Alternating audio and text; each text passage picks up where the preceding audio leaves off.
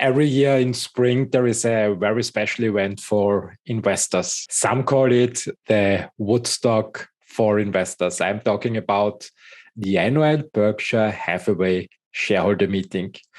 This year in 2022, it was a very special event since it was the first time since March 2020 that the Berkshire Hathaway annual shareholder meeting took place in person, in full color and 3D.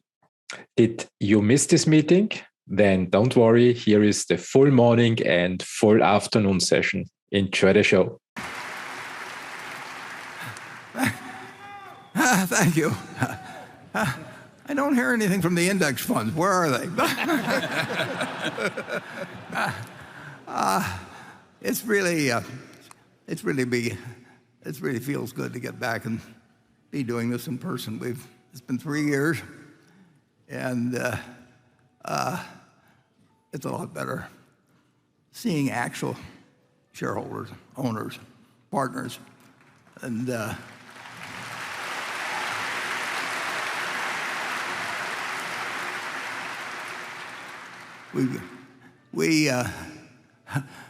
Charlie and I are now combined, if you're around for fractions, the two of us are 190 years old.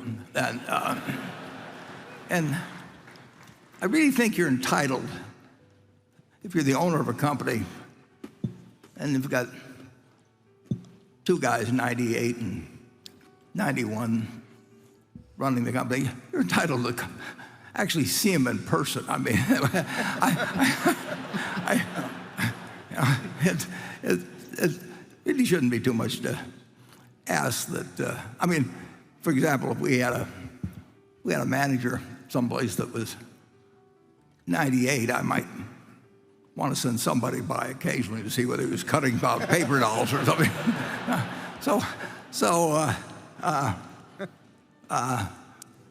We probably do things that are a lot more foolish than cutting out paper dolls, but we're having a lot of fun doing it, and we really have a lot of fun when you come visit us. Actually, we had to go back a few years. We've had a couple of managers that suffered from dementia, probably many more, but I mean, I'm just a couple known ones actually. And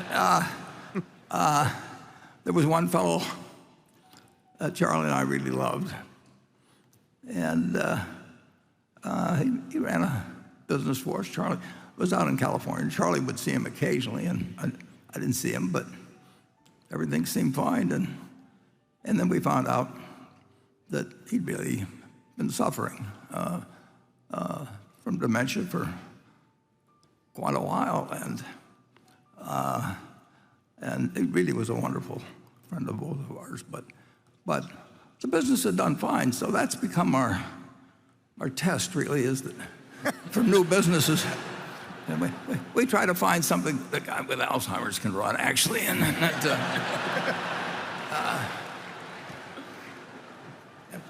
you don't have as much competition for businesses like that. The guy sitting there cutting out paper dolls, and that's our man. I'd like to introduce two fellows who really work at Berkshire. On Charlie's left, Greg Abel, who runs all the operations outside. Yeah.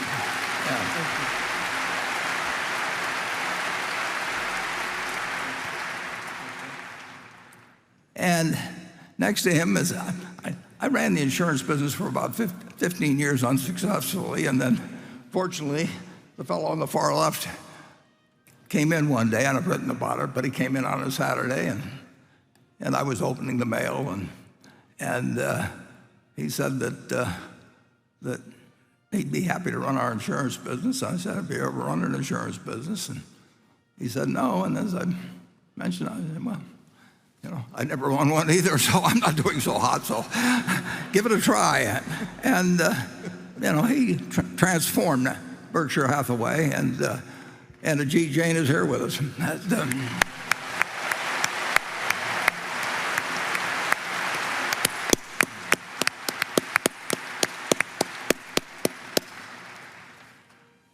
Well, what we'll do today, and I have to remind myself from time to time that the people here, of course, saw that movie and everything, but of course we're webcasting so I'll probably make some references to the movie or something that'll puzzle millions of people out there, but you'll get it. So we're going to talk for a little while about what's happened in the last quarter and bring up a few other things that you might be interested in. We will then, whenever that's finished, we'll go on to questions, and we will take the questions until noon. We'll break for an hour. That's Midwest time for those of you who are watching in other time zones. We'll go on till noon, and we'll break for an hour. And then Charlie and I will come back, and we'll take more questions until 3:30, and then we'll convene the shareholders meeting at 3:45. We'll take a break for 15 minutes, and then we'll do the shareholders meeting. And when that's done, we'll all go our various ways. I do want to report, incidentally, that you've been doing your part in terms of the room we have adjacent to this location, where we've been yesterday for 5 hours.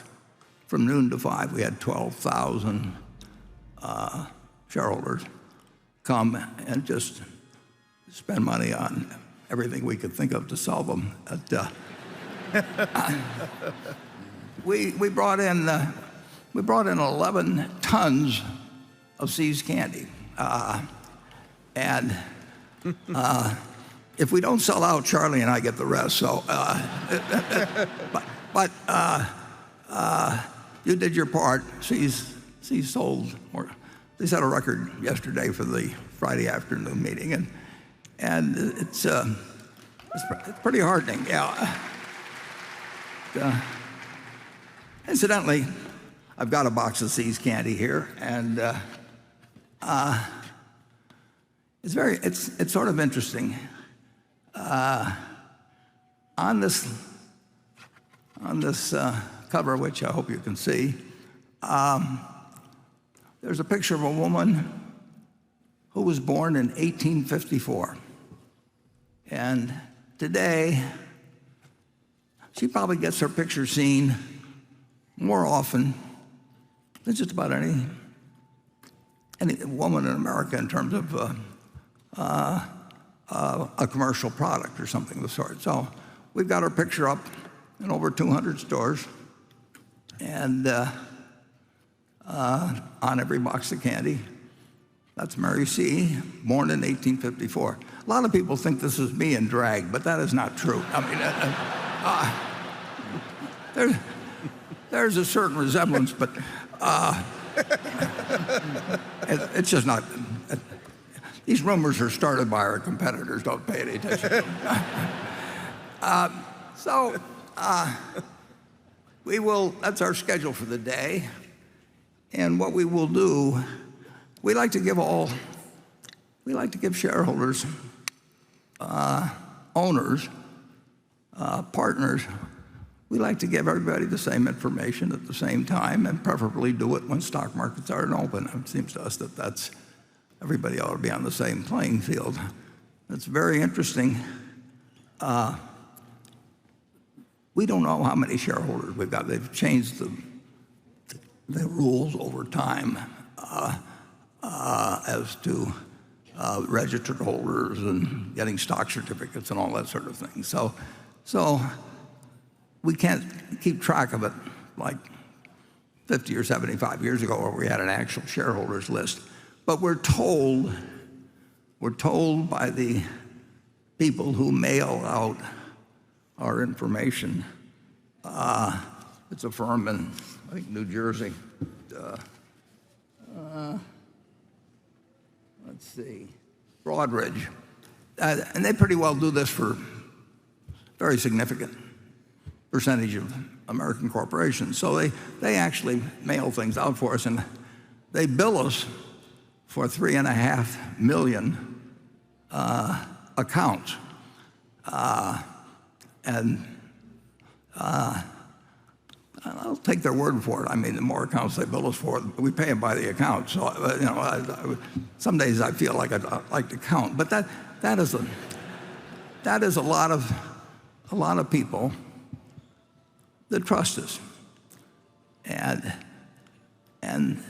they rightly, in my view, overwhelmingly feel that they're our partners, and some of them will like reading the financial information they've given us, that we give you, but a great many of them just say, we've saved this money, and we trust you and Charlie, and that's a great motivator, is trust, and take care of it, and I'm not going to learn accounting and try to read all those statements or anything of the sort. But we do believe that for those who do use the information we release, they should all get it at the same time. And we have a few institutions that, even though in the third paragraph of my letter every year, I refer to the fact that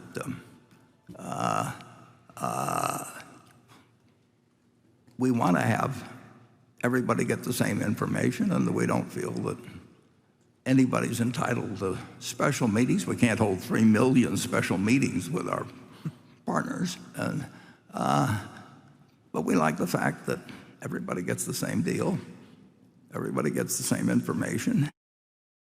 Up this morning on the internet, we put up our 10Q for the quarter, and I'd like to take through a few comments on that, and a few other comments, and then we'll get to the questions. When we get to the questions, we will alternate between those mailed in by shareholders, which Becky Quick at CNBC and people who've helped her have sort of curated to get what they think are the most interesting questions from shareholders. They're not from CNBC itself. They are from shareholders, owners. And we'll alternate the ones from sent in versus the ones that come here. And we don't get the questions ahead of time, and we enjoy getting surprised by, I'd say, almost all questions. And we will keep doing that, like I say, with a break for lunch until 3:30 when we'll have the meeting. So I would like to start by putting up the first slide, and which is Q1. And there we have it. That's what we published this morning. And there are really no great surprises in terms of the quarter. I mean, there are always some companies that are doing very well, and there are some companies that aren't for one reason or another. And in the end, as you can see, we prefer to use something called operating earnings. Now, that is after depreciation and interest and taxes, unlike other companies that prefer to tell you anything but what they earned.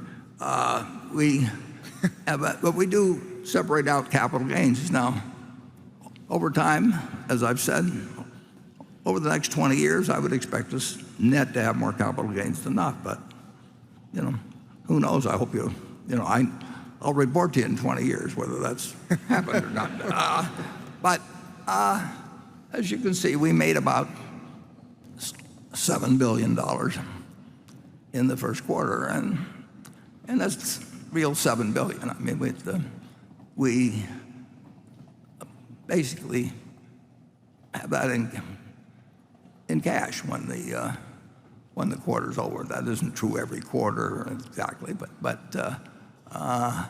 we are talking about $7 billion of real money in that, and those managers who the people here saw in the movie, they're the people that work with your money to accomplish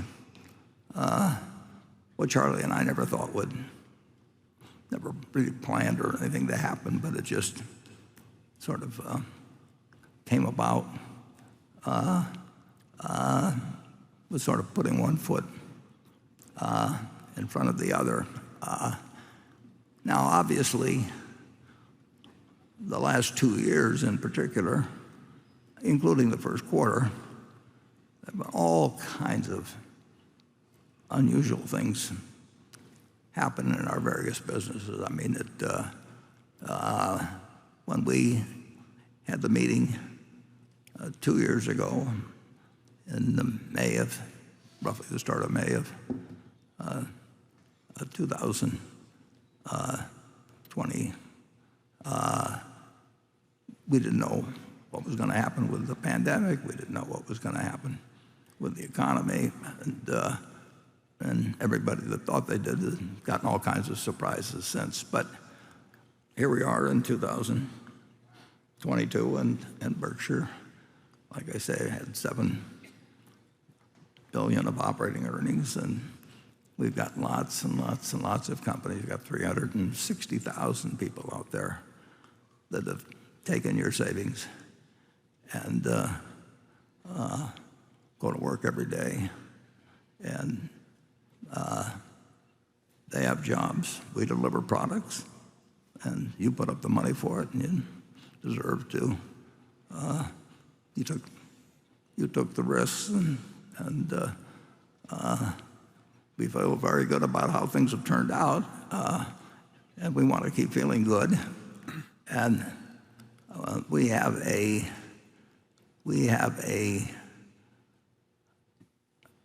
extreme aversion to incurring any permanent loss with your funds. You know, if I went broke, it wouldn't really make any difference. I mean, I'd keep doing what I do. I'd figure out a way to read a paper and watch a little TV and think about things and talk to Charlie. But the idea of losing permanently other people's money, people who trust us, really that's just the future I don't want to have. And as Charlie says, all I want to know is where I'll die, so I'll never go there. And that seems pretty sound. He has a way of. Works so far. In case you missed it, Charlie says it's worked so far, and we would die psychologically if we lost a lot of other people's money. We wouldn't take it in the first place. It'd be crazy to take people's money and lose it if you're going to feel terrible about doing it. So the one thing I can tell you about Berkshire Hathaway, I can't predict what our earnings will be, and I can't predict what the stock will do, and we don't know. We don't know what the economy will do and all of that sort of thing. But we do know that we wake up every morning and we want to be safer in terms of your eventual investment. Not whether you make the most money or anything, but we do not want you to get a terrible result because you've decided to become our partner. And that's a pleasure we'll live by. Now, let's see what we have here. On Q2, it gives some indication of that because this is kind of interesting. I wrote a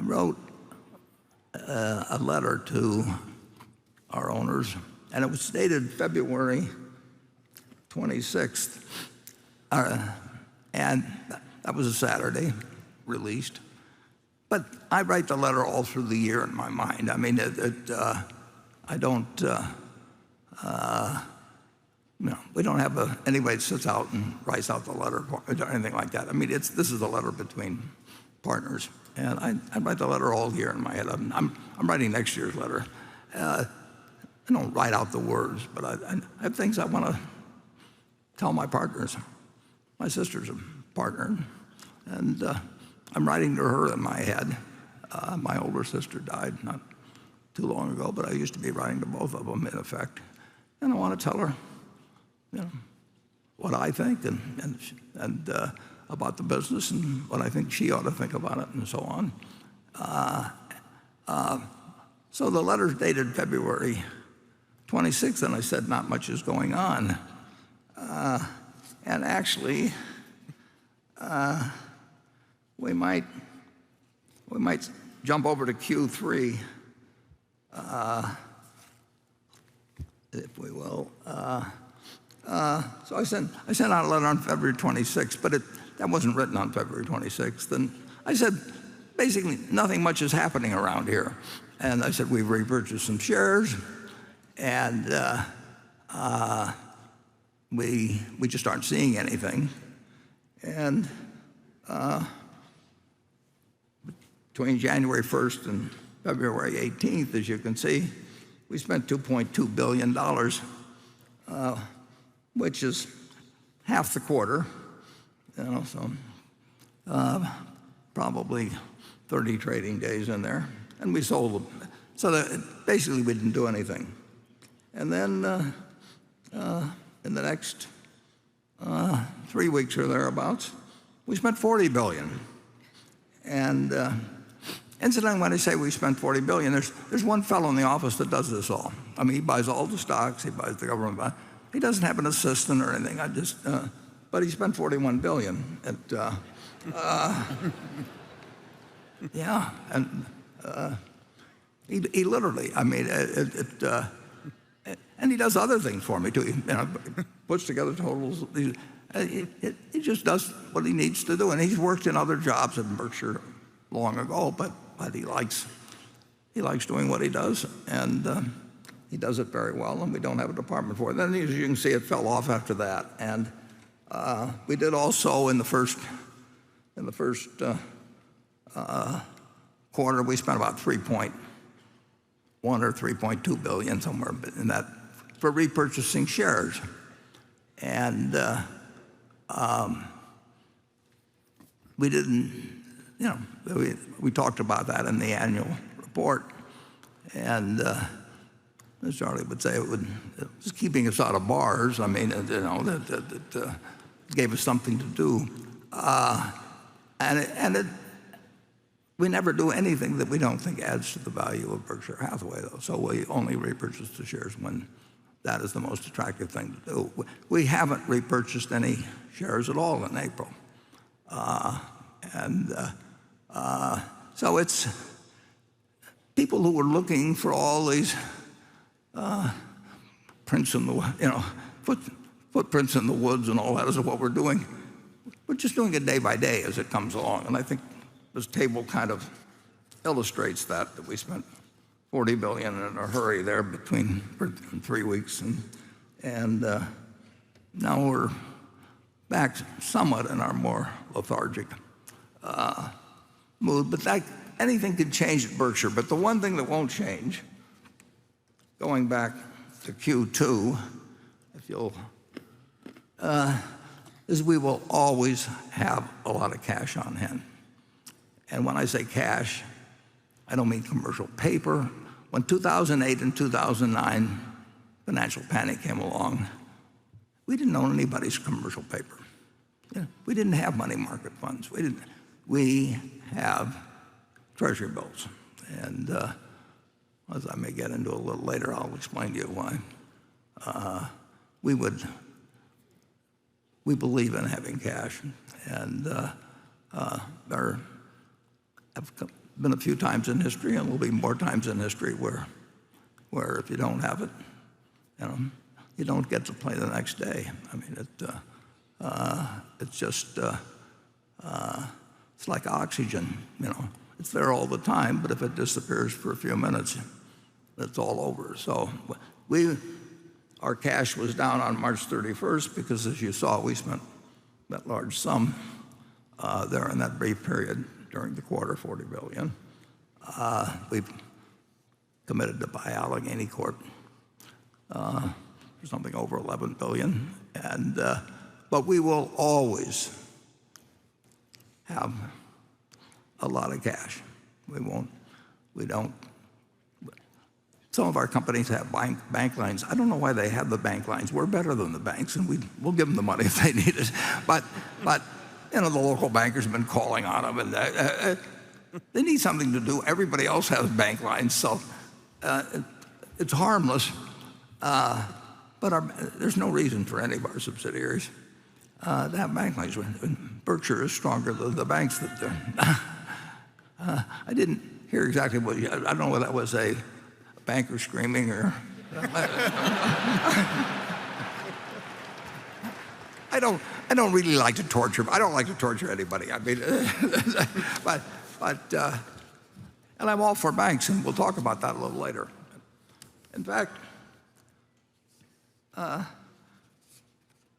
we might even talk about it right now, just for a minute.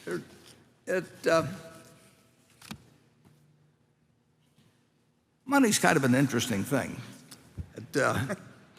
People seem to like to talk to me about it. I mean, they don't ask me how to dance or anything like that, but they do ask about money. And so, if we'll put up 20-1, it's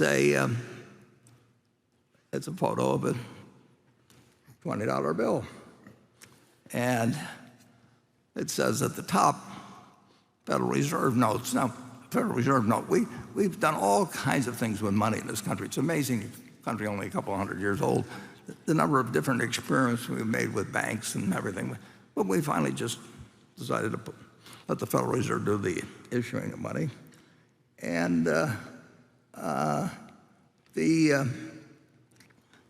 in the lower left-hand corner, incidentally, I think Rosie Rios, who signed this note, I think she signed more U.S. currency than any other person in history. So if you see Rosie, you cozy up to her. I mean, this is a woman that has issued a lot of currency. But it says this note is legal tender for all debts, public and private, and that makes it money. You can go into our candy store, and if you offer us enough bushels of wheat, we'll probably give you a box of candy. But money is the only thing that the IRS is going to take from you. You can offer them all kinds of. You can offer them paintings. You can offer them all whatever. But this is what settles debts in the United States. And I thought that you'll hear a lot about various kinds of money. This is the only kind of money you're going to see, in my opinion, throughout your lifetime, or even throughout Charlie's lifetime. I mean, this is it's very interesting because it just says that settle all, legal tender for all debts, public and private, and nothing else says that, except I thought you might be interested in seeing another $20 bill, and this one I own. And on that, it's got the same guy's picture, Andrew Jackson, and everything. And that's a $20 bill. And that $20 bill was issued during my lifetime, and it was done by a bank that Berkshire ended up owning. So you'll see the Illinois National Bank in Buster Rockford. And we bought that bank back in 1969.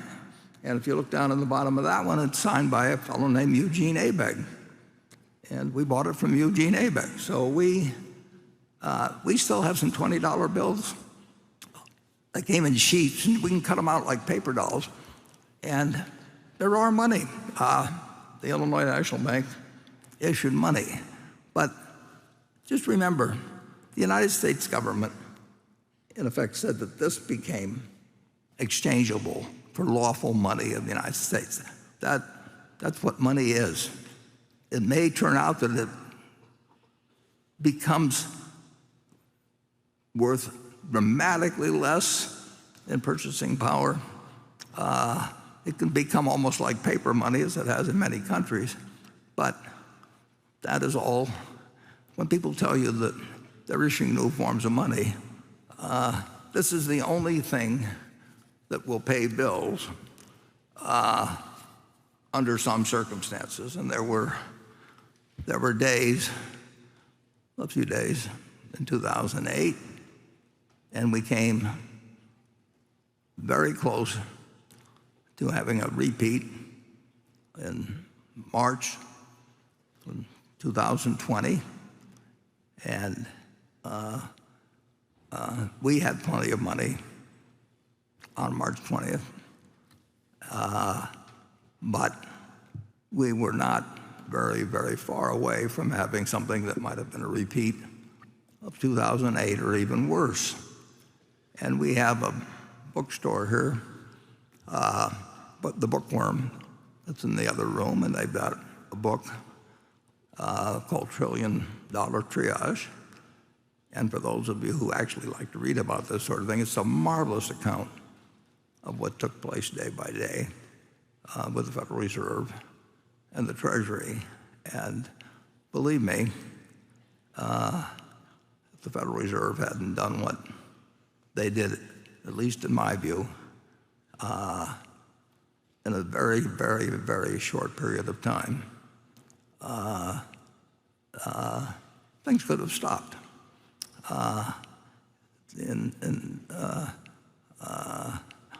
And I tipped my hat a couple years ago to Jay Powell for acting as he did. You have to act with speed. I mean, in the old days when you had runs on banks, back in the 19th century, a line formed, and the bank would go broke. But the fellow would pay out as slowly as possible, hoping something would happen. A Wells Fargo truck or a stagecoach would pull up with a bunch of gold or something, and you'd sweet-talk the people into the line dispersing. In Omaha, in August of 1931, 4 state banks, so-called state banks, they had in that day, they closed, and the national banks didn't. But they were all broke as of that day. No bank can pay off in one day all of its liabilities. But the Federal Reserve is the only one that's good at that time. But I will tell you this, Berkshire Hathaway will be there at that time. We run it on the basis that if things just behave slightly, if Frank Paulson, George W. Bush, I'm sorry, and Ben Bernanke, and a few people hadn't taken action, we were at that point where the line was formed, except it comes in electronic fund, they push buttons, and it's all over very fast if there's a run on a bank. If you ever buy a bank, and there's 2 banks in town, hire a few extras and have them go over and start standing in line at the other guy's bank. I mean, and there's only one problem with that. After a while, somebody will stand in front of your bank, and then both of you are gone. But the Federal Reserve is not gone. And the Federal Reserve in the United States can do whatever is necessary. They've got all kinds of rules about can do this or that and this and that. One time in the 1980s, Paul Volcker, who was a very honest man, said to me, and I said, what are the limits of what you can do? And he said, he was a very unusual guy and huge, looked down at me, said, we can do whatever we need to do. and that's true, and that's what happened in 2008 and 9, and that's what happened in 2020, and you'll hope it happens again next time, but we want Berkshire Hathaway to be there and in a position to operate when if the economy stops, and that can always happen. That can always happen. So with those cheery words, let's see if we. I think we can actually, might be a good idea to start with some questions. As I said, we will have the questions alternate between CNBC, Becky Quick, and those are questions that have come in from shareholders, and they can be directed to any of the four of us up here, and then we will go alternate and go around the room here, and we've got the auditorium broken into 10 or 11 sections. Charlie and I one time figured out a form and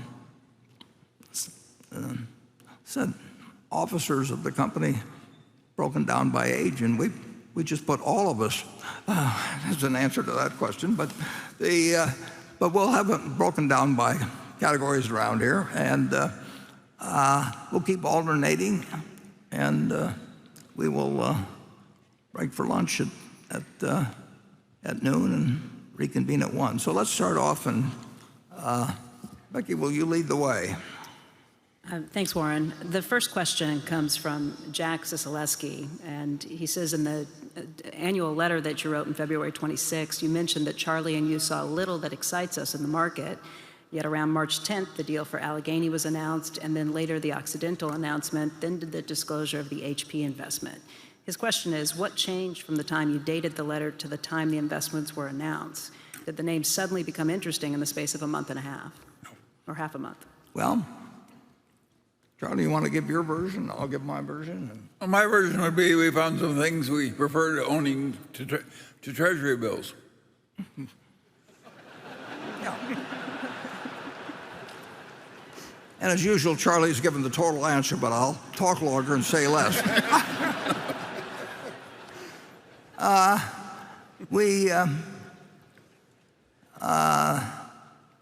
Actually,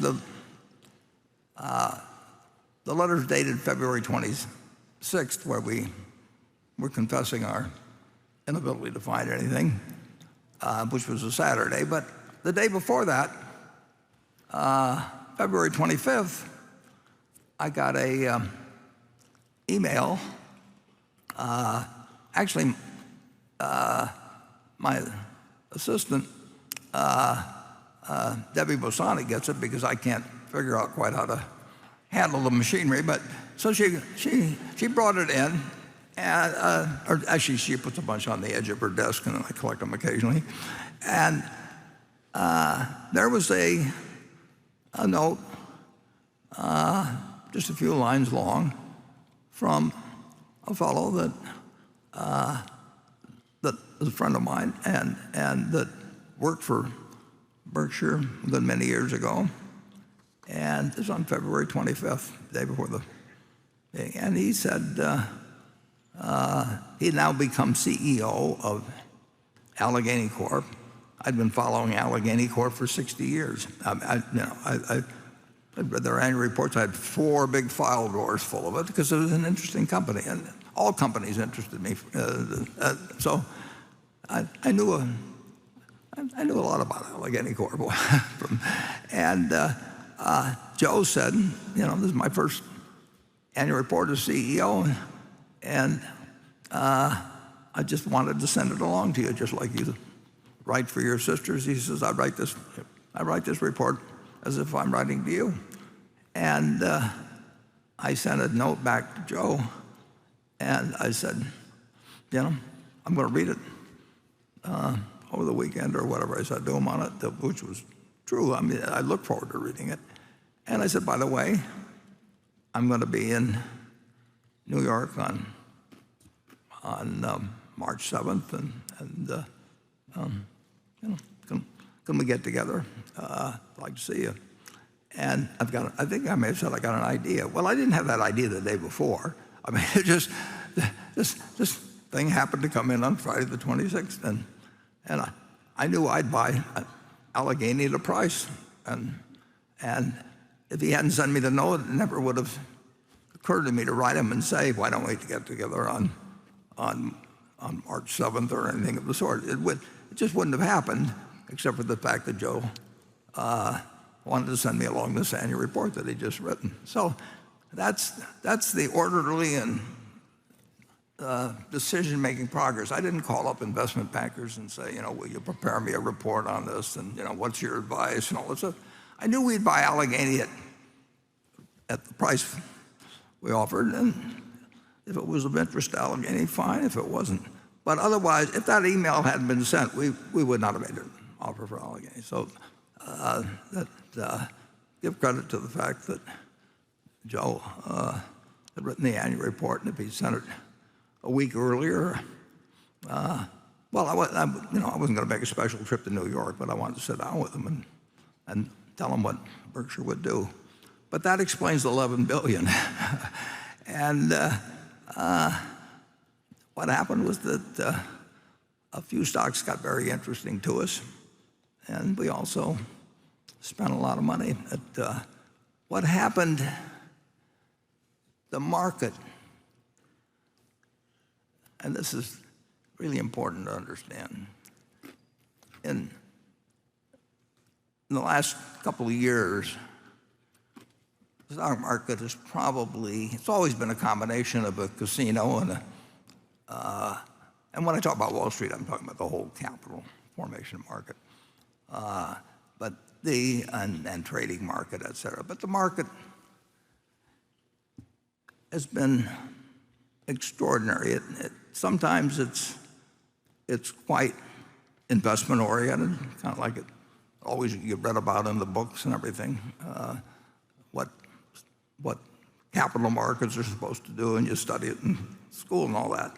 And other times it's almost totally a casino, and it's a gambling parlor. And that existed to an extraordinary degree in the last couple of years, encouraged by Wall Street, because the money is in turning over stocks. I mean, people say how wonderful you've done if you bought Berkshire in 1965 or something and held it, but your broker would have starved to death. I mean, it's Wall Street makes money on one way or another, catching the crumbs that fall off a table of capitalism and an incredible economy that nobody could have ever dreamed of a couple hundred years ago, but that they don't make money unless people do things, and that they get a piece of them, and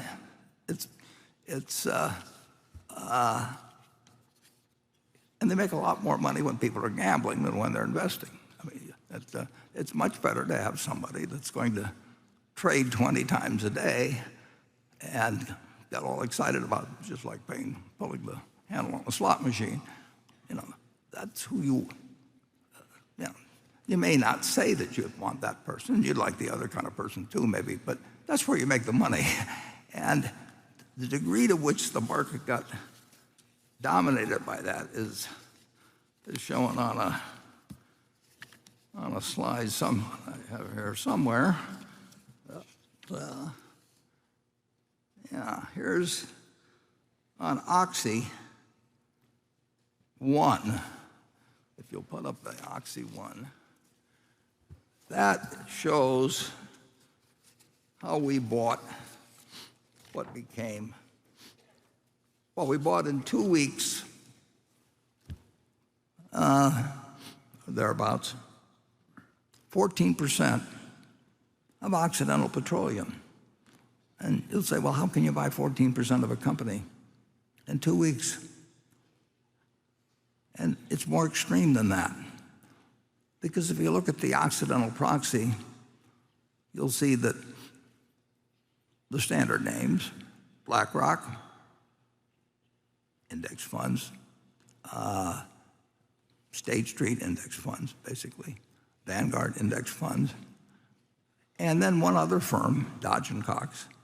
If you take those four entities, and they're not going to buy and sell stock. They've got their own little rules. So they own 40% of the company, roughly.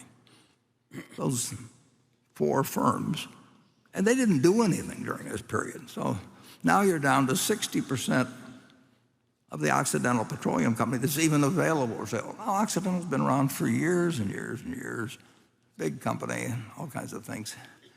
And with 60% of the stock outstanding, I go in and tell Mark Millard, this fellow that is 30 feet away from Mearsal, and I say in the morning to him,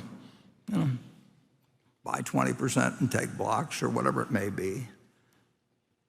And in 2 weeks, he buys 14% out of 60%. That's not investment. I mean, you're not buying from investment.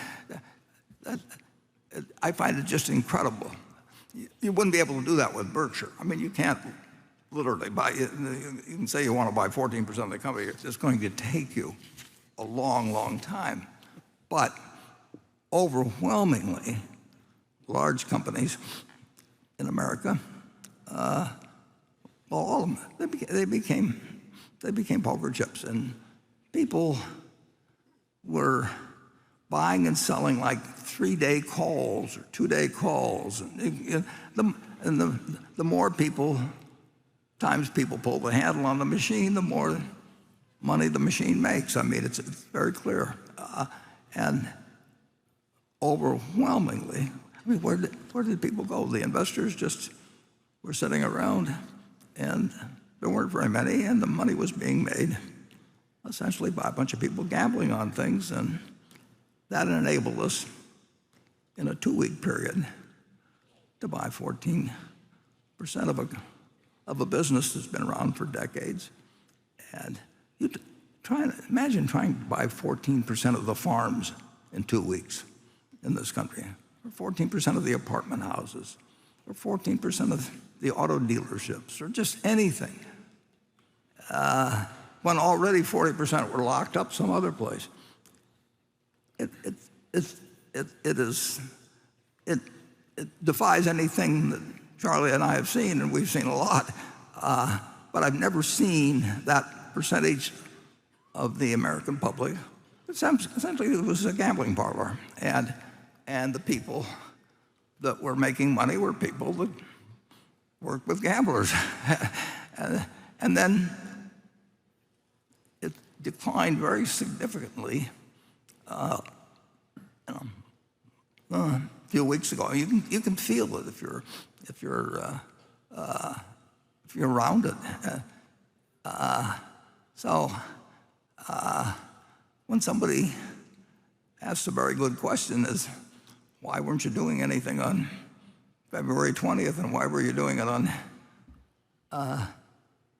starting, well, in the case of Occidental, on February 28th?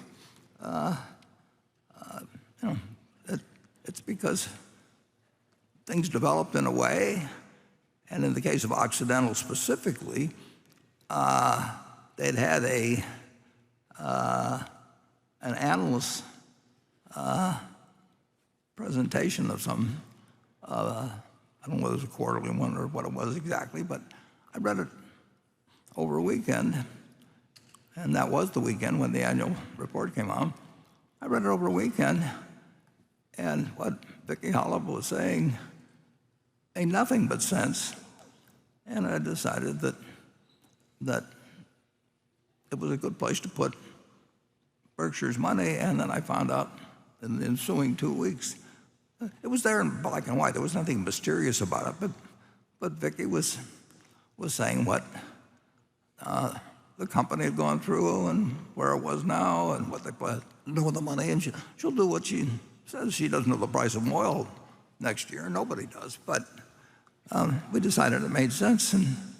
And 2 weeks later, we had 14% of the company. And we also already had a preferred stock and warrants.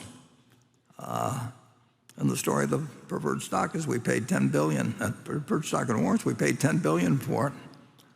And at the end of the March quarter of 2020, we valued that $10 billion for our 10Q. We valued it at $5.5 billion. So we had a $4.5 billion loss, and it would have, the world changed. Oil sold for minus $37 a barrel one day, and now it's quite apparent, I think, that we're very happy. We should be very happy that we can produce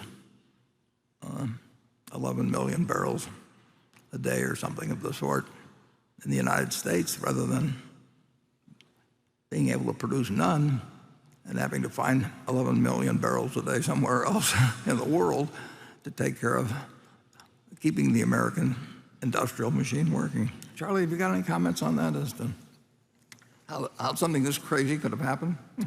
Well, it happened. It's almost a mania of speculation that we now have. We have computers with algorithms trading against other computers. We got people that know nothing about stocks being advised by stockbrokers who know even less.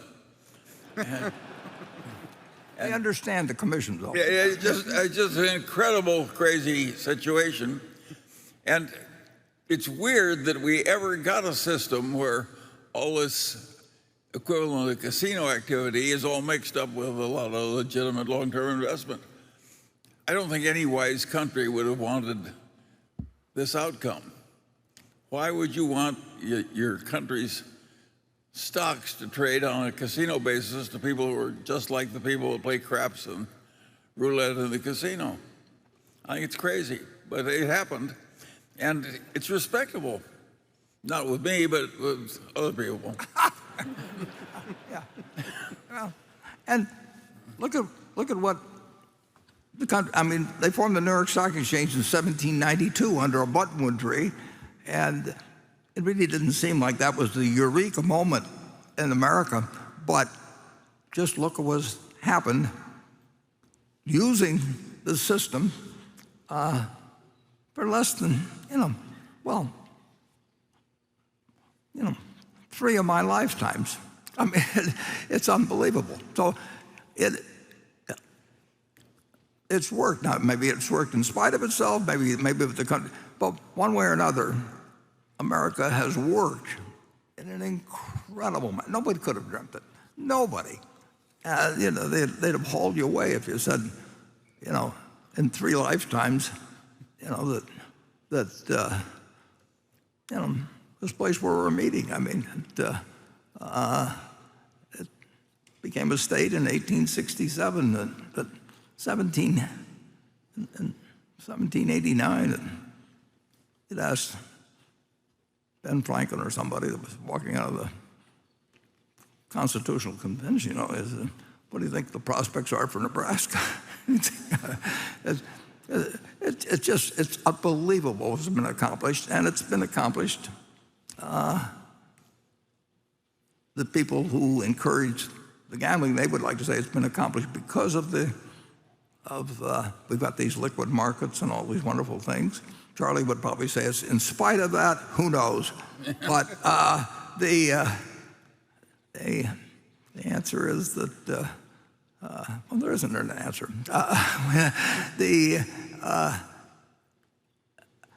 My wife, when they got married, April 19th, 1952, we got in my aunt's car, and we started driving west, and we ended up, drove all over the West, but one night we ended up in Las Vegas.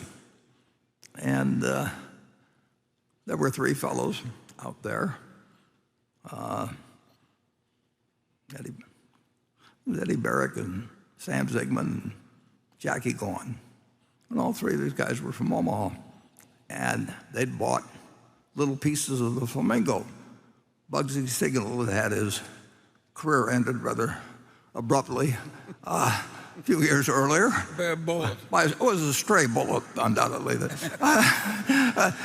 in fact, there were probably 5 or 6 stray bullets. But in any event, Bugsy was gone, and some people, including 3 guys from Omaha, were in the group. Sam Zigman lived about 2 blocks from where I live now, and he was Stan Lipsey's uncle. Stan Lipsey ran, those of you who follow Berkshire, ran the Buffalo News and was a partner for 40 or 50 years later on. So all kinds of things intersect, but I walked into this casino or a Flamingo. It's kind of a motel-like arrangement. And I was 21 and my bride was 19, and I looked around the room, and there were all of these people, and they were better dressed then. It was a more dignified group than perhaps currently, but they'd flown thousands of miles in some cases, in planes that weren't as fast as the current ones and were more expensive, probably on a per mile basis adjusted. And they'd gone to great lengths to come out to do something that was mathematically unintelligent, and they knew it was unintelligent. And I mean, they couldn't do it fast enough in terms of rolling the dice, and trying to determine whether they were hot or whatever they may be. And I looked around at that group. Everybody there knew that they were doing something that was mathematically dumb, and they'd come thousands of miles to do it. And they were, and I said to my wife, I said, I'm going to get rich. I mean, how can you miss? If people are willing to do this, this is a land of opportunity. Well, it's the way it still is. And the Flamingo grew to be much bigger, and in Omaha, we're very proud of Jackie and things he did. He only died a year or two ago. He became sort of the leader, spiritual leader of Vegas. And like I say, Sam Zigman's nephew went on to save my and Charlie's investment that we made in Blue Chip in the Buffalo News. And it's a very accidental society that occurs, but there's nothing stranger than what has happened in finance. On the other hand, if you go back, perhaps the greatest chapter ever written on the operation of markets, particularly the stock market, is in a book that's probably one of the most famous books in economic history, the General Theory, written by John Maynard Keynes. I think it was 1936. And I don't know whether it's chapter 12, but whatever it is, he describes what market's all about in 1936. And he describes something in beautiful prose that explains why the whole country in March of this year was sitting around trading Occidental in some crazy way that enabled us to buy a quarter of what wasn't owned by 4 other institutions that weren't going to sell. We were able to buy a quarter of it, and we could have bought a lot more. I mean, you just wondered if there was anybody that really was thinking about investment. Going back to investing, I mean, investing is laying out money now with the hope of getting back more later on. It's really laying out purchasing power now with the hope of getting more purchasing power back. But that's the reason that's the way you learn in the textbooks, that you defer consumption now so you can consume more later on so that you can take care of your family. All these things about how investment takes place. And that is what happens with farms. I mean, somebody buys a farm, and they hope to leave it to their kids, or they got it from their parents. And I mean, they don't sit there every day and get quotes 15 times a day and say, I'd like to get a call. I'd like to sell a put on the guy's farm next to me, and you can have a call on mine, and then I'll have something called a straddle or a strangle or whatever it may be. And they go about making the farm worth more money, and they do the same thing if they got an auto dealership, and they do the same thing, if they've got an apartment house, they look for improve it and attract tenants, all those kind of things. And 40 trillion at least, of the ownership of all of the American business. People treat as poker chips. They're pulling the handle, and they've got systems set up so that if you want to buy a 3-day call on a stock, you can do it, and they make more money selling you calls than if you buy stocks. So they teach you about calls. Nobody's going around selling calls on farms or anything of the sort. But that's why markets do crazy things, and occasionally Berkshire gets a chance to do something. And it's not because we're smart. It's because the only thing I'd say we qualify on, and sometimes I wonder about that, but I think we're sane. That's the main requirement in this business. And anybody? Charlie? Well, I don't think we've ever had anything quite like what we have now in terms of the volumes of pure gambling activity that go on daily, and the people lathering the gamblers up so they can rook them. And it's not pretty, and I don't find it creates any great glory for capitalism or anything, any more than a bunch of people throwing dice at a table. What good does that do the rest of the world? It's a great way to become rich, though. Just figure out ways to insert yourself into the system somehow. And jobs to some extent self-select. And many years ago, and I've got all kinds of friends in Wall Street. Not as many as I had before I had started talking this way an hour or so ago, but I really do. People make lots of decisions in life, and the truth is that overall, the American system has worked extremely well. It may be very unfair in many ways, but it has produced incredible difference in the goods and services available to me versus what my grandfather had available. I do not want to go back to pre-air conditioning and people pouring whiskey down me while they drill my teeth or something of the sort. This is a lot better world, and I think we've made more because of the crazy gambling. I think it's made it easier for us, net, over the decades we've been operating. Well, we've depended on it. Yes. We depend on mispriced businesses through a mechanism where we're not responsible for the mispricing of them.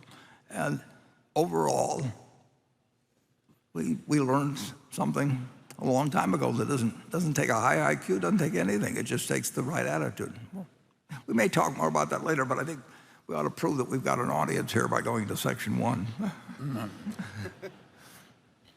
Good morning. My name is Ole Pollem. I live in Hanover, Germany.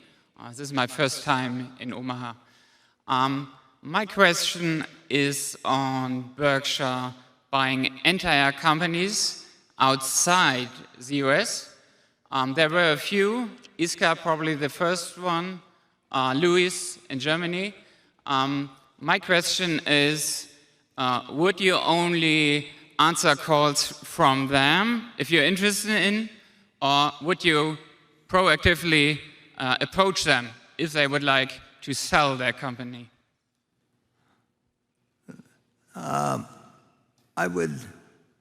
We actually made a few trips. I think maybe Charlie went with me on one of them. We tried to stir up interest and all that sort of thing in Berkshire around the world. We probably did that 20 or 25 years ago. During that period that I showed you, that burst of action we had, we probably spent at least $5 billion of that.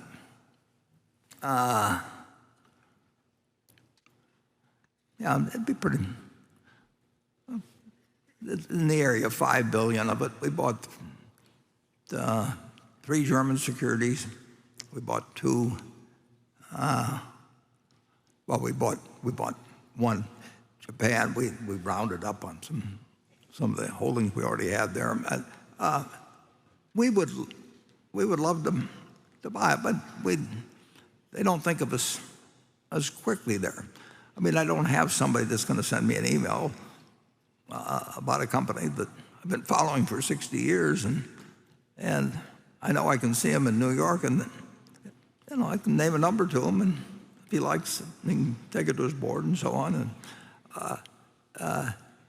it just doesn't happen that way. We haven't had that experience in anywhere outside the United States. Now, you can say with 40 trillion here, we should be able to find something here a little closer to home. But we don't have any bias against doing it. There are companies, we'd buy in 10 minutes if we had somebody on the other end that could do business in 10 minutes. It's much more complicated in certain countries than in the United States to purchase businesses, and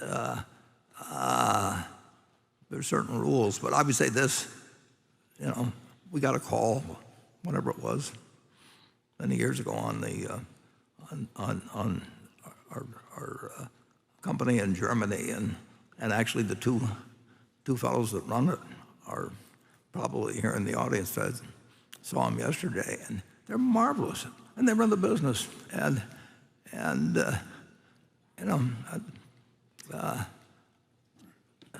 they're as trustworthy as all the pictures were up on the movie we showed before the meeting started here.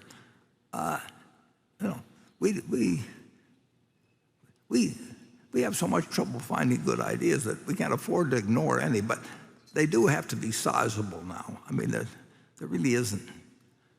There isn't a lot of. I love the operation we bought in Germany, and it's just a pleasure to be associated with the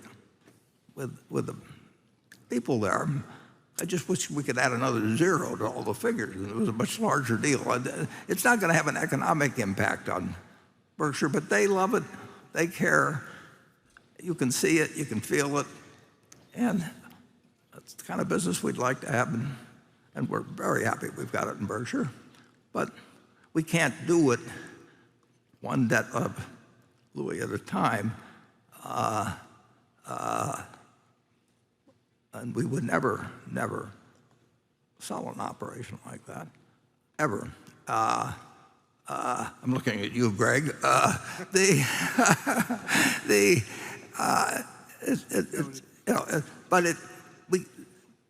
If we get a call tomorrow,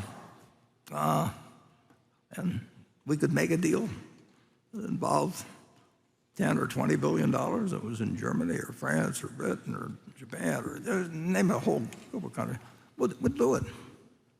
We bought the interests in the 5 leading trading companies in Japan a couple years ago, and I rounded them up a little bit, but I told them originally we weren't going to buy a lot we weren't going to change our positions materially without their okay. So we actually, I think, rounded to 5.85% based on the latest figures we had then of all 5 of them, and that put a good many hundreds of millions or maybe $1 billion or $2 billion to work. So we will,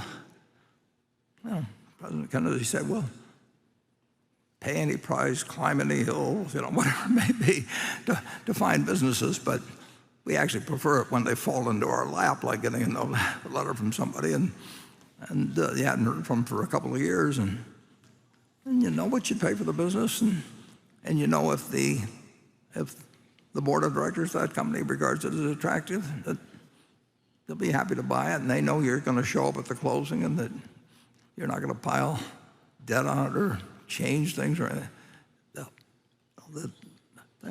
They've got an answer, and then you have to see if they've got the question in their mind is what's the best thing for Allegheny Corp. And in that case, we had $11 billion less at the end of the day or at the end of the dinner than we had at the start of the day. So opportunity can be any place, and we do have a terrific operation, for example, in Israel. I mean, just terrific, and it's pretty good size. Would we like to have another one like it? Yeah, I just don't know where the other one is. Charlie? Well, but think in the scheme of things, imagine buying in $60 billion worth of our own stock. We like the businesses. We like the price we're paying. No overhead, no cost, no nothing. Just more interest in what we already own. Isn't that we're totally wasting our time? Yeah, and if you look at it, you can read hundreds of thousands, maybe millions of words written on stock repurchases and what this is and what that is and all this kind of thing.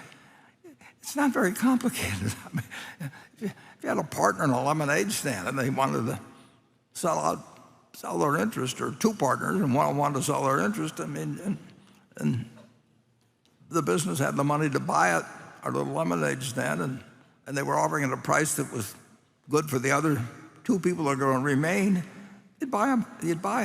Now, the thing that is fascinating to me is what you can accomplish, and still, people don't pay any attention to it.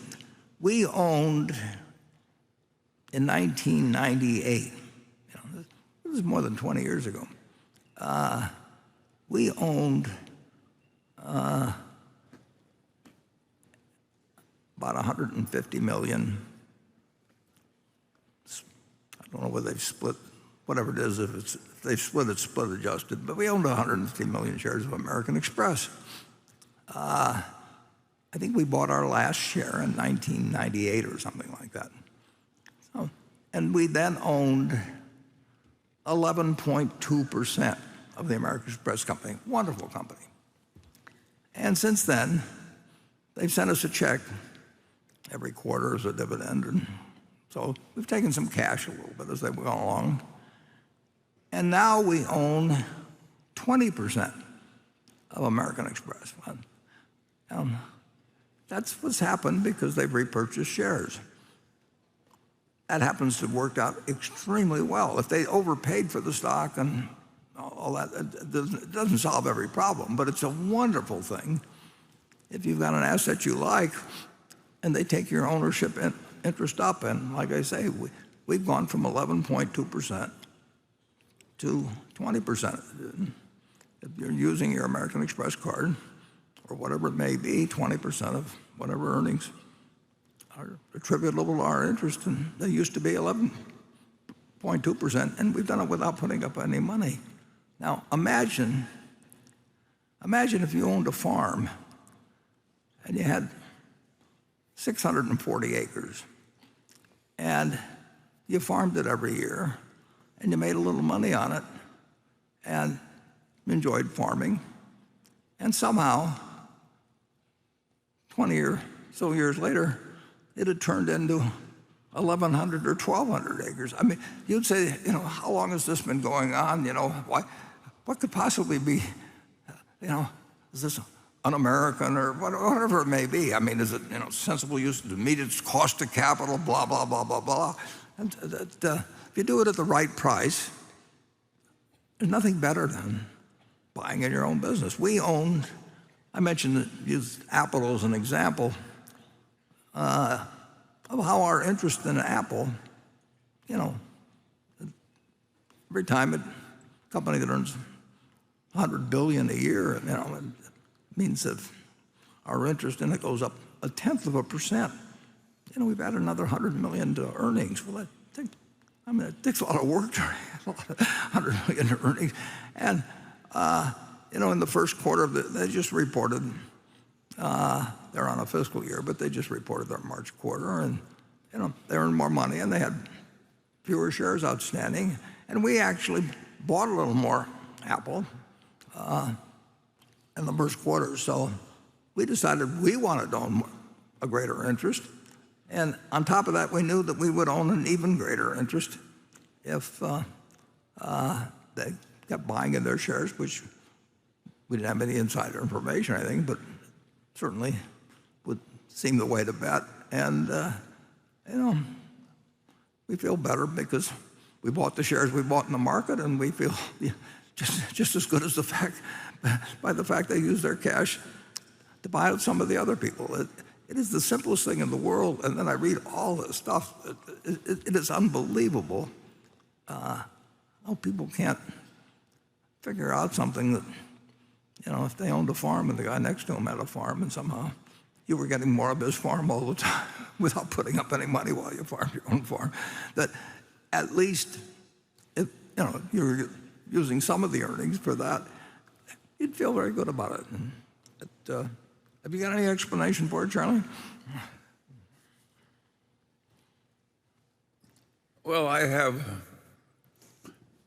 another thing that interests me in the presidency. We get all these suggestions from index funds, a letter saying the chairman and the president of the chief executive officer are the same person, and that they have some professor somewhere that thinks that American business would work better if it had a separate, if Warren could split them in two and have each half work.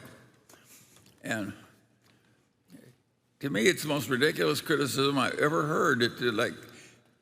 Odysseus would come back from winning the battle in Troy and so forth, and some guy was saying, I don't like the way you were holding your spear when you won that battle. It's some guy that's never run any business and doesn't know anything. I don't think too much of this activity.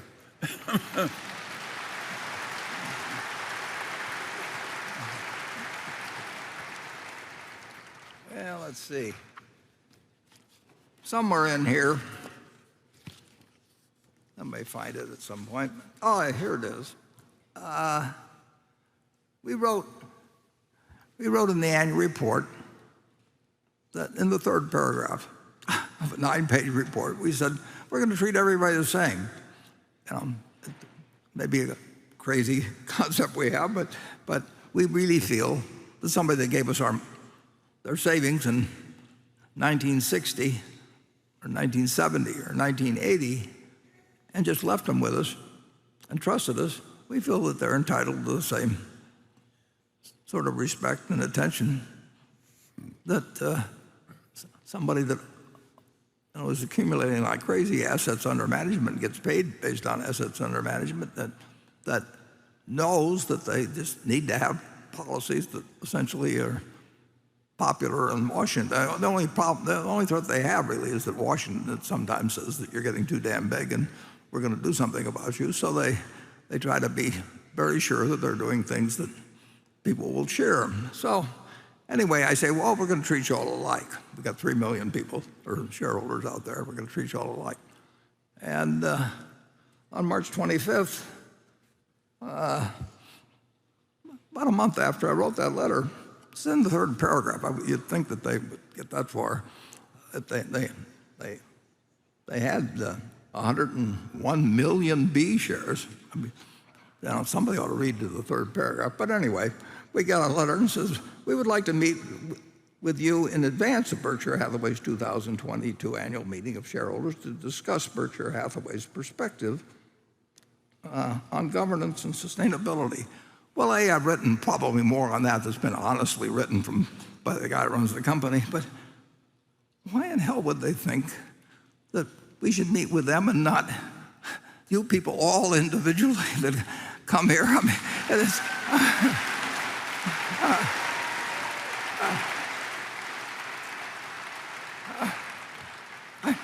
I grew up in a very, very, very Republican household, but I feel like some raving populist or something, but I just can't imagine. Well, anyway, you've heard it.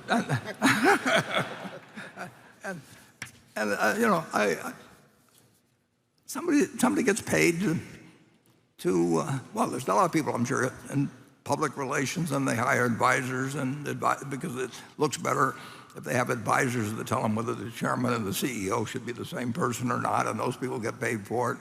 And then they discuss it at their board meeting, and then, in the end, believe me, if 90% of Congress for some reason felt it was better to have the chairman and the CEO be the same person, the index funds would not be writing those letters, because all they have to worry about is whether, for some reason, people start wondering why some institution should have 10% of the votes in every major corporation in the country. And I like the idea of index funds, but it is interesting to watch where incentives and bureaucracy and whatever it may be lead people. The guy that wrote me the letter is probably a very nice guy. But that's his job. And well, anyway, they didn't get a special meeting. And you people are here, and we appreciate the fact you're here.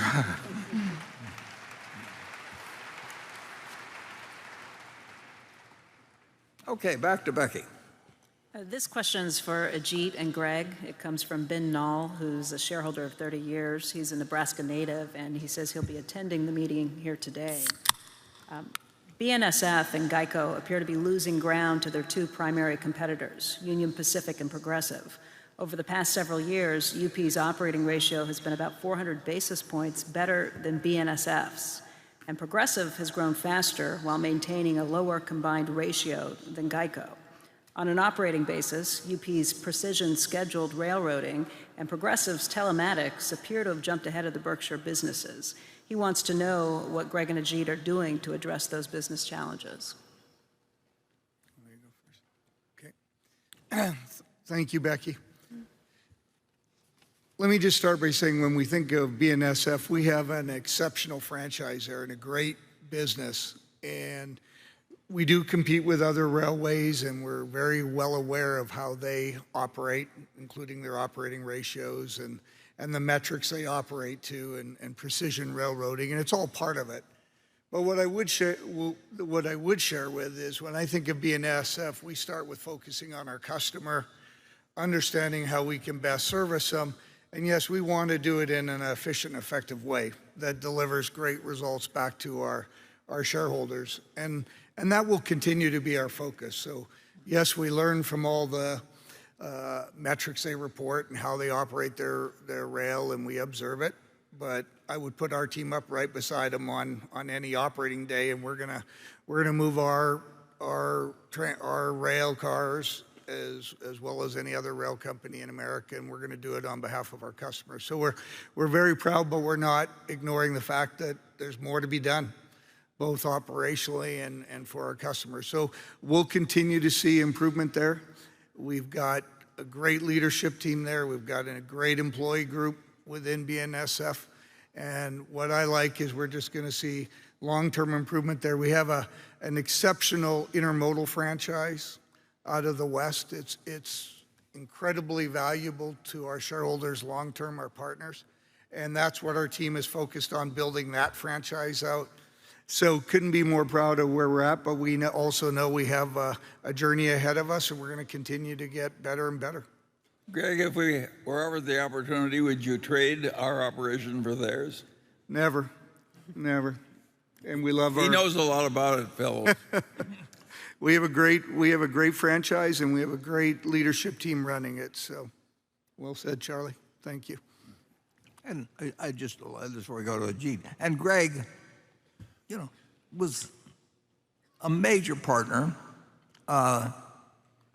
for 20 years, more or less, since a little over that, since we bought the energy company, and his boss was Dave Sokol, and the two of them, they know how to run they knew how to run businesses. I mean, and it isn't like we don't read what other numbers are and all that, but we've got the perfect person running, and Katie Farmer, we've got the perfect person running BNSF, and she'll do a great job, and it changing around a railroad in various ways. If you got 1,000 or something miles of own track and all kinds of other, it doesn't count sidings and double tracking, and you've got a lot of things to do from something that they started building a couple of hundred years ago, and you, not quite a couple of hundred, and you can't move things around very easily, and towns grew.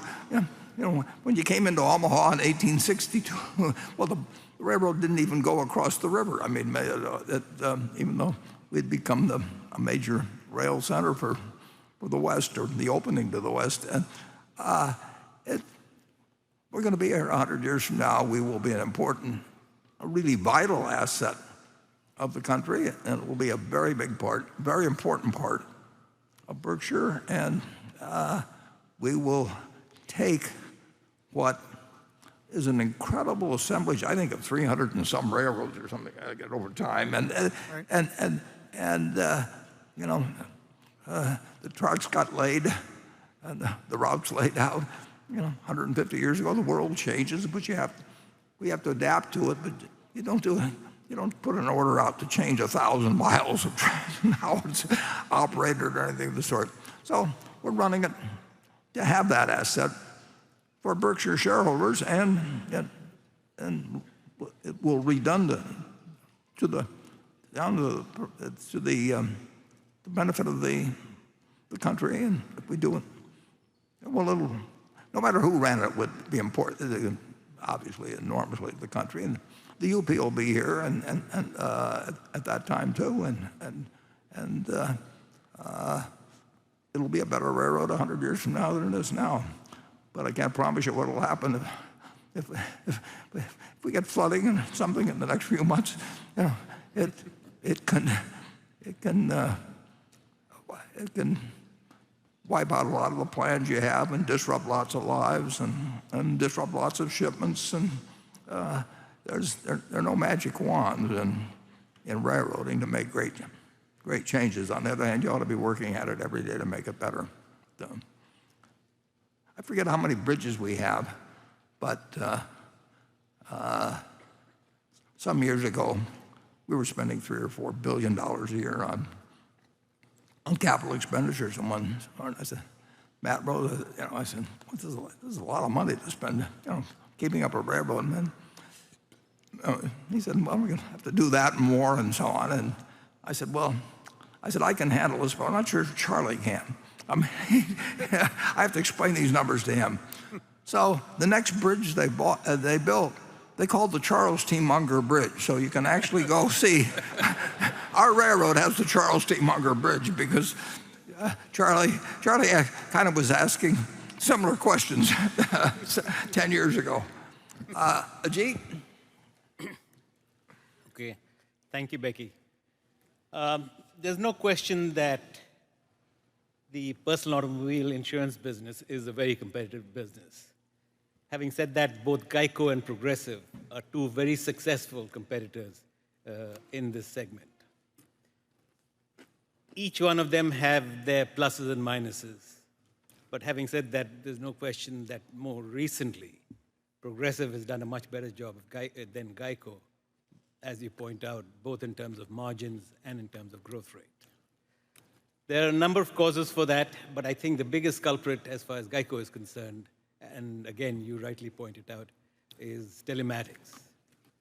Progressive has been on the telematics bandwagon for, I don't know, more than 10 years, probably closer to 20 years. Geico, until recently, wasn't involved in telematics, and it's been only the last 2 years that they've made a very serious effort in terms of using telematics for segmentation and for trying to match rate and risk. It's a long journey, but the journey has started, and the initial results are promising. It'll take a while, but my hope and expectation is that hopefully in the next year or two, GEICO will be in a position to catch up with Progressive in terms of telematics, and hopefully that'll then translate into both growth rate and margins. Charlie, you got anything?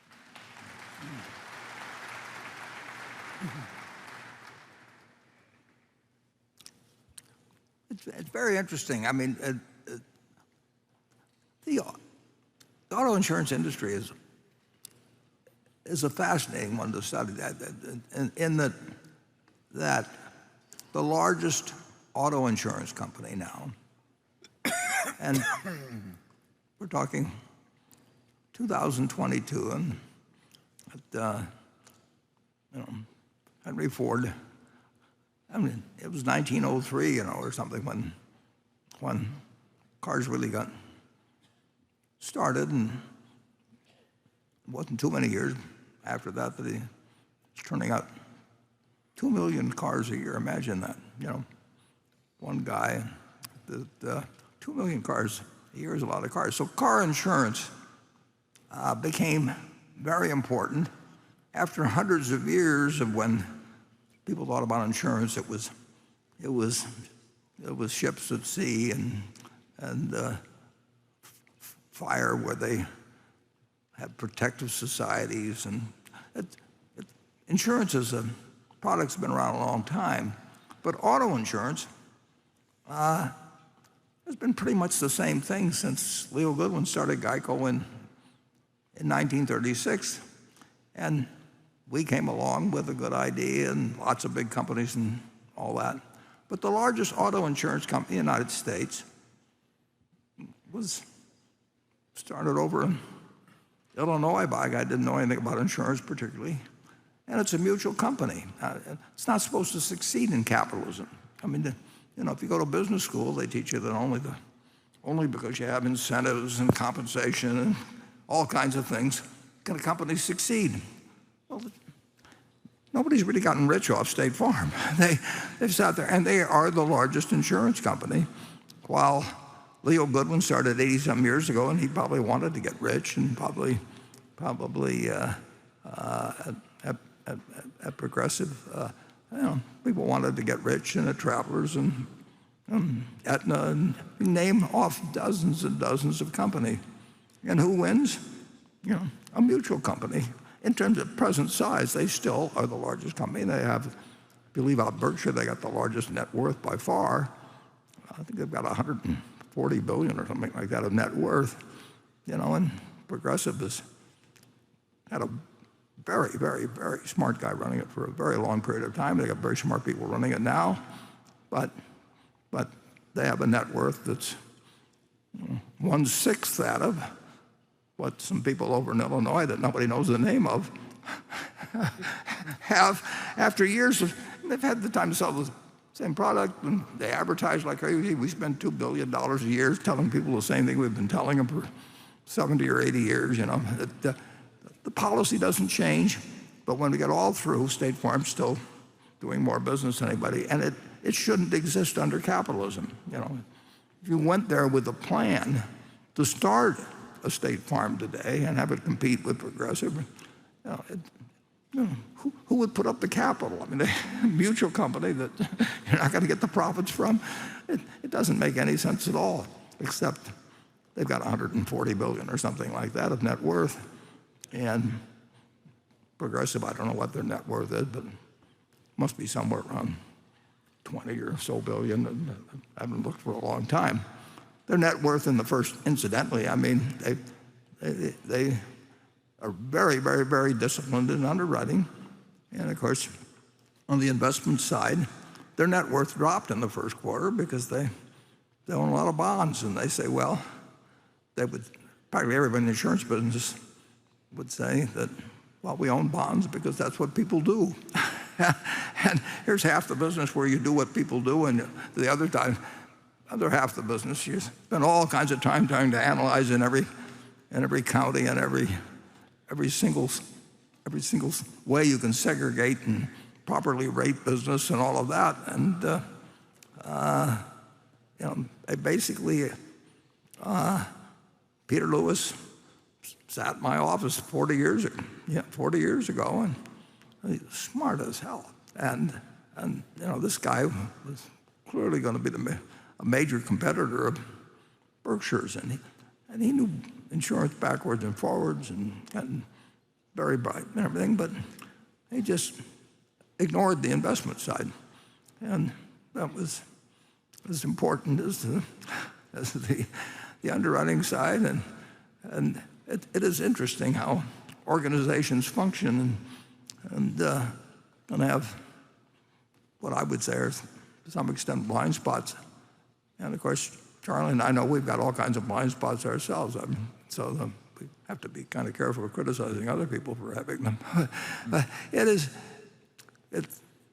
is the auto insurance business ought to be studied in business school, because it essentially refutes so many of the things they're presently teaching. So that's my suggestion today to business schools. Okay. And thanks, Ajit. Ajit is responsible for adding more value to Berkshire than the total net worth of Progressive. That's not to knock Progressive. I'm just saying one guy.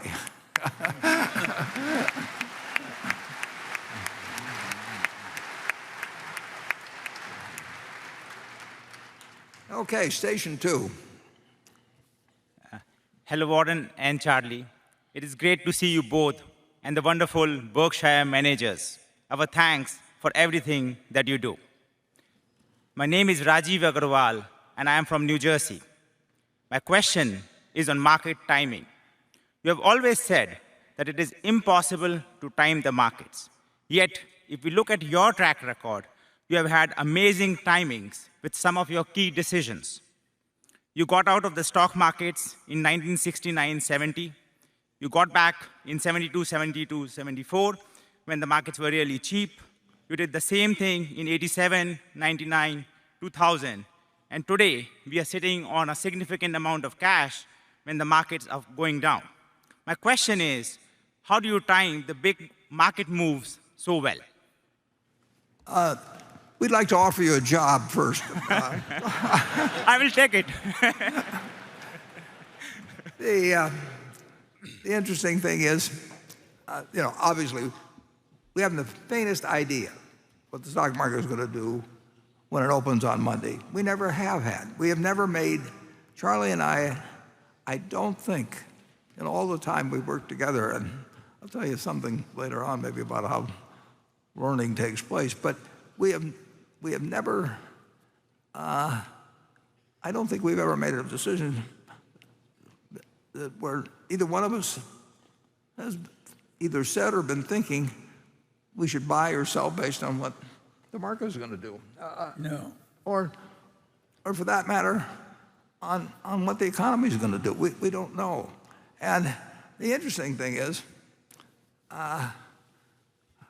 sometimes I get some credit someplace for the fact that, how wonderful it was that we were optimistic in 2008 and when everybody was down on stocks and all that sort of thing. We spent a big percentage of our net worth at a very dumb time. and I shouldn't say we, it's I. We spent about $15 or $16 billion, which was a lot bigger to us then than it is now. We spent it in the last few weeks. There were a period of 3 or 4 weeks between Wrigley and Goldman Sachs and General. At a terrible time, as it turned out. I mean, I didn't know whether it was going to be a good time or a bad time, but it was a really dumb time.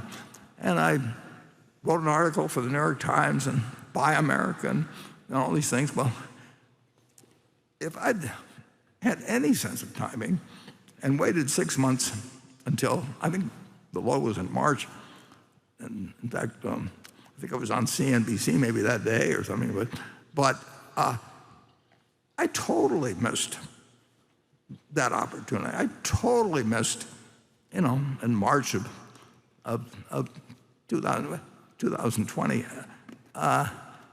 We have not been good at timing. We've been reasonably good at figuring out when we were getting enough for our money. And we had no idea when we bought anything. Well, we always hoped it would go down for a while so we could buy more, and we hoped even after we were done buying and ran out of money that if it was cheap, the company would keep buying, and in effect taking our interest up. I mean, that's stuff you could learn it in fourth grade, but it's not what's taught in school. And, I mean, so never give us any credit. Well, actually, give us all the credit. I mean, go out and tell everybody how smart we are, but we aren't. We haven't ever timed anything. We've never figured out insights into the economy. I mean, when I was 11 years old, March 12th, I guess, 1942, March 11th, I bought stock when the Dow was 90, well, it was 101 in the morning. It was 99 at the end of the day, I think. And, now it's 34,000, or maybe it's 1,000 less than it was on Thursday. But I just, it's one decision that it's a good thing to own American business. And if the Harvard endowment had come to see me, and it's 11-year-old, or General Motors pension fund or something, and they say, well, no, but we have to have a balance, and we have to maybe have 60%, and then we have to sit around every 3 months and listen to a bunch of managers. They'd have just done better if they'd just taken some darts and thrown them and just said, we're going to be in America 50 years from now and 100 years from now, and we'll do better in stocks than we will in bonds. It's amazing how hard people make what a simple game it is. But of course, if they told everybody what a simple game it was, 90% of the income or more of the people that were speaking would disappear. So there's really a little too much of us to expect of human nature that people will explain why they really aren't adding any value to what you can do by yourself, or actually I hate to use the example, but you can't have monkeys throwing darts at the page and take away the management fees and everything. I'll bet on the monkeys, but I don't consider them a superior species, and I don't want them to move next door instead of my next door neighbor or anything. But that is the way it's just the way it has to be. Charlie, do you have anything cheerful to say? Well, frequently in the wealth advisory business, the way it used to be, you go to your investment advisor and you say, what should I do to protect myself for the future? And he says, why don't you give me $50,000 of your net worth now? That's my contribution to your future. It's a peculiar business. Yeah, it's a great place to go rich. It's still, if you have a son or daughter that really wants to make money per point of IQ and per erg of energy and all of that, tell them to go to Wall Street. I mean, don't have them enter the priesthood or anything. I mean, if that's what it self-selects, and it always will be the case. I mean, there's no reason to despair about humanity because they behave in their self-interest. They may not actually be behaving in their self-interest over time, but they, are they happy or who the hell knows? But if they just want to make money,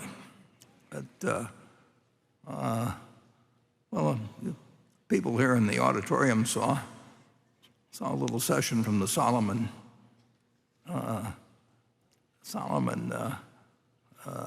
episode.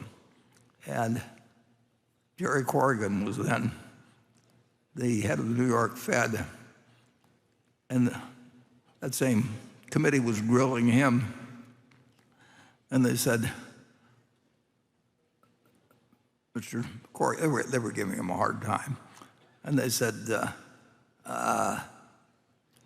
who was the highest, they said something to this effect, who was the highest paid or guy at Solomon last year? And he said, well, and he named him. And he said, maybe he named him. And he said he got, I forget whether it was 20 million last year. And we're talking 1991 now, too. He said, he got 20 million. And the guy says, well, how old is he? And he said, well, I think Corrigan's somebody affected. He's 26 or something like that. And then Corrigan couldn't resist saying, and he can't even throw a football. And the truth was, now there's a lot more money in throwing a football now than there used to be. One of my heroes was Ted Williamson. I think he was making $20,000 or $25,000 a year, and just imagine today some guy that bets 230 or 240, and if he makes it to the bigs, I mean, the money flows in, and of course, those people should sit down and thank the fact that the stadium that could hold 30 or 40,000 people and was the source of revenue for the people who paid their paychecks, that stadium went from 30 to 40,000 because somebody first invented television, and they came up with cable television, and they came up with pay and all that sort of thing. And nobody knows the names of those people. But capitalism is very, very, very peculiar in how it dishes out rewards. And for a while, it was better to be in Wall Street than be at 220 or 230 here in the bigs. And it is now reversed because of the development of TV, et cetera. So it's a crazy world. The rewards seem very, very, very, very capricious, and they are. And they don't seem to any theologian or even to Charlie and me in our spare time. The whole thing seems kind of crazy, but it's worked awfully well. And even the people who don't take advantage, get shortchanged by the system, are doing far, far better than if the system hadn't gotten changed. Doesn't mean that you necessarily shouldn't work for change, but you should recognize the limitations of what you can do with humans, I'll put it that way. Okay. Charlie, is there any way you'd like to close the sermon? Well, I do think we have a very interesting phenomenon. I would argue that in a lot of the wealth advisory business, people are charging for skill and delivering closet indexation.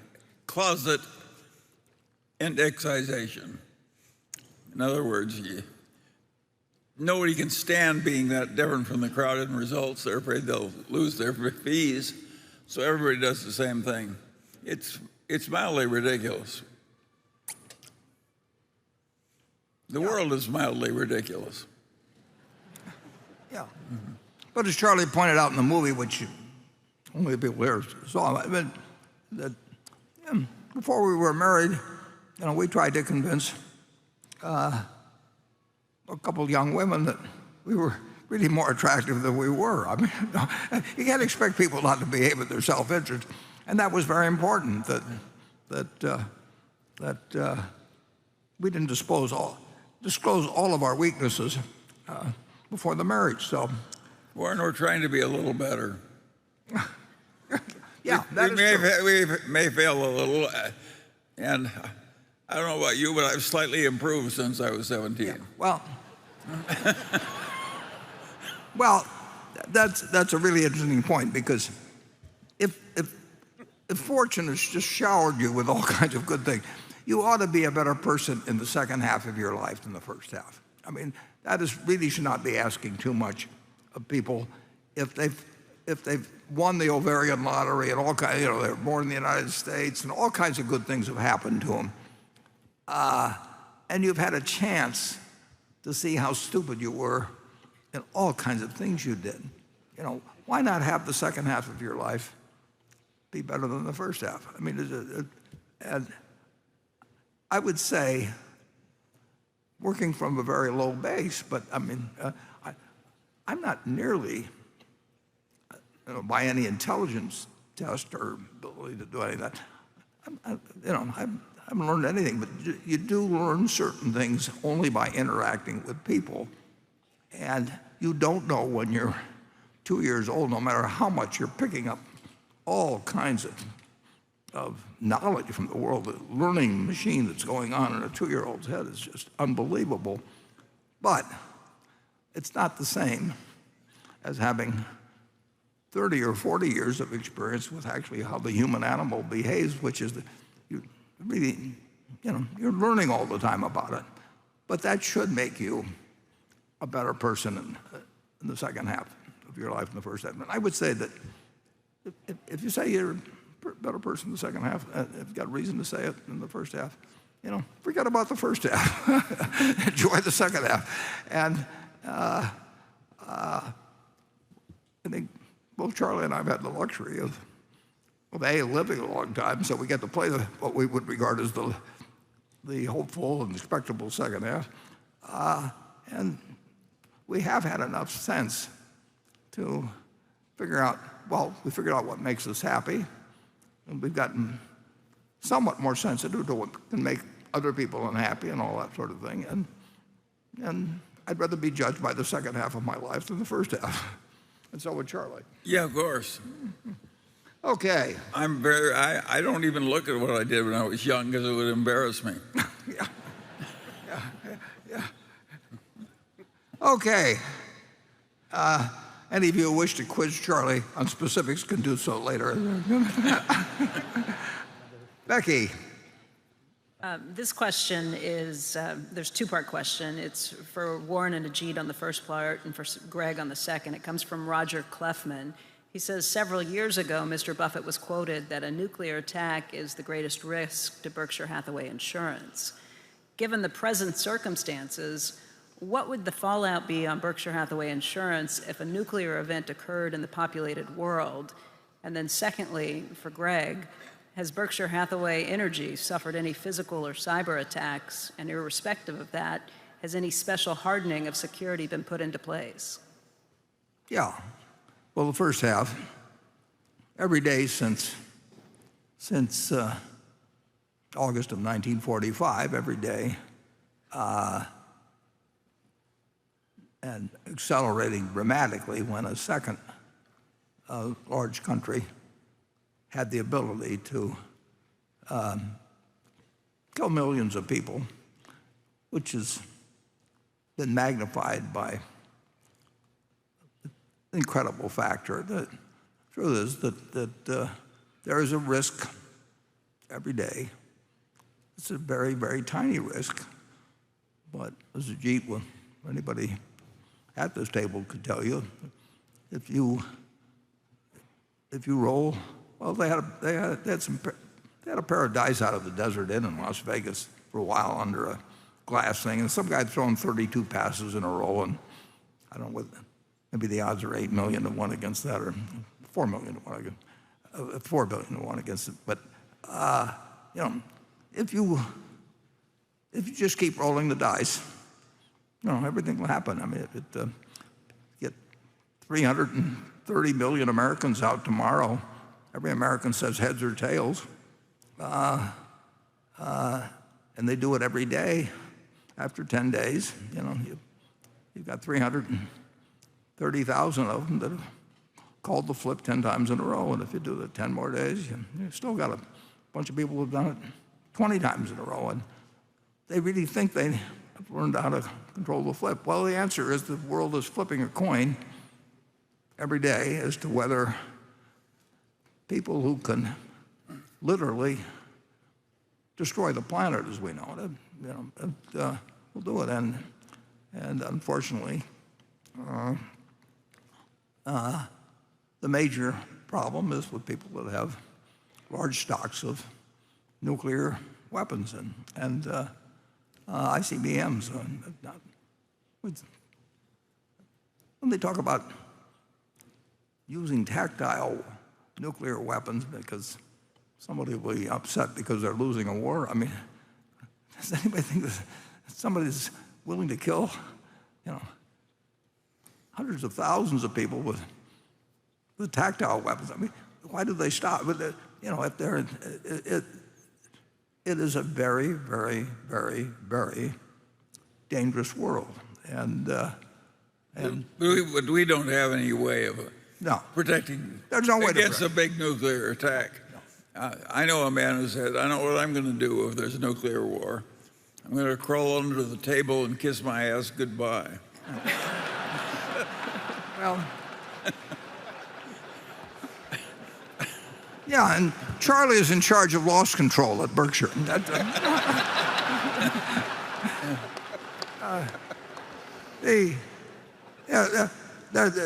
We have no solution for it. No, we don't. And there isn't any solution for it. And it's extraordinary when you think about it. In August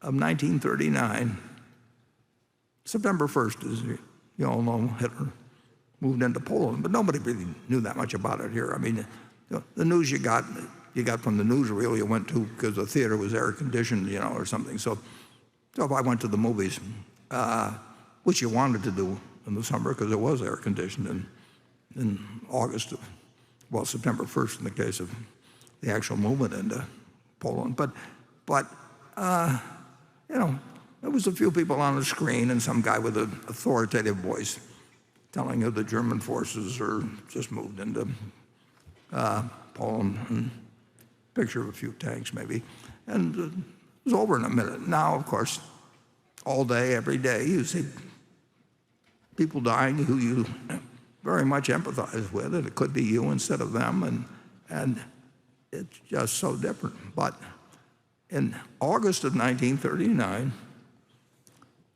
there was a letter sent to President Roosevelt, about a month ahead of time.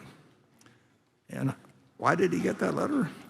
He got the letter because Hitler was so anti-Semitic, basically. He drove all the Jews that could see it coming out of Germany, and among them were some great scientists.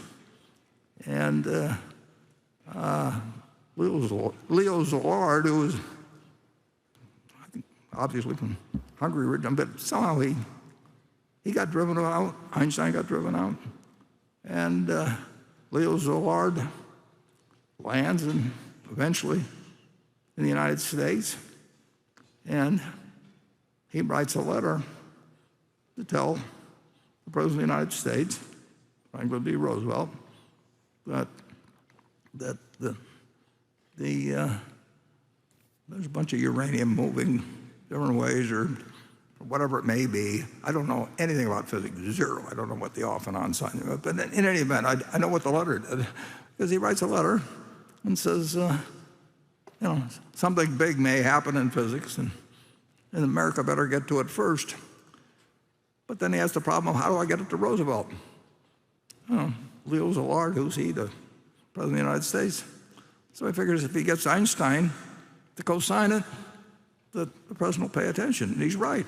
So he goes and gets Einstein, and the two of them send the letter, and they send it to Roosevelt, and they wouldn't necessarily have been in the United States if Hitler had a different, hadn't had the crazy views about Jews, basically. And so anyway, that letter went, and we developed the atom bomb before anybody else did. It was a very, very fortunate development that that Leo Szilard and Einstein happened to end up in the United States rather than perhaps be someplace else. Who knows? But the accidents of history, and there's going to be more accidents in connection with atomic weapons. We've come close various times. I mean, we had geese flying over, somewhere up north, and NORAD gets a crazy signal. And we've had wrong training tapes placed one time we're in the Soviet Union or it looks like things are going on, and we can't do anything about it. And that is one risk that Berkshire absolutely has no interest in, even though you can say everybody in the world should have an interest, but it doesn't do us any good. The feeling doesn't do us any good to think about it. But that doesn't stop the fact that there are two powers in the world that, through miscalculation of the other's intentions, through all kinds of things, have come close in the past. And Charlie and I lived through the Cuban Missile Crisis, and we knew there was some chance that weapons of mass destruction would be used, and believe me, there's a lot more bad that can happen, and humanity has not really come up with a counterforce to technology. I mean, if you live back in the caveman ages, if you were a sociopath or something, you threw a rock at the guy in the next cave, or something. I mean, it was sort of proportional to, and we kept developing, and there was this breakthrough where technology is totally outrun humanity, and we'll see what happens, but so far so good. And Berkshire does not have an answer, though. There's certain things we don't write policies on because we wouldn't be able to make good on them anyway, if it happened. And everybody would know we wouldn't be able to make good on them. So you have that risk, and there's nothing Berkshire can protect you against. And we've been very lucky so far. Ajit, do you ever get any questions in terms of? In addition to all what Warren has said in terms of the chance of something like this happening, the additional thing that concerns me about a nuclear situation is my lack of ability to really estimate what our real exposure is in the event of a nuclear event. When you're talking about other big exposures we have, earthquake and hurricane and cyber, I can, with some reasonable degree of accuracy, have a point of view in terms of how large our exposures can be and how big our loss can be. When it comes to a nuclear thing, I sort of surrender. It's very difficult for us to estimate how bad can be. Very many different lines of exposures will be affected by it. And even though in almost all our contracts we try and exclude nuclear as a covered peril, nevertheless, if something like that were to happen, I'm fairly positive that the regulators and the courts will hold it against the insurers, and they'll rewrite the contract and we'll be required to pay. For example, one thing which is already being talked about, we issue what are called fire policies. And these fire policies try and exclude nuclear as a covered peril. But there are several regulators who feel that, gee, if it's a fire policy and if the nuclear attack causes a fire, then how can you exclude fire? And you better include fire. So, debates like that we will have to live with, and it'll be very difficult for the insurance industry to fight back both the regulators and the court systems in terms of what is covered and what is not covered. And there won't be any regulators or anybody else. So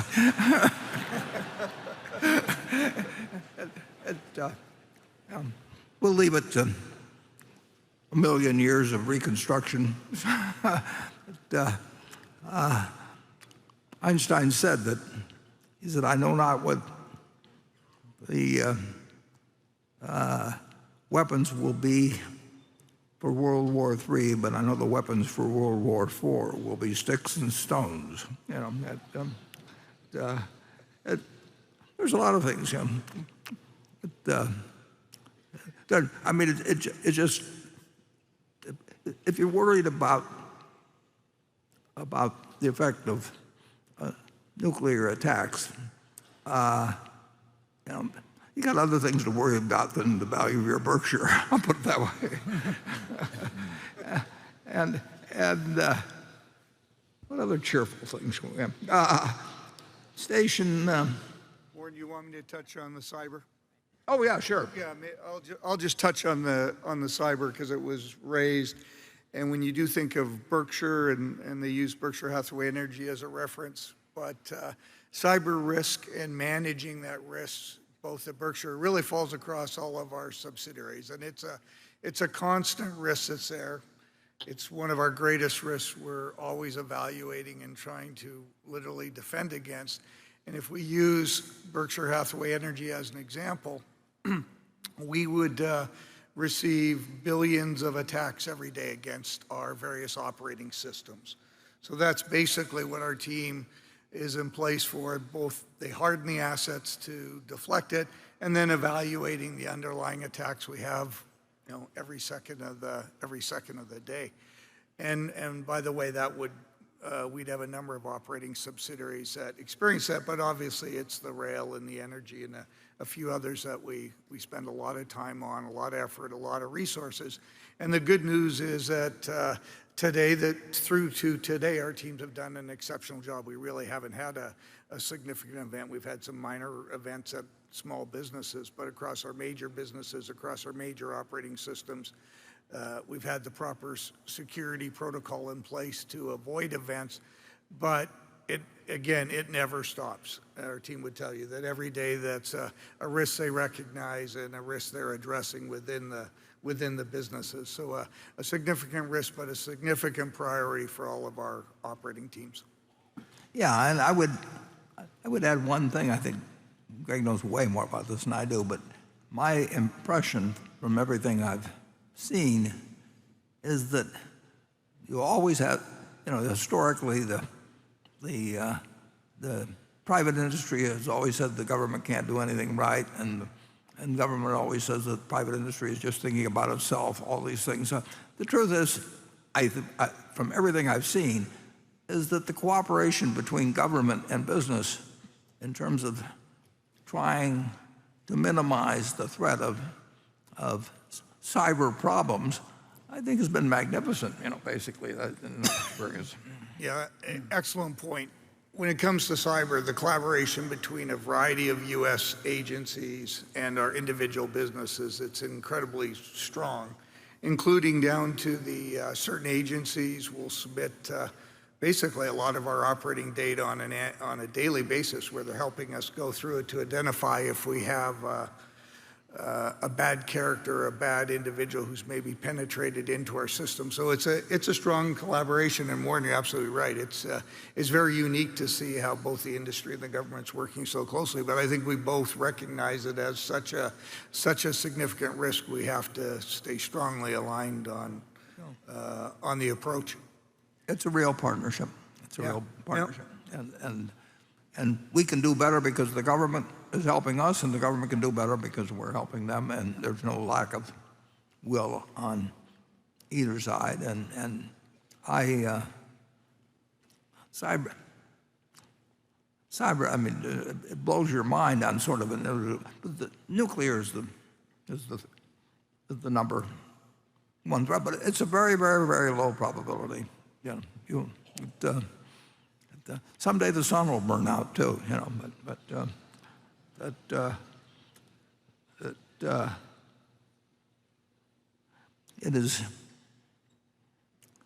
there's really no place for two countries with large ICBM possibilities and who knows what else and everything. But we haven't figured that out yet. It's easy to go around and say this is a solution or that's a solution, but if you have two people with loaded guns facing each other, and not everybody is likely to be totally rational. Oh, well, we see so much irrationality in where people's self-interest is involved. They're doing all kinds of things to destroy themselves in terms of how they live their lives and everything. And it doesn't stop with as you move up the ladder.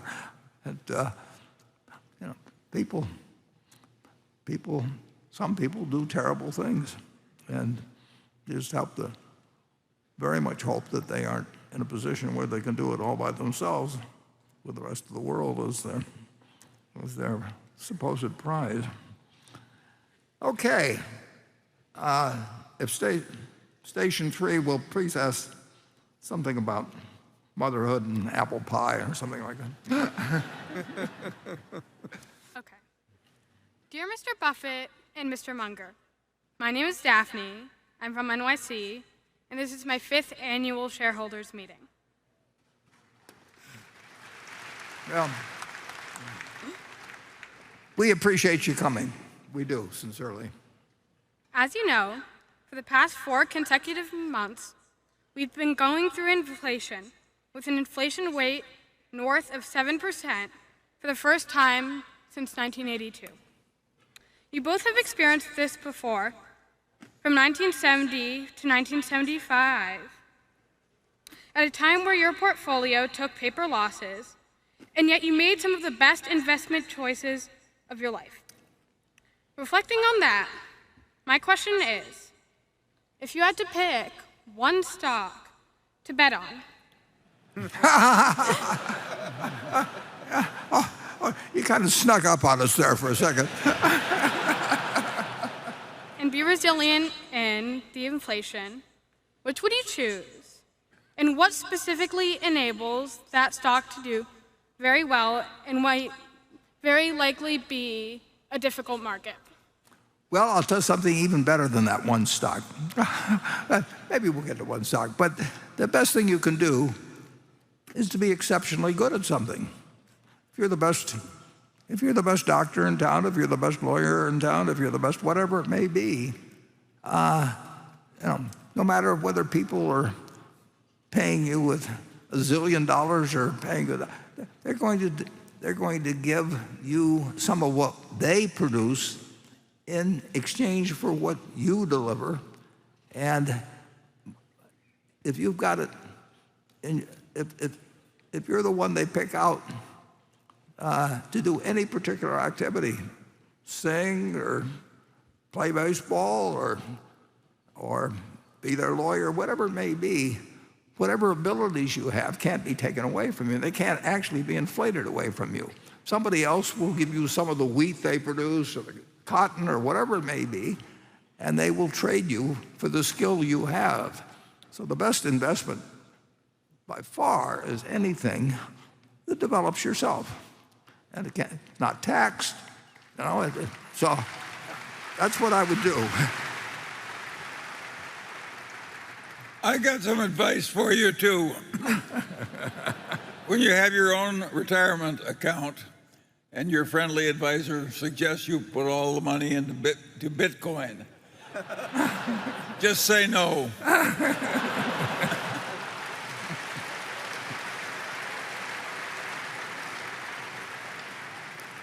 Yeah. Nobody can take away from you the talent you have. I mean, and the truth is that the world will always be willing, they'll need to do something, and some people will not have skills, and they will get less of the product of the society than somebody who has other skills. And sometimes that has something to do with education, but a good bit of the time it doesn't have anything to do with education. I mean, but to figure out what you'd like to be, and figure out how, and what you'd like to be is what you're going to likely be good at. And the world will always need somebody on that tube to tell us what's going on. So, study Becky Quick or somebody and figure out, what makes her good, and what you sort of naturally bring to the game. I mean, I could have.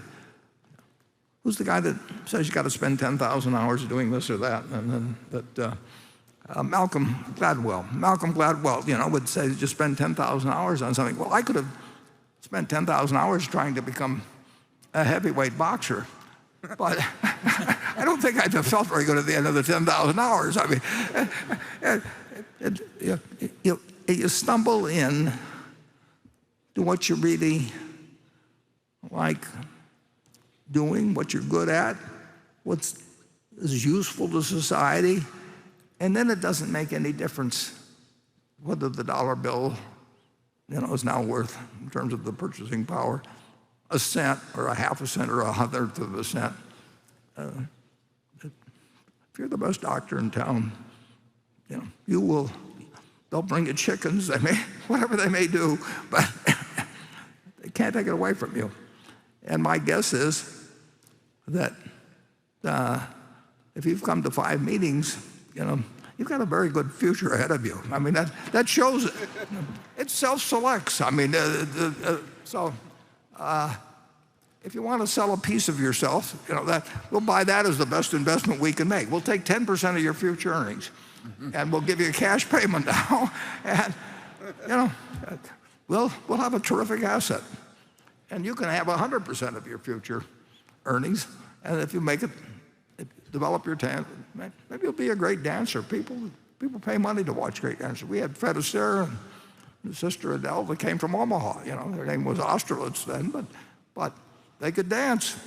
And Adele did whatever she did with them, moved to England, and Fred Astaire went on to do a whole bunch of other things. And Ginger Rogers had to do it all the same backwards in high heels, and she didn't get paid as much because she was a woman.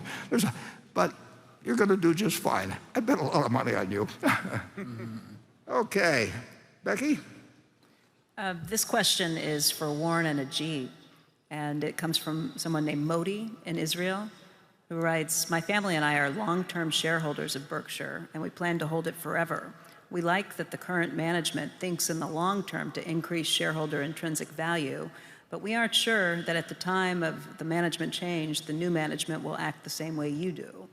They might take risks in the insurance field where it's hard to find on the balance sheet, and that might take years to realize. We would like to know how we can assess the insurance risk today and in the future, or to know in time when you and Ajit are not here anymore." Well, I would say that the future for a long time is about as assured as you can have in the world. We don't have an answer for the nuclear problem or anything, but we have a culture that A, has worked, B, has the shares and the shareholders that will carry it a long way. And the first year, let's say I die tomorrow, the first year, everybody says, what's going to happen? Are they going to spend it all? They can do all these things. You've got the shares held in a place that it can't happen. You've got a board of directors that understands that our culture is 99.9% of running the business. They don't think that having meetings of the committees and bringing in outside experts or anything like that mean a thing. I mean, it's a process that the world has adopted, and they've done it for reasons we understand. But Berkshire is just plain different. We are a business that exists for people that trust us. And all we have to do to fulfill that trust is fairly simple things. We've got the people to do it. We've got unbelievable resources to do it. And it isn't that difficult as long as you've got the freedom, essentially, to do it. And the world will write stories a year after, so a year later, what has happened at Berkshire. the railroad will be run the same way. The big worry, of course, is that somebody comes in and figures they can make billions as a group, or people that sell the businesses and say it's better to be private, because, or it's better to be pure this or something like that. Well, we're a pure partnership, is what we're pure at, and we do have what we think is a special relationship with our owners, and I don't think the relationship changes and the ownership doesn't change that much. And the truth is, nobody can take us over for a long, long time. And by that point, we would hope that maybe the superiority of this culture might be somewhat better understood by the world, and we will be here. If we have the same culture, we'll be here 100 years from now, assuming we haven't had nuclear exchange or something. But Berkshire is built forever. There is no finish point. Nobody is waiting to retire or have their options vested or thinking about. We don't have anybody that's thinking about, should I take another job? It just doesn't. They're doing what they want to do in life, and it isn't because we're topping somebody else's offer, or that headhunters come around and say, we want this person or that person, and what will it take to get them? Well, they can't get them. I mean, now it's. I don't know whether we could build it again, but we've got it, and we didn't know we were building it exactly when we took over. When we had a lousy textile mill. I mean, it isn't like Charlie and I sat down. He didn't happen to be in Berkshire, but he was my partner and everything, and so we were mental partners. We didn't sit down and work out some plan that said, well, we'll run the dumb textile business for 20 years, and then we'll finally have to fold it, or then we'll do this and that and everything. We just kept putting one foot in front of the other, but we did know how we felt about running a public company. And one thing we wanted to do always was we wanted to have people that were in sync with us. We didn't really want that group I saw in the Flamingo, in 1952. We wanted people who trusted us. And we started, in my case, in a partnership. We started with 7. Charlie started a partnership. And this is the same thing. We didn't go to institutions, and we didn't pay fees to people to bring in money or anything like that. We sat down with people. In my case, I handed them a little sheet of paper, and it said the ground rules. And I wanted to be sure we were on the same page. I said, you don't have to read the partnership agreement. I mean, there's no way in the world I would be taking advantage of it. You shouldn't be here if you think I did. But I do want you to be on the same page and measuring me by the same yardsticks I measure myself. And those people stayed with me. And they're still, they're their children, their children's children, they're shareholders of Berkshire, but they're partners. And it'd be hard to do that again, but I would do it with whatever. If I were going to be in this field, I would try and do the same thing. I would try to find people that trusted me. And I don't want to be with people that are saying, how'd you do versus the S&P, last month, or, what's your long short position, or anything like that. I sold securities for 3 years, and it just, I just didn't want to be in that position where essentially they thought maybe that I could do things that I couldn't do. So I finally found a way to get a few people. I mean, I didn't actually stumble into it, but a few people that trusted me, and they just gave me their money, and we've lived happily ever after. So it's the new management's got to and the management after them, and the management after them. They're just, excuse me. They're just custodians of a culture that's embedded.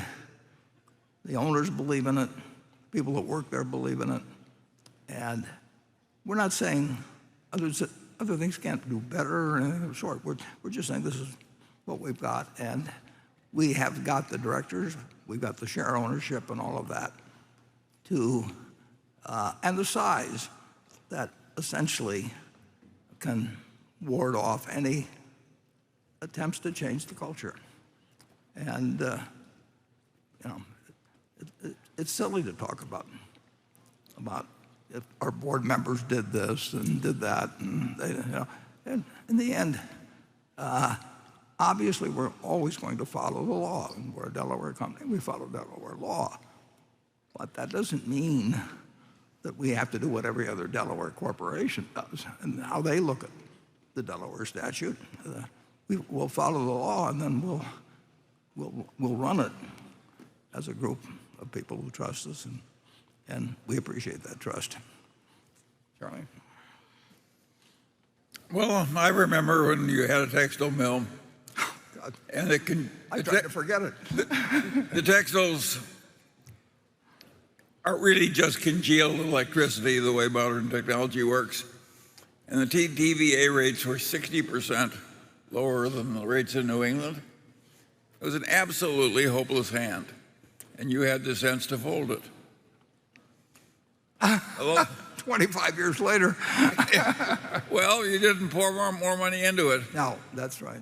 And no, recognizing reality when it's really awful and taking appropriate action just involves often just the most elementary good sense.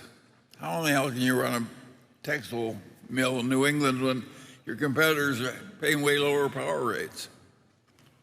I'll tell you another problem with it, too. I mean, the fellow that I put in to run it was a really good guy. I mean, he was 100% honest with me in every way. He was a decent human being, and he knew textiles. And if he'd been a jerk, it would have been a lot easier. I would have probably thought differently about it. But we just stumbled along for a while, and then, we got lucky that Jack Ringwald decided to sell his insurance company, and we did this and that. But I even bought a second textile company in New Hampshire. I mean, I don't know how many, 7 or 8 years later. I mean, I'm going to talk some about dumb decisions. Maybe after lunch we'll do it a little. And it is incredible how many dumb decisions we made. Charlie and I bought that, and Sandy got us, and we bought that department store.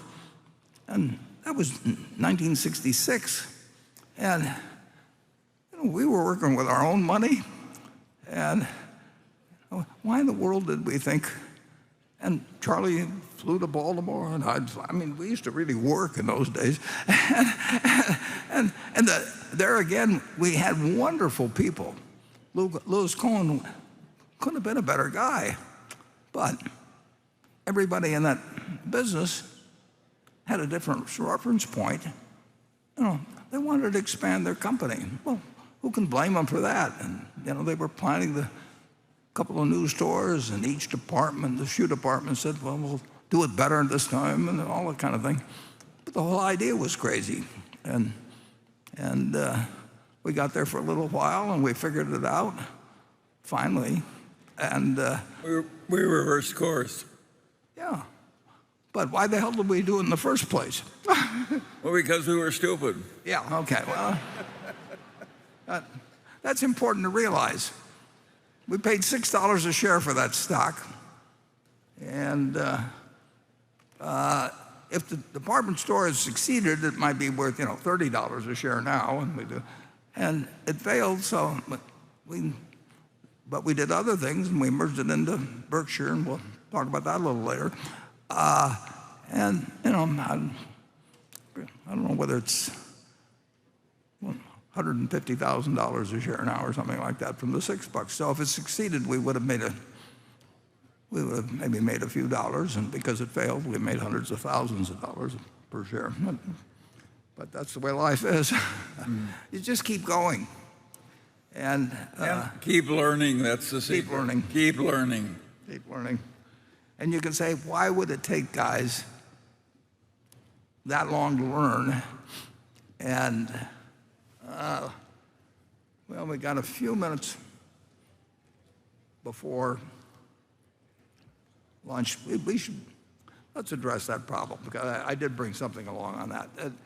There have been, well, I started buying stocks when I was 11. I've been reading every book in the library on it. I loved it. My dad, it was his business, and I'd get to go down to his office and I'd read the books down there, and I saved the money, and finally, by the time I was 11, I could buy a stock, and I could tell you at that time, I went to New York Stock Exchange when I was 9. My dad took us to New York, each kid to New York once, and he took me. I went to the New York Stock Exchange, and I was in awe of it. I could tell you how the specialist system worked and the odd lot arrangements, and I could tell you history of finance and all of these things. And then I got very interested in technical analysis and charted stocks, and did all kinds of crazy things, hours and hours and hours, and saved money to buy other stocks, and tried shorting, and I just did everything. And then when I was either 19 or 20, and I can't remember exactly where I did it or something, I picked up a book someplace. It wasn't a textbook at school, but it was in Lincoln, Nebraska. And I looked at this book, and I saw one paragraph, and it told me I'd been doing everything wrong. I just had the whole approach wrong. I thought I was in the business of trying to pick stocks that would go up. And in one paragraph, I saw that was totally foolish, and I left. I brought something that it's really interesting. Let's put up. What do we call this chart?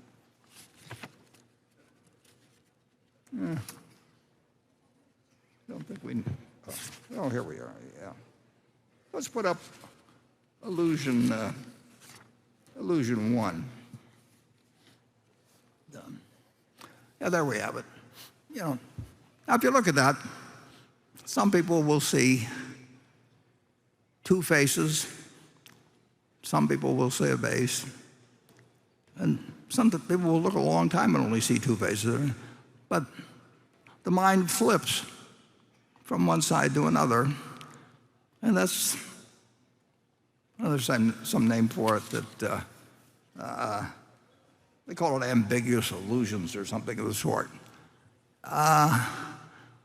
There's other things that talk about aha moments, or in the old comic strips with Popeye, Wimpy would have a little balloon over his head and the light bulb would go on. There's this point where all of a sudden you see something you haven't seen. Well, it took me, I had an illusion that I was looking at, we'll say in that one, two phases. Let's go to the one labeled 2.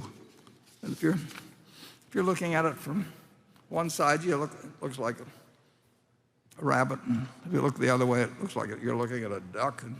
And the mind is a very funny place. And I think people call it an apperceptive mass, when you have all kinds of things going on in your mind. And they go on for years, and they sit there and get lost. And then all of a sudden, you see something different than what you were seeing before. Now, it took me in stocks, which I was intensely interested in. I had a decent IQ, and I was reading and thinking, and it was important to me to make some money on it. I had every motivation in the world. And then I read a paragraph, actually, in chapter 8, I think it was, of The Intelligent Investor. And it told me that I wasn't looking at the duck, I was looking, now it was the rabbit, whatever it may be. And whether you call it a light bulb, whether you call it, a moment of truth, whatever it may be. And that's happened. That happened to me in Lincoln. I mean, it changed my life. If I hadn't read that book, I don't know how long I would have gone on looking for head and shoulders formations and 200-day moving averages and the odd-lot ratios and a zillion things. And I love that kind of stuff, except it was the wrong stuff I was looking at. And I've had that happen, and Charlie's had it happen, I'm sure. It happens a few times in your life. And all of a sudden, you see something important that, why in the hell didn't I see this in the first place? Maybe it's a week ago, maybe it's a year ago, maybe it's 5 years ago, maybe it's learning how to get along with people. I mean, whether actually it's better to be, kind or not, or whether, I mean, they're just learning how to have, if you want the world to love you, what you have to do, or what, it's, you know it when you see it, but you didn't see it for 10 years before. And I don't know whether Charlie's got some thoughts on that or not, but that's happened in a few situations in business where I've looked at a company for a decade, and then there's something that it just all gets rearranged in your mind, and you can say, well, why didn't I see this 5 years ago? But usually, I've had it happen a few times, obviously, and everybody here has, and just in different areas of their lives. And you think, how could I have been so stupid? Well, that's what Charlie's, when he was in the law practice, he had a partner, Roy Tolles, and every smart guy that would get in trouble, usually it was guys, and usually it was with women, they'd come into the office and they'd look, down-faced and everything, and they'd say, it seemed like a good idea at the time, I mean, and their lives unraveled, in many cases.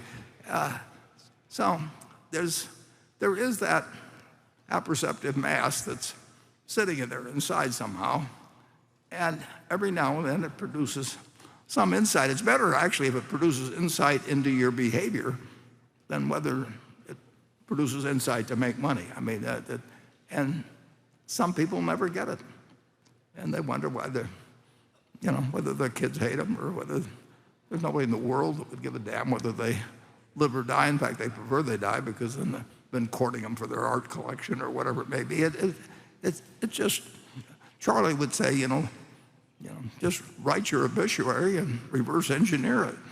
And not a crazy idea.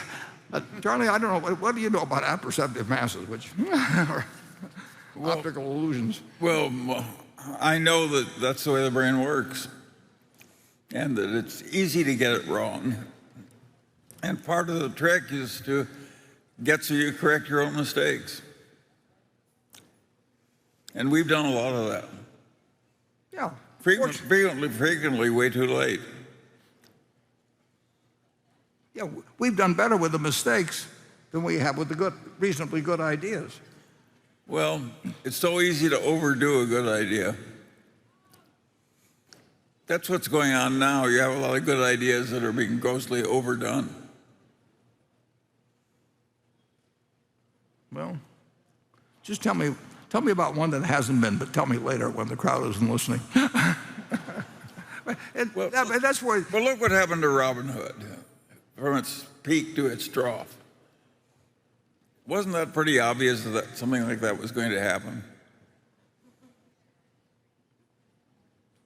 Tell me again what it should have Robin Hood, when it came out and it went public and it got alerted to everybody and all the short-term gambling and big commissions and hidden kickbacks and so on and so on. It was disgusting. Yeah. And it says so last year, and they got mad at you, and they sold a bunch of their stock, and they got the money, and... Yeah, but now it's unraveling. Yeah. God is getting just. But a lot of the insiders have they've gotten a lot of money from it. I mean, they were big sellers, as I remember. That may be, but yeah, there's been some justice. Well, I have to agree with that. whether it's a good idea to go around making enemies of people, though, that's another question which we do. Is it wise to criticize people at all? Probably not, but I can't help it. Yeah, well, and here's the smartest guy I know, and he's 98 and he hasn't figured it out yet. So, I mean, give up. Enjoy. Well, with that, we'll go to lunch, and we'll try to come back wiser at 1 o'clock. And thank you, thank you, thank you.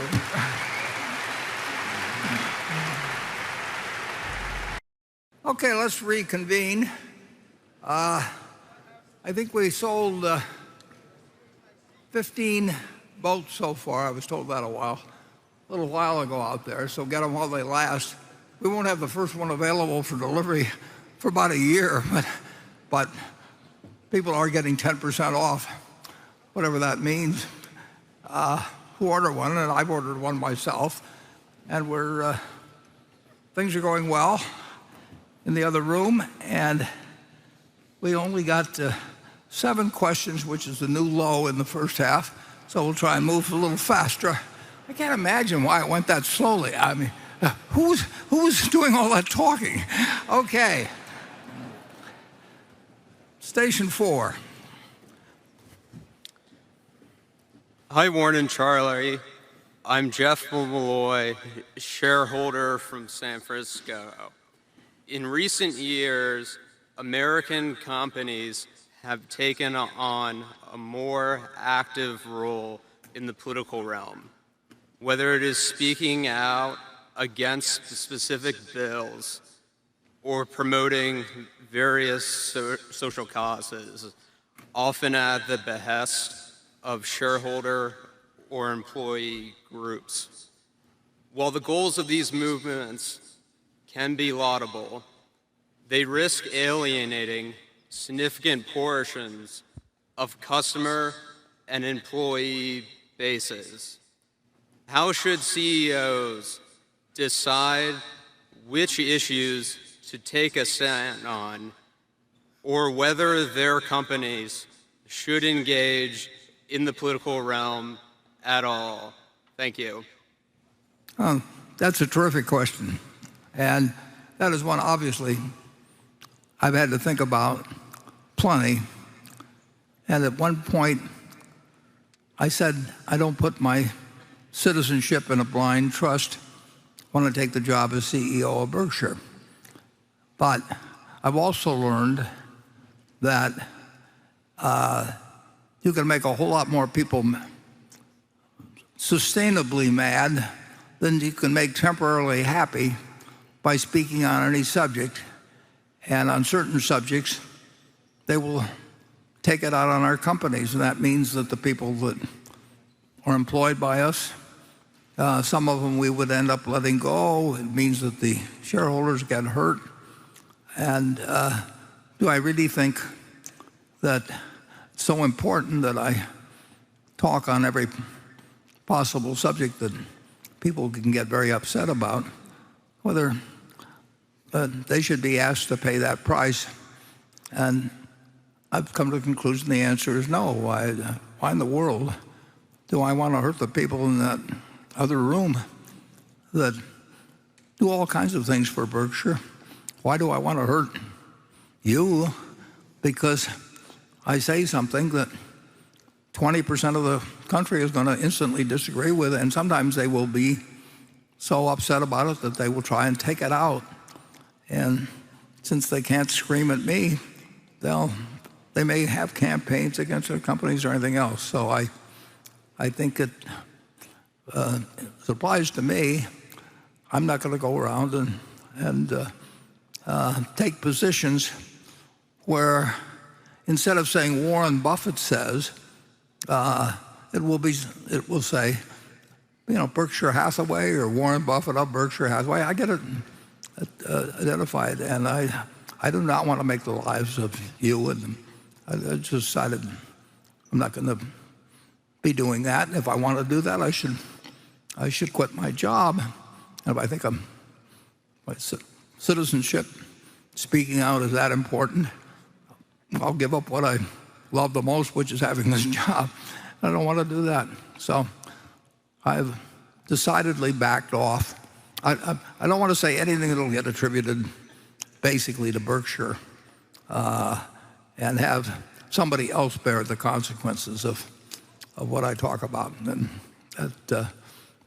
so that's where I stand. And I can tell you that at most companies, or many, that isn't fair, but in a great many companies, the CEOs, they have to think about what their board says to them, and they've made a point of electing people to their boards because it's socially acceptable, who represent different constituencies, sometimes very strongly. And if they think they're stakeholders for this group and that group and that group, they'll get pressured by their boards to take positions, and it's just a territory that we're not going to get into. Charlie, how do you feel about that? Well, even more than you, I have to be very careful about what I say.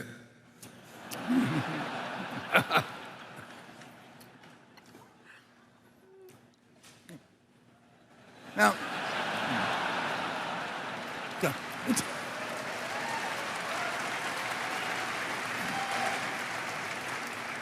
and the difference between the two of us is I can't resist saying a little more. I see headlines in papers just time after time after time that say, Buffett's buying such and such. Well, I'm not buying such and such. Berkshire Hathaway is buying it, and it may be the work of two other people that work at Berkshire. And the people who write the articles don't have the faintest idea whether it was at my instigation or whether I'd even ever heard of it. And but the headline will attract more people if it says Buffett buying this than if it says Berkshire Hathaway and we don't know whether it's the people that work for him or him. And the headline is designed to bring people into the story. So the confusion is terrible. And the easiest thing to do is to basically shut up and not have a bunch of people facing consequences that they didn't ask for in the first place. So with that, but I'm glad you asked that question. That is a good question, and I probably thought more about that question than I think about whether this stock or that stock is cheap. And with that, we'll go to, let's see, that was station 4. We'll go back to Becky. On that note, let's go to a question from David Cass. He writes in, President Biden's fiscal 2023 budget request would impose a 20% minimum tax on the unrealized capital gains for households worth at least $100 million. What are your views on this issue? And if you don't want to answer, maybe Charlie does. Well, we'll find out. And we should, in all honesty, we should both say that we would be affected by it. If it's 100 million, we'd both be affected. So our point of view is, and I have no point of view. Charlie, I have no point of view that I would want attributed to. I tend to stay out of the income tax things like this. My policy is I pay whatever taxes they pass, and I don't want to engage in lobbying about taxes. Yeah,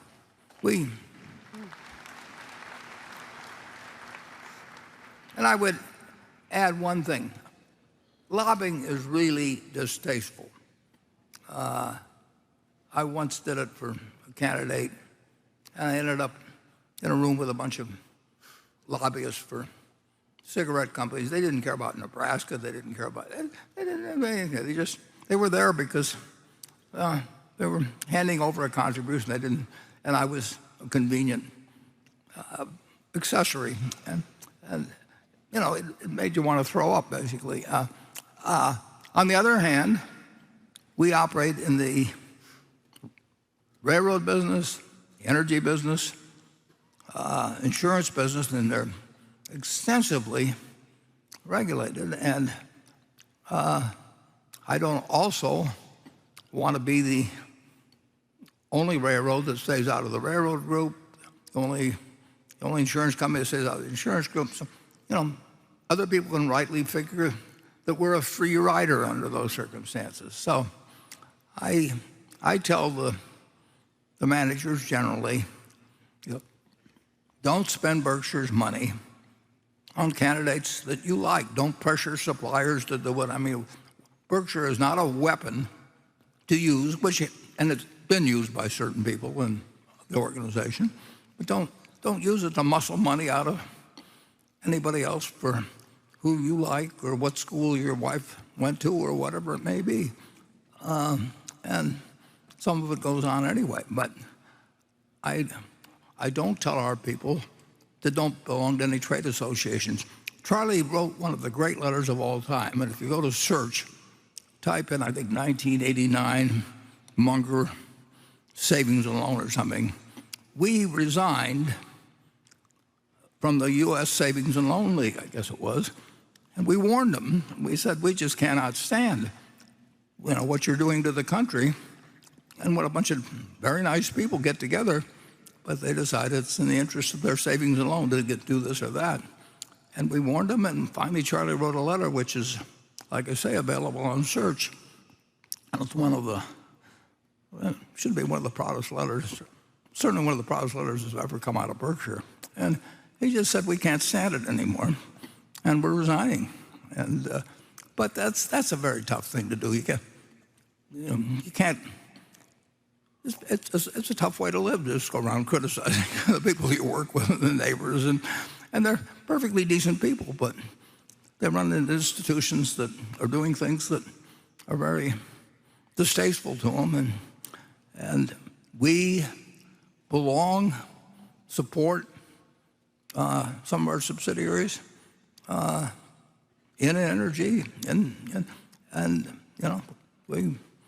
I don't want to find people who are doing it for personal reasons. I mean, in that case, they're in trouble. But I don't say they can't do it, because I don't want their hands tied if something comes up. And essentially, either they're competitors within the industry or the industry versus this. We're not going to stand alone and say, well, we're morally superior to us, so you put your money up and fight it. So that's where I end up. Charlie? I've got nothing to add. Okay. It never bothers me when I don't have anything to add, but he seems stuck on that. Anyway, Becky, did that come from you? It did. Yeah, okay. Then station 5. Oh, thank you, Warren and Charlie. My name is Tong Yao. I'm from China and now studying in the University of Chicago. I really admire you two, especially Charlie. You are my idol since I was a child. And my question is also for Charlie. My question is how to practice the multidisciplinary framework in making investment decisions and in life. Like how to make it more practical. Thank you. Charlie? Well, obviously, it helps you to know more than one discipline. There's an old saying, that a man who carries only a hammer thinks everything else is a nail. And you make a lot of wrong decisions if you don't have some command of all the disciplines. That's all I ever said. But you do irritate people terribly when you come into their territory. You say, I'm multidisciplinary, you're the expert, and I know better than you. They hate you for it. I can attest to it. I've done it several times. Yeah, and China, well, to a certain degree, they have a culture that to some extent, reveres age. So Charlie's got me beat. I don't even try and compete with him on China. I can't catch him on age. Okay. I'm going to try to, though. Let's see. We've got Becky coming next. This question comes from Philip King. He writes, in the 70s, you wrote an article entitled, How Inflation Swindles the Equity Investor. You said that stocks cannot keep pace with inflation because companies cannot increase the return on equity. Do you believe that this is still the case? Yeah, and of course, bonds can swindle the equity investor too. Everything, inflation, I should say, swindles the bond investor too. And it swindles the person who keeps their cash under their mattress. It swindles almost everybody. And the problem, if you have a business that doesn't take any capital, and let's just say the dollar depreciates 90% or something, so things cost 10 times as much. If it doesn't take any capital, you can charge 10 times as much, and you've kept your relative position. But most businesses take some capital. If our utility business, just say that the dollar is worth 1/10,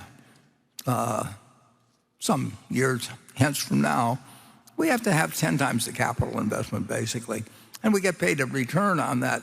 But we have forced capital investment to essentially keep them in the same place. And I wrote an article that related to that. And I will tell you one famous story, which you will all sympathize with, and that I wrote that story for Fortune, and when I finished it, it was about 7,000 words.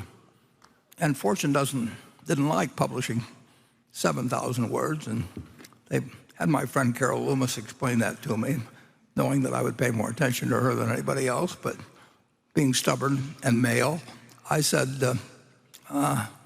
every word is precious, and they can either run it or not. So then they sent an editor, a very nice guy, out to Omaha, and this guy explained to me that it just wasn't right to use that many words. And I said, well, that's fine, but if you don't do it, I'll write it someplace else or something. Very disgusting behavior on my part. And then I sent it. It was beginning to bother me a little. So I sent it to my friend Meg Greenfield. And Meg was a great, great, great editor at the Washington Post. And we were very, very good friends. Wonderful woman. And Meg, who was tough as nails with most writers, but she was kind of nice. She didn't want to really hurt me too much. So I said, well, Meg, what do you think? And she said, well, Warren, she says, you don't have to tell everything you know in this article. And it made the point. And so I write that article shorter, but I'd say more or less the same thing. No, you're better off if you really could have a totally stable unit of monetary use for the next 100 years. It would be better for business and investors in general. Charlie?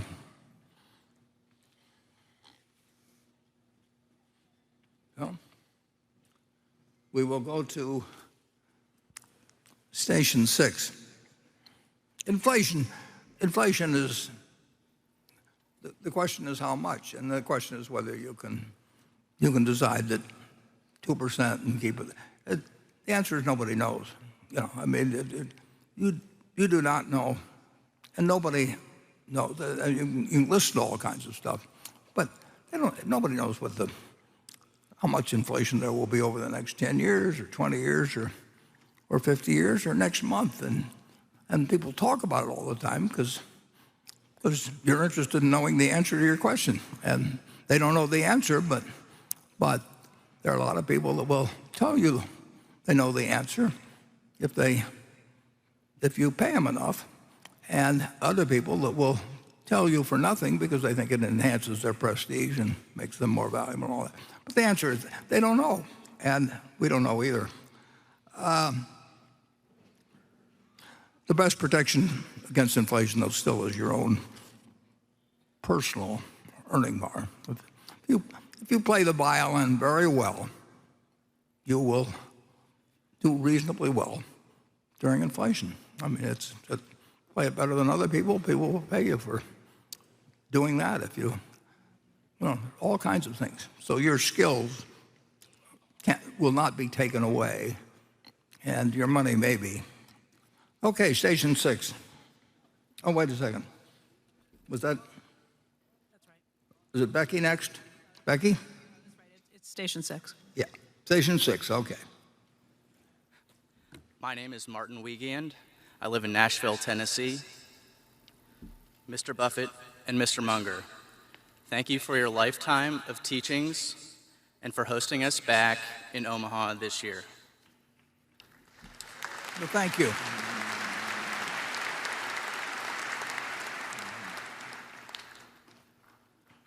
You have mentioned that companies get the shareholders they deserve.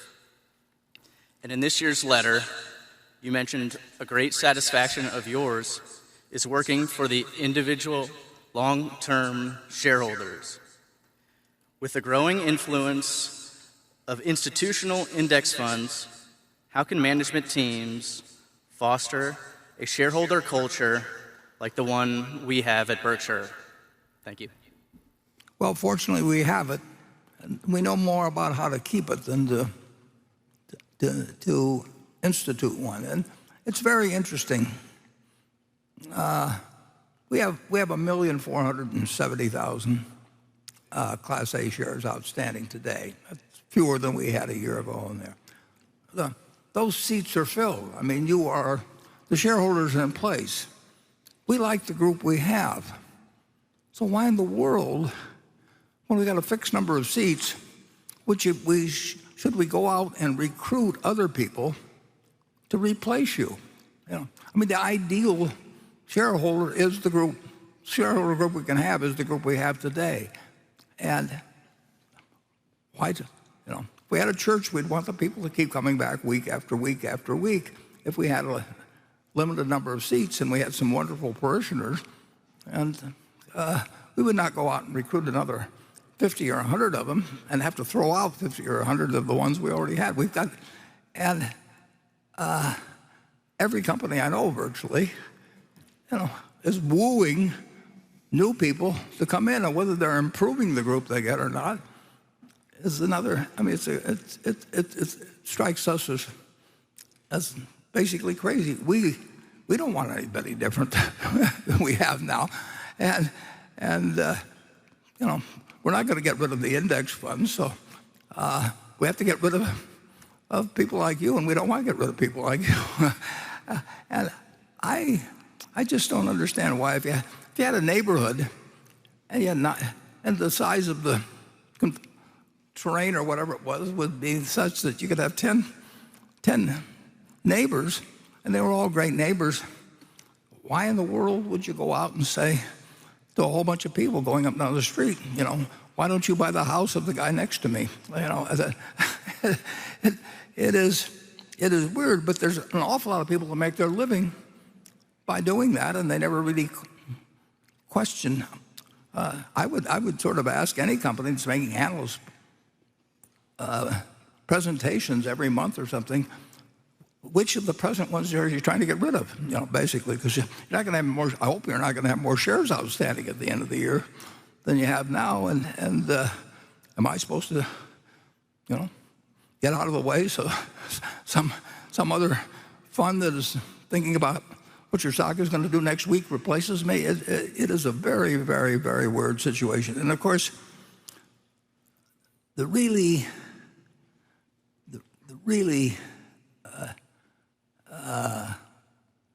crazy process that has developed is people talking to, we'll say, analyst group, the sort of the high priests of finance, some companies are doing it more than once a month. Well, just imagine if you work for that company, you go to work for that company, and every month people are repeating these things about their company, that it's important that we have more services per customer, and it's 6.2, and we got to get to 7 or something like that. And they'd say that month after month after month. It becomes a catechism. And CEO says it, or his or her representative says it, and it goes, how do you go on the next month and say, by the way, we were really wrong, and this is what we should be working on? You don't say that. And it's a terrible problem that the new CEO has coming in after a previous CEO has said the important thing to do is to hit your earnings targets. Well, he's been meeting them in all probability by cheating from time to time. And this guy hands you the baton, and are you going to come out and say, well, we've really been cheating a little, and it's really counterproductive to the development of the companies, not to make earnings projections and just to give you the results as they come, rather than making up a few things in the accounting department? They can't do it. You can't. It's not human nature. And besides, you wouldn't get appointed as a successor, but you just don't go in and say, we've been perpetuating these myths that we can always deliver 8% growth, or we can do this or do that, or that the most important thing is this. You can't go in and change that if every month you've been preaching to people that this is what we stand for, and just ask another question and carry this message out to the masses, to the analysts and all that. And it's a totally destructive policy. I mean, I can, within GAAP accounting, and I can play a lot of games with numbers. We've done a lot of dumb things at Berkshire. We have never told anybody that the number had to be this or that, or to change anything. I mean, it just, once you start it, it's all over. You can't quit. It's like taking $5 out of the cash register. The first time you take the $5 out, you say, well, I'm going to put it back. And then do it a few times and you'll never stop. In fact, do it once and you probably never stop. But it's if something is going to be destructive, the thing to do is not start it. And forecasting earnings, I can't imagine anything more destructive. I got 360,000 people out there, and they know whether I'm lying or not, a good many of them. And they know if they send in figures and they get changed, what message are you telling them? We've got one dramatic illustration of that within Berkshire, and it's just, we want to. If you start lying, you got a big problem. It's that simple. And if you start saying to your team that somehow you've got a job, you've got shareholder relations, your job is to go out and tell everybody that our stock is the best thing among thousands of choices to buy every day. Well, that's crazy. And so what do you tell them? Well, they try to see which way the wind is blowing and figure out what they have to tell people, and then they go out and tell them. And then if you're a human and you've said we're going to earn $3.59 a share, you can get to $3.59. You can get there quite a while. And you can have audit committee, you have all these processes. But if you have a culture of lying, the processes really don't. They just disappear. And Charlie and I have seen it, well, practically every time we've gone on a board. Charlie, tell them about it. Well, I think Berkshire's culture is going to last a long time after we're gone. And I think it should, and I think it'll prosper pretty well. The rest of corporate America is quite different, and it gets more different, I think, with each passing decade.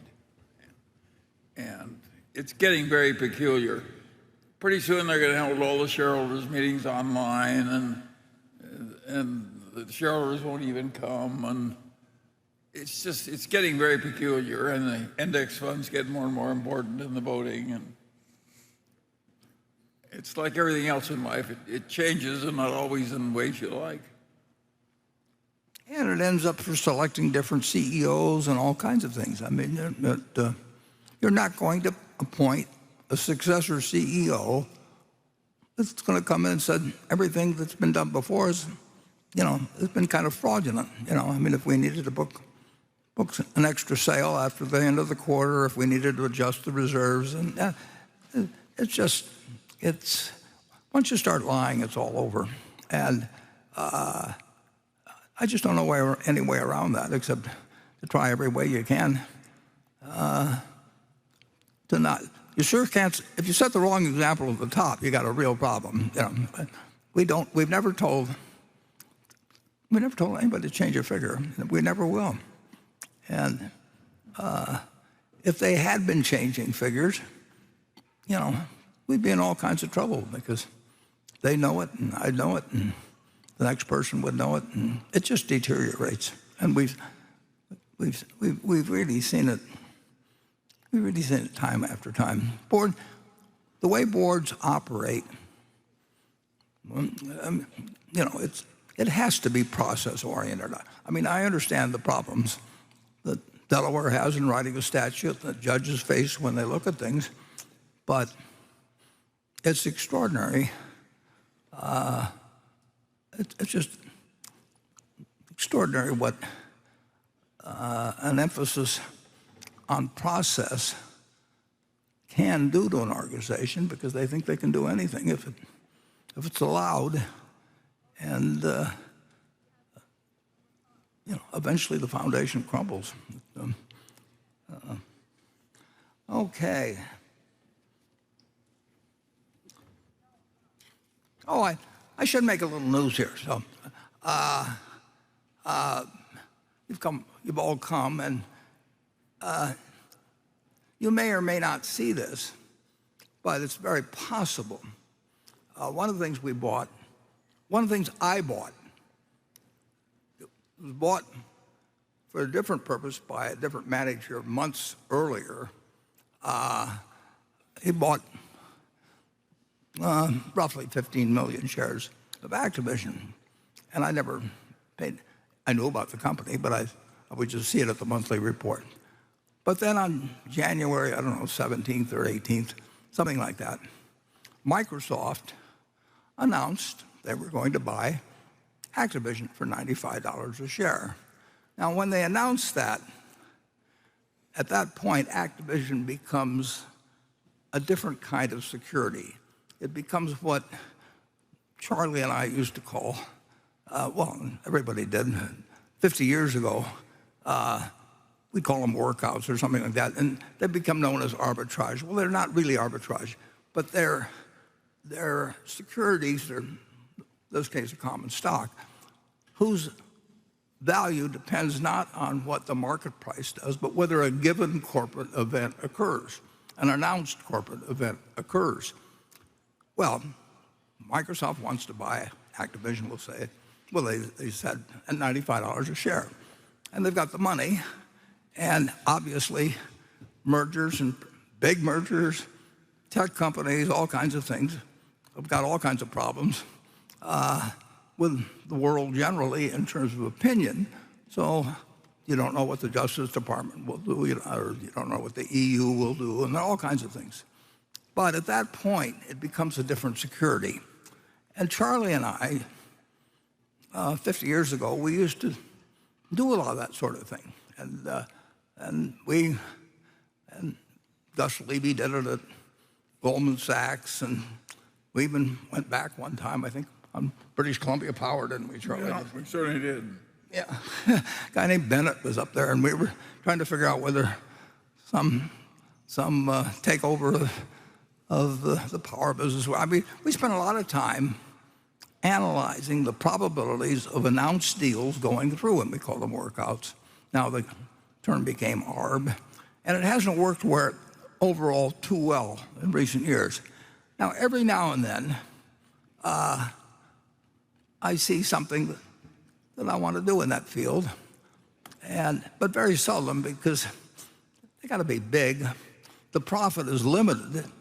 If they say you're going to get 95, you're not going to get 96, and if the deal blows up, you may have a stock that's at 40 or something. So but we did it with Monsanto 5 or 6 years ago when Bayer was buying it, and we got very lucky because it turned out to be a terrible acquisition for Bayer, but it did go through because Bayer had the money, and they went through with the deal, even though Monsanto came with a problem that nobody really understood the extent of. And we did it with Red Hat when IBM bought it. So, in any event, on January, whatever it was, 17th, 18th, 19th, Microsoft announces it, and the stock, which had been at 60, let's see I may have a slide here, which I'll find, but in any event, the stock, which had been in the 60s,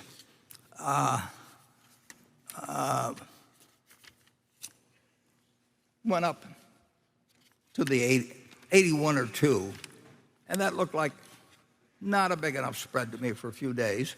And then it settled back a little. So anyway, we now own 9.5%, something like 9.5% of Activision. And if we went over 10%, we would file a report. So in order that the news people don't feel that there's no news there, I can tell you that as of yesterday, we own about 9.5%. If we go past 10%, there'll be a form filed with the SEC and so on.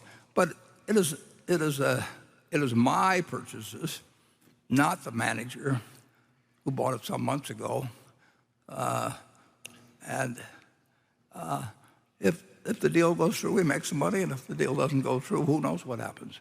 But I just want to be sure that if we do file that report, people understand very clearly, because there's been some very mixed up stories on that in the past.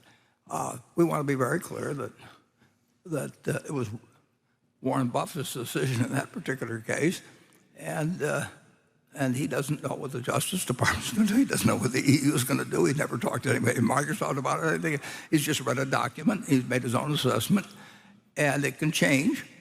And at one time, I think we sold a few shares even when I thought it was a little higher than it should be.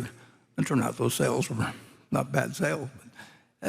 So I just want to create a little news for you, and I want to, if possible, head off stories which have been incorrect in the past, and which then get picked up by other media, and corrections never get written. That all the corrections were written by one inaccurate story, and they apologized even to me. Both the reporter and the editor sent me a personal note of apology. And they didn't expect to make a mistake, but when the other publications picked up the story, they didn't bother to pick up the correction, and millions of people were misinformed, and probably literally by the time it gets spread around. This one I will attempt to head off by telling you exactly what the facts are right now, and we'll see whether we go beyond 10%. But it could easily be that if it went up a few dollars, it's still a $95 deal. It's still, we don't know what the Justice Department will do. We don't know what the EU will do. We don't know what 30 other jurisdictions will do. One thing we do know is Microsoft has the money, so that takes that one risk out of it. So anyway, Charlie, do you have any news to break? No. Yeah, and incidentally, I don't talk this over with Charlie. I mean, he knows what occasionally I'll see an arbitrage deal and do it, and 50 years ago we were doing it together, and his general feeling is, why is Warren fooling around with this kind of stuff even? But it's the old fire horse. But occasionally it looks like the odds are in our favor. But absolutely, we could lose money on that company, and fairly large sums of money, depending on what happened if the deal blows up. And there will be a lot of people that want the deal to blow up. But Microsoft doesn't want it to blow up, so we'll have to see what happens. Okay. Enough. Becky. Charlie just mentioned index funds in passing, so let's go to this question from Matt Feigl. His question is related to the growth of passive investing through index funds and ETFs. He says, passive investment vehicles now control upwards of 50% of the United States stock market. The actual owners of these passive investment vehicles decided passive investing makes the most sense for them, yet in doing so, passive investors have empowered the large index funds to become the biggest activists in the market. These passive managers now enjoy enormous, and I would argue undue, influence over corporate governance. Do Warren or Charlie see any benefit or logic to a rule that would prohibit passive investment vehicle managers from voting the shares they control for their passive investment clients? Well, I'll take that. I think the guy's right. I think the thing is out of control and counterproductive. And I don't think it's good for the country to have 3 passive investors with bright young men from Harvard or what else telling them what proper governance of corporations is. It's not a good development.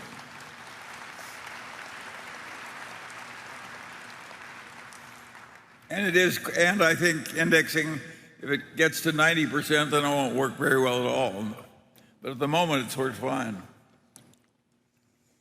Yeah, well, the one thing you can count on, too, is that if it does look like it's going to, if the public opinion shifts over to the idea that it really isn't a good idea to let 3 people decide the fate of every company in corporate America, the 3 people, and they won't collaborate or do anything. They're evil people in the least. I mean, they're just doing what you and I would do. They would figure, we don't care that much about voting. What we do care about is keeping a lot of assets under management. So we'll figure out something that ends up reflecting public opinion, and then politicians won't get mad at us. And our only threat really is the politicians get mad at us and regulate us in some ways. So we'll head it off. And I would predict fairly confidently that if the American public doesn't like the idea of 3 people controlling things, the 3 people and their organizations and everything, but the 3, what they want to do is they want to get bigger. And they wouldn't be where they are in life if they hadn't wanted to get bigger. Those things don't happen by accident. That doesn't mean it's the only thing they want. They want their investors to get good results and everything. But they are certainly not going to follow a policy which is going to cause a backlash that causes them to be a lot smaller then. They can figure out their self-interest. I mean, and it just so happens that in this case, it would achieve the right result, which is that they would not control America, but they'll do what's good for themselves, and what they have to do, what's politically acceptable.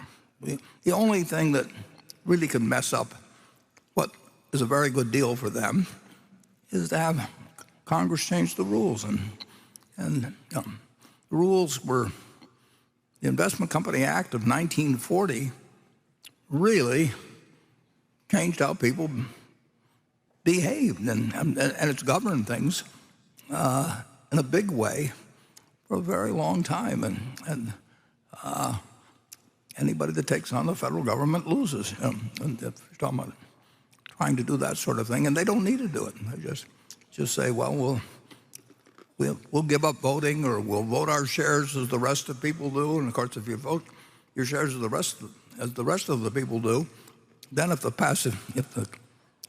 index funds had 90% of the country, you could take over a company by somebody else buying 3 or 4% because you'd automatically get the the funds to follow your very small little percentage, you'll see it all play out. I mean, it's a big case, but it's not an unusual case. Okay, station 7. Yeah, Eric Erda, and I live in Albuquerque, New Mexico. So I want to first say thank you so much for a lifetime of knowledge you have both graciously shared with all of us. You've contributed greatly to push our species forward. Moreover, you've taught all of us here, along with many, many millions not here, how to behave more rationally, treat one another with more love, and lead more fulfilling lives. And for that, I want to say a very sincere thank you. Thank you.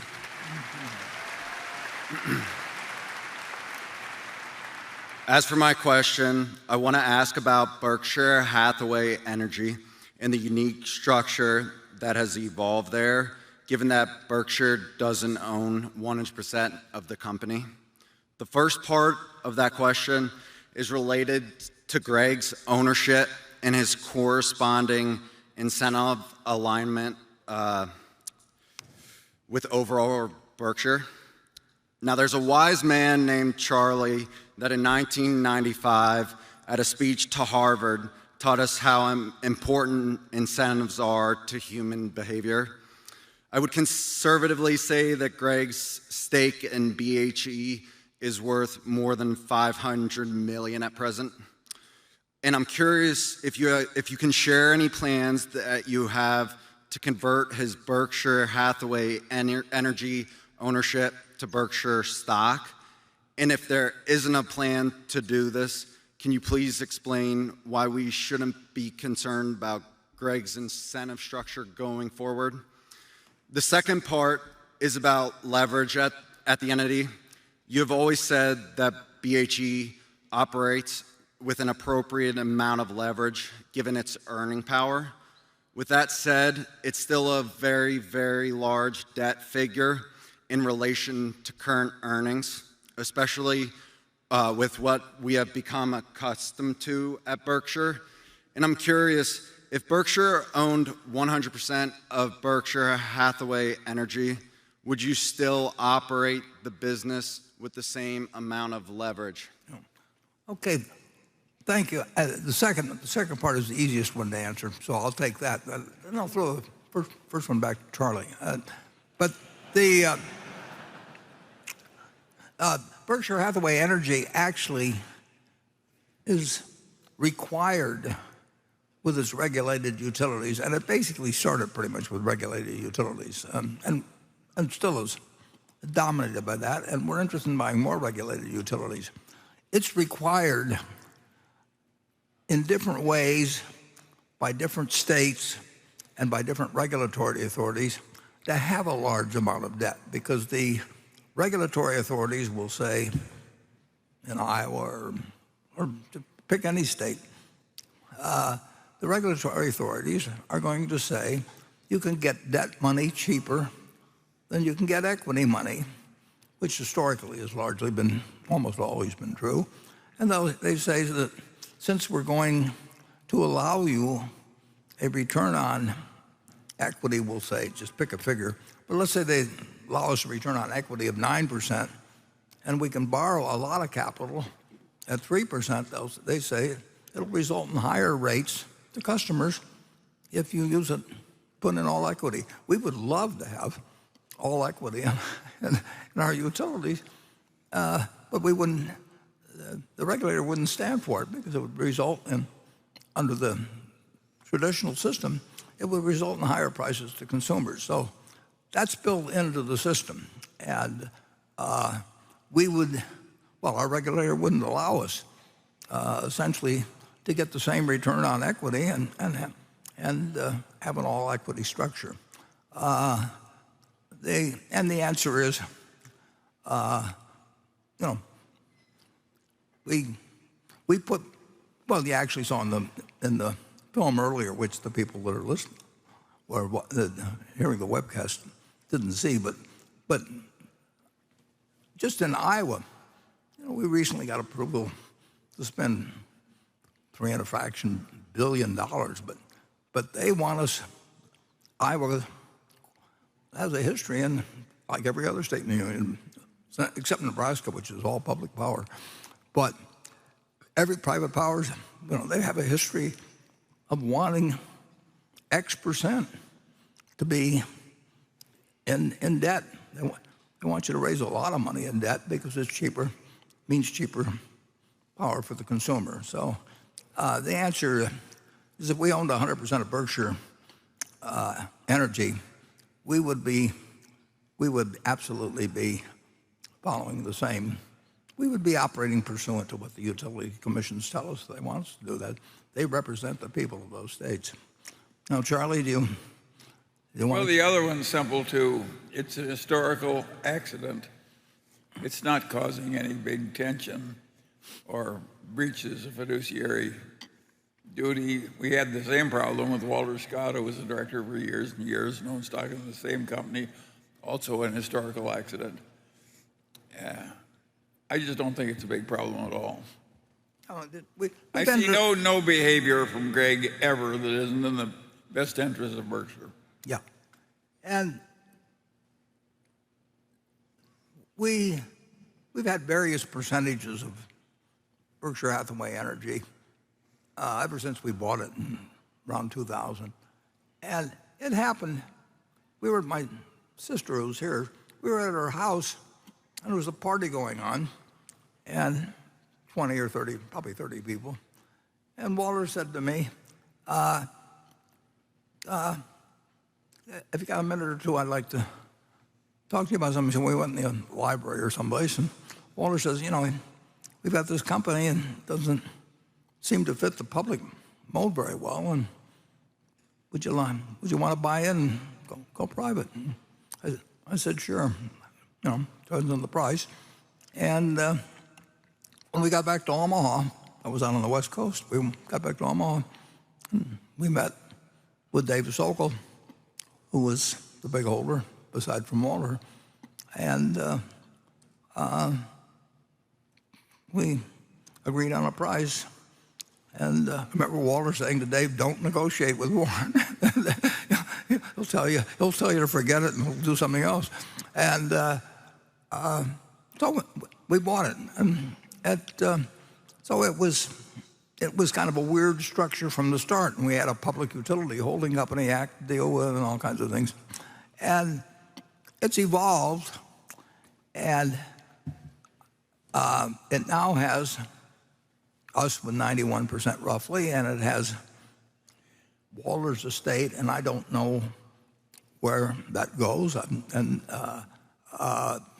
all. And Walter never talked to me about it, and I never asked him about it. But it's one way or another interest connected with him, and the estate now, close to 8, I guess. And Greg's got 1, and the from our standpoint, if we made a deal with if they ever came to us and the Scott interest wanted to do something, we'd say fine with him. We'll do the same thing with Greg if he wants to, and he probably would want to. I mean, but from our standpoint, I've never seen any decision remotely. If I thought that would make a difference, he would not be. He just wouldn't be the right kind of person to run Berkshire. And the problem, of course, is that you've got lots of process that can be involved with insiders and everything. And I've got no interest in, as long as I'm alive, my interests are 100% with Berkshire. And the board would probably, and to some extent, a little reluctantly, but they just say, well, if Warren thinks the deal's okay, it must be okay, which is true. And so I could make a deal with anybody and it doesn't get all messed up with process. But on the other hand, if I'm not around, the pressures are the directors to do whatever the lawyers tell them to do, and the lawyers tell them to do this and that, and then they want to bring in investment bankers to make a value. And the whole thing is a game from that point forward. And it's expensive. It takes a lot of time. So it would be better if it happened while I'm alive and around. But there's no reason. We'd rather have 100% than 91%, obviously, because it's more earnings for Berkshire.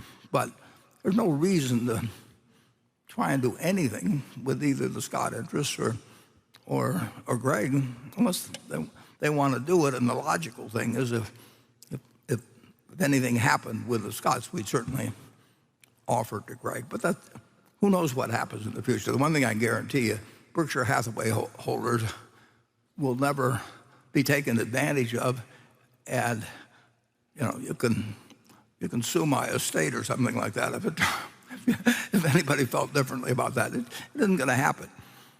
But it's a lot easier if it's done while I'm around, actually, than if it's done later. But I wish we had 20 more conflicts of interest just like it. Yeah, that's exactly true.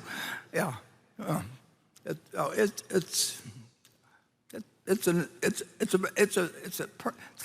a perfectly logical question. I mean, but it is not a problem, and any answer that's arrived at will be good for all concerned. And right now, I've got no feeling that I have no knowledge at all of where the stock that the Scotts have goes, or how they feel about it, or anything, and that's up to them. Walter was our partner, and as far as we're concerned, we treat anybody connected with them as our partner, and they know that. They don't have to worry about us taking advantage of them, and we can understand why. If they don't do anything, we can understand that. If they want to do something, we can understand that. It's a good question, though. Thank you. Okay, Becky. This question comes from Steve Blackmore in Bozeman, Montana. This is to Charlie. He says, in the past, you've made favorable statements about investing in China, in part based upon valuation metrics. What is your opinion now, and how much weight do you put on the actions of the government in your analysis? Do the recent Communist Party activities in China, including human rights violations, blatant cyber theft from U.S. companies and others, crackdowns on speech from business and media, etc., cause you to change your opinion on investing in China? And how do you evaluate the clear dangers of investing under authoritarian regimes, as recently evidenced by Russian atrocities in Ukraine? Well, those are good questions, and there's no question about the fact that the government of China has worried the investors from the United States who invest in China more in recent months and years than he did in earlier periods. So there's been some tension, and it's affected the prices of some of the Chinese stocks, particularly internet stocks. Just in the last day or two, the Chinese leader has sort of reversed course on that and said he went too far and he's going to pull way back, and so on and so on. So we're having some hopeful signs. But yes, there are more difficulties of dealing with the regime in China than there are in the United States. And it's different. It's a long way away, and they've got their own culture and their own loyalties, and so on and so on.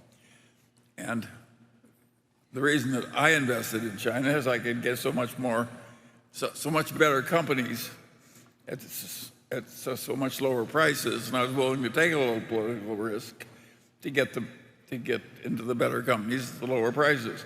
Other people might reach the opposite conclusion, and everybody is more worried about China now than they were 2 or 3 years ago. So that's just the way it is.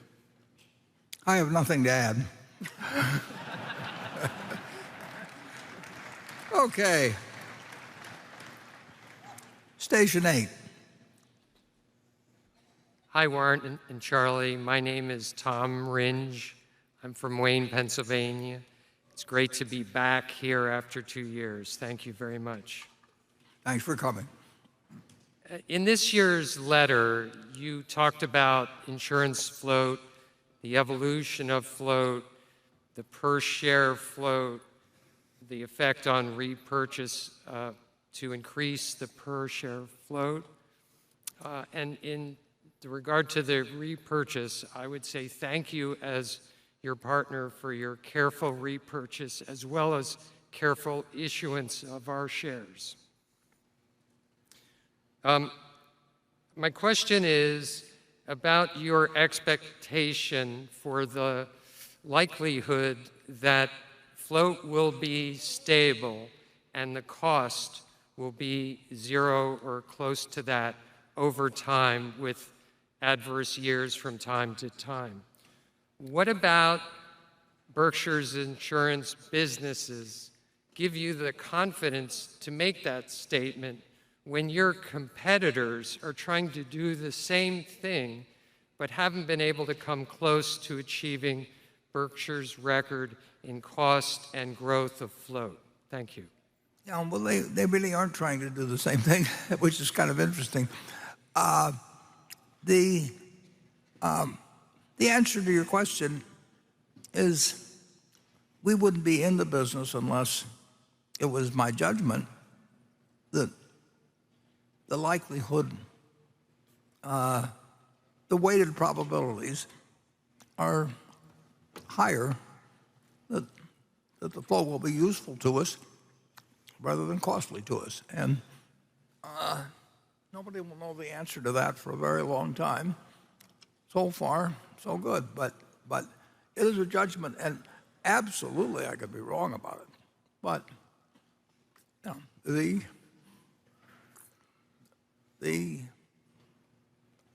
I think both Charlie and I would say that we think the odds are that it's a winning bet, and the odds are pretty good, and that we're quite well positioned to do it if anybody does it.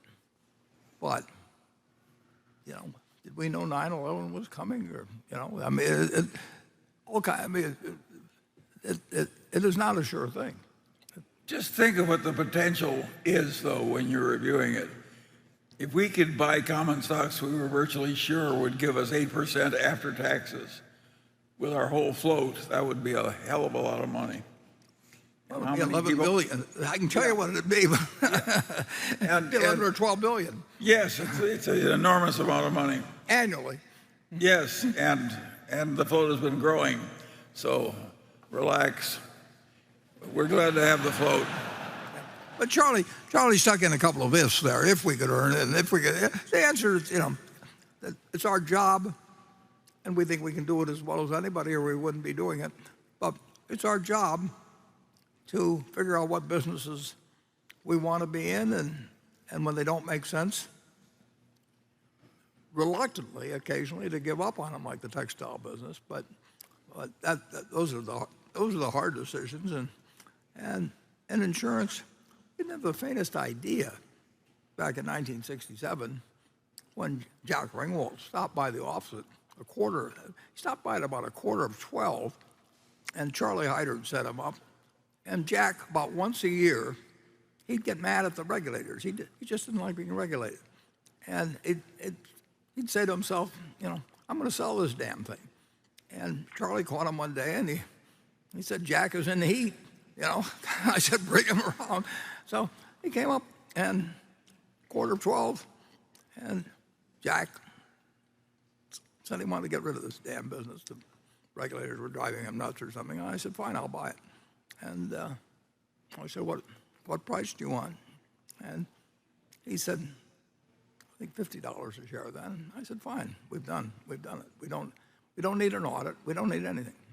And then Jack started, and he says, immediately, he really changed his mind, but he was too honorable to back out. So he said, well, I suppose you'll want me to sell you the agencies. And I said, no. And of course, if I'd said yes, and then he said, well, then we can't do it. So I just said, no, yeah, keep them, Jack. You know. And he said, I suppose you'll want me to do this. I said, no, I won't want you to do that. He was hoping I would just give him an out. But after doing that for 15 or 20 minutes, he saw that I was going to agree to everything he said, and he said he'd sell it to me at 50, so he followed through, and that was that. And, you know, it was pure luck. And No, but Warren, we really like our float, don't we? Pardon me? We really like our float. Oh, yeah. No, we love it. No, we made the most of it, but we didn't make the most of it till Ajit came along. And, who knew that the guy was going to walk into my office in 1986 and I would decide that he was the guy to make this damn thing work that I hadn't been able to make work the way I wanted it to. And who knew that Geico would come along later, and who knew it? There's just all kinds of things. The one thing you have to do is be prepared.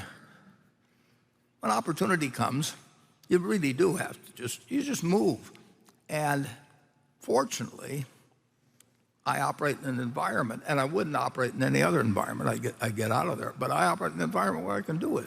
And it'd be crazy of the board to say, we want to set up a committee to review every acquisition and all that. And I would say that's fine, but you can work with somebody else, because I just don't like to go through all that stuff. I've got other things to do the rest of my life. There's so much luck, but there is that. You do have to be mentally prepared and to do something when it makes sense, and do it big time and do it instantly. And then you got to be sure you've got the resources to do it. And, I mean, the relative absence of bureaucracy at Berkshire, unbelievable, has made the company a lot of extra money for a very, very long time. And it's made my life happier. And yes, but that's ideal.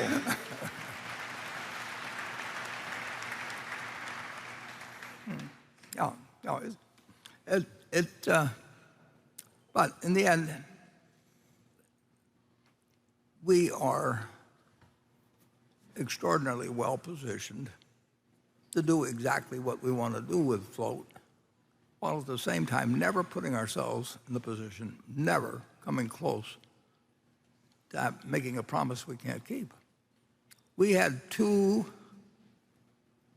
small insurance subsidiaries well before Ajit.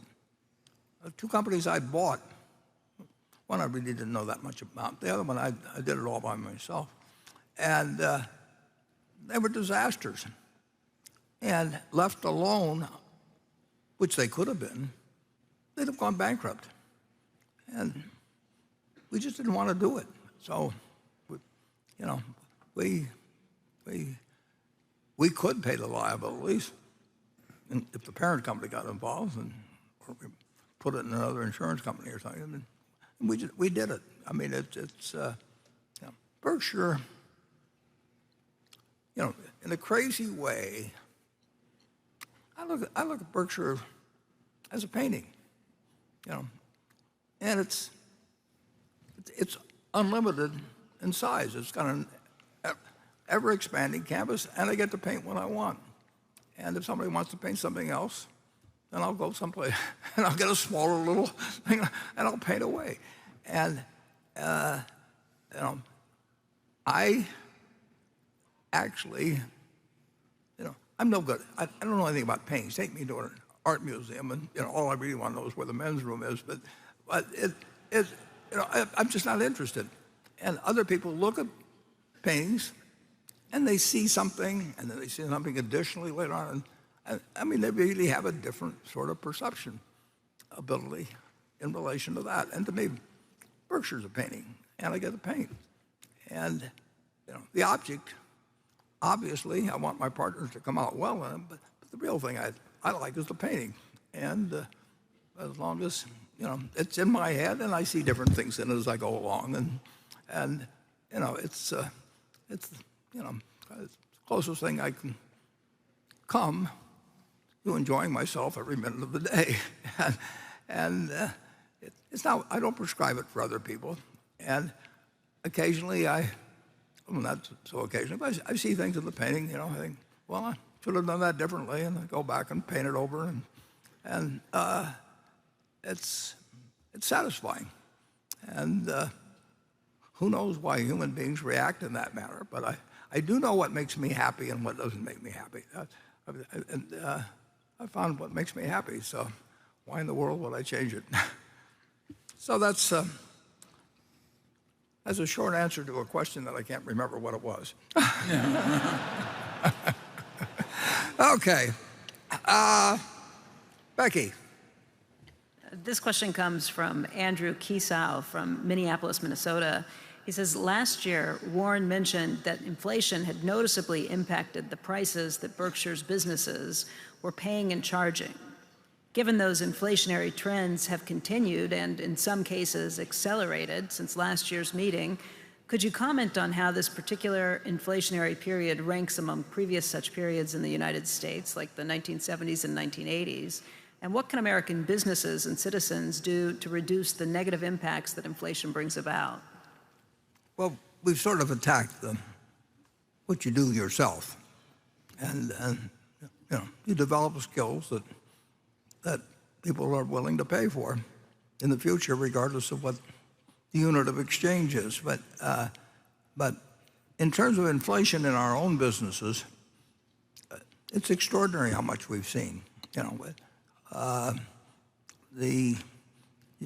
think you interviewed Herb Blumpkin at the Furniture Mart, and for 2 years, the prices have just kept coming in higher for these things, and we sell them for higher prices, and people have more money than they've had before, and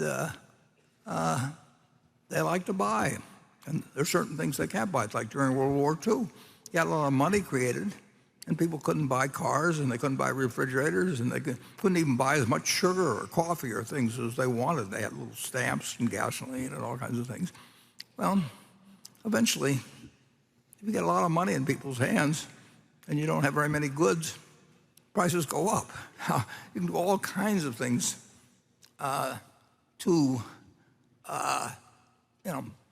try and talk it down. And of course, inflation is never the same. Nothing in economics is the same the second time after it happens than the first, because the first affects people's attitudes in the second, and their attitudes always influence the activity itself. I mean, it is an interesting phenomenon. People write a textbook, and they write it based on the last experience, and people read the textbook, so they behave differently next time, and then they wonder why they're getting a different result than they got the time before. So anyway, we have sent out lots and lots and lots. When I say we, I mean the United States government. The government has set out lots of money to people. And at some point, the money can't be worth as much as it was when there was less money out. Here's an interesting figure that I think probably will astound you. Sounds me anyway. The Federal Reserve every Thursday puts out a balance sheet. The Federal Reserve and Treasury, they're complicated institutions, but they do put out this kind of consolidated statement of all the various Federal Reserve banks, all these things that have entered into legislation over the years. But there's a balance sheet. And 15 years ago, roughly, if you look, the Federal Reserve issues those notes I talked about a while back. And that's the one, there's the current one. And they print these pieces of paper. And they, one way or another, they got it in the hands of people. Well, the interesting thing is, people said cash is dead and all that sort of thing, cashless society. Well, there were 800 billion, go back 10 or 15 years, but there was about 800 billion of currency in circulation. And if you look at last Thursday's report, you'll see there's something like now $2.2 trillion of currency in circulation, 2.2 trillion. Now there's about, there's 330 million people in the United States. Let's look at it that way. And with 330 million people, and you have almost 2.3 trillion of currency in circulation, that's $7,000 per person. Every man, woman, and child, in theory, has $7,000 worth of currency. Well, you know, that isn't right, but you do know that the Federal Reserve's bookkeeping is essentially right. They've got that much that's out there. I don't know where it is. I mean, I don't know whether it's in Russia. I don't know whether it's in South America. I don't know where, you know, I don't know whether Charlie's got it all. I mean, it's a staggering sum. You know, cash is dead, and yet we, on average, have $7,000 for every person in the United States. Now, while you're absorbing that, think for a moment what would happen if the U.S. government said, well, they work it out in private, and they decide that they're going to send Federal Reserve, and I'm not going to blame the Federal Reserve for this. Somebody back in Washington decides that they're going to send out $1 million to every household in the United States. And there are 130 million households in the United States or something like that, you know, and they're going to mail you $1 million in cash. And there were a couple of provisions attached to it. One is, if you talked about it in the next 30 days, the money disappeared. So it was like in one of those old TV shows or something, and poof, disappears. And after 30 days, you could spend it. Well, all of a sudden, the household wealth of the United States, Federal Reserve puts out an estimate, is 130 trillion or something like that. So basically, you've doubled the household wealth. And all you've done is mailed out people. But then you don't tell them you're doing it with everybody. You just say they won the lottery or whatever it may be. And now you've got an amount equal to household wealth. On average, people have doubled it. They've got this extra 130 trillion of wealth, and in a month they can spend it. Well, what's going to happen? Well, prices are going to go up, but are they going to go up immediately? You know, well, you don't know the other guy got it. You just know you've got it, so you don't really feel like you got to rush out and buy things. But as soon as word gets around, well, we've mailed out. If you look at the amount we've distributed, the federal government, I'm just talking about the distribution of resources. You know, we're talking numbers like that, and it affects prices. It has to affect prices. If you had 10 times as much, if you went home and you had 10 times the net worth you had yesterday, but everybody else did the same thing, it doesn't increase the amount of bread in the economy or the number of cars. It just means that the price, the value of this is going to go down, and its purchasing power, you can't buy more than exists. So it's a very strange period where we had lots of money sent out to people, one way or another we're getting it, that they didn't find as many things to buy as before, and we had supply chain disruption. We have all these things happen. But the end of it is they go out to the Nebraska Furniture Mart and they just start buying things. And they do it with our other companies. And they do it in very peculiar ways. And now they're buying, I mean, one thing, you know, jewelry stores were, generally speaking, not a very good business. And 2 years ago, every landlord that had a jewelry store or multiple jewelry stores in their mall, you know, was wondering how they were going to get their rent. And now every jewelry store virtually is doing incredibly better than they ever dreamt, with way less inventory, because people just come in and buy. I mean, and they don't wait for sales. You know, when they walk in the store, they're going to walk out and they're going to have bought something, and they pay for it. They got the money. So we are seeing an unleashing of the fact that we've just mailed a lot of money to people, one way or another. It's very indirect. It all gets complicated when we talk about a big system, but this is what's happened. And I will guarantee you that if we mail out $1 million to every household in the United States tonight, and you don't know that it's happened, you don't really expect much to happen in behavior tomorrow. But somehow, at some point, and then if you start doing it every month, we'll say, and people really know you're doing it, then they start anticipating it and buying ahead of time and forward. I mean, there's a million things that happen in economics. But the answer is, we've had a lot of inflation, and it was almost impossible not to have if you're going to mail out the kind of money we've mailed out. And it's probably a good thing we did it. In fact, I think there was one point when the Federal Reserve, which in effect creates the money, if they hadn't done it, your lives would be a lot worse, a whole lot worse now. And that was an important decision. And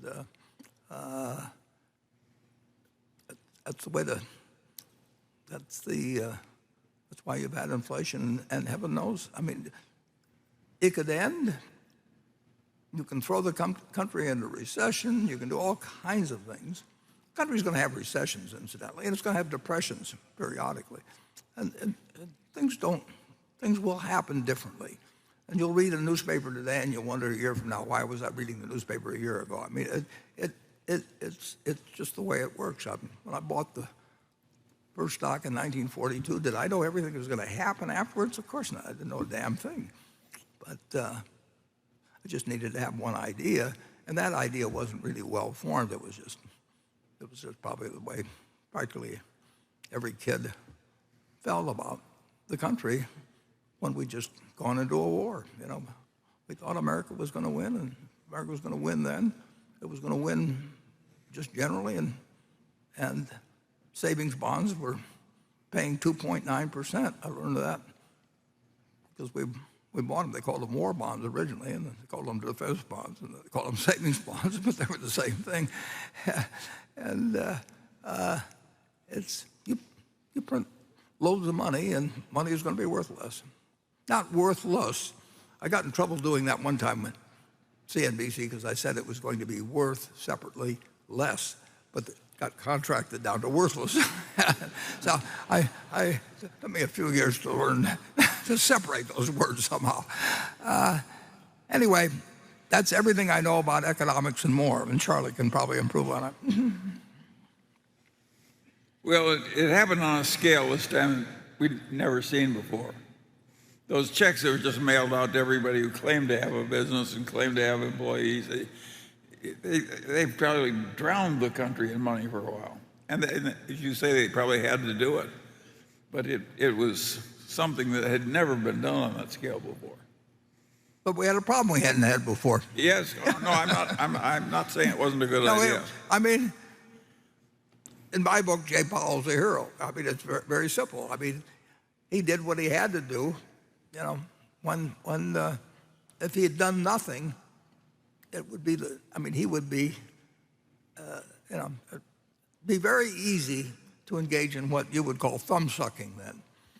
And I shouldn't say plenty of, but there are other Fed chairmen that would have been sucking their thumbs, and the world would have fallen around them. And nobody would have exactly blamed them. They would have blamed the virus and the Chinese and all kinds of things. Well, the really interesting company is Japan, where first they buy back all the debt, then they start buying back all the common stocks. Now that's really weird. And what did they get? 25 years of stasis. Who would have predicted that? Well, nobody predicted anything. I mean, there's nobody's predictions that we're interested in, including our own. I mean, it's very simple.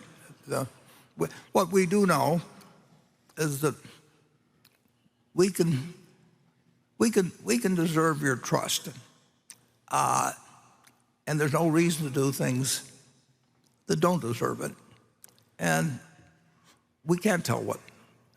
But basically, we think we're trying to build a Berkshire that can't withstand a nuclear exchange, but it can withstand just about as much as anything that we can do anything about. And that leaves us feeling good. It doesn't leave us feeling perfect. We'd like to even promise you more than that, but we can't promise more than that. So it's very simple. But, and with that, we'll move on to 18. Let's see, that's station 9. Dear Mr. Buffett and Mr. Munger, I'm Ili Abushakra from Montreal, Canada. I would like to thank you for everything you've done for us, your fellow shareholder. My question is regarding the GAAP rules. If you were to change it, what would you change and what it would look like? Thank you. Well, I would resign the job. What would you do, Charlie? No, it's an impossible problem because, first of all, you have to decide what GAAP is supposed to reflect, and it doesn't reflect value. But in certain cases, of course, it is important to say that this is value and so on. I mean,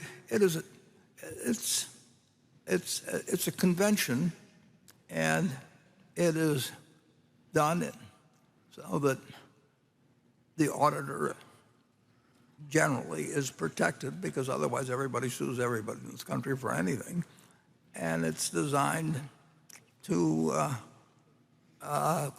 cause people who want to report a given amount of whatever is desired by the market to largely be able to do it. I don't know how I would write the rules. I mean, I've watched people who I would be delighted to have live next to me.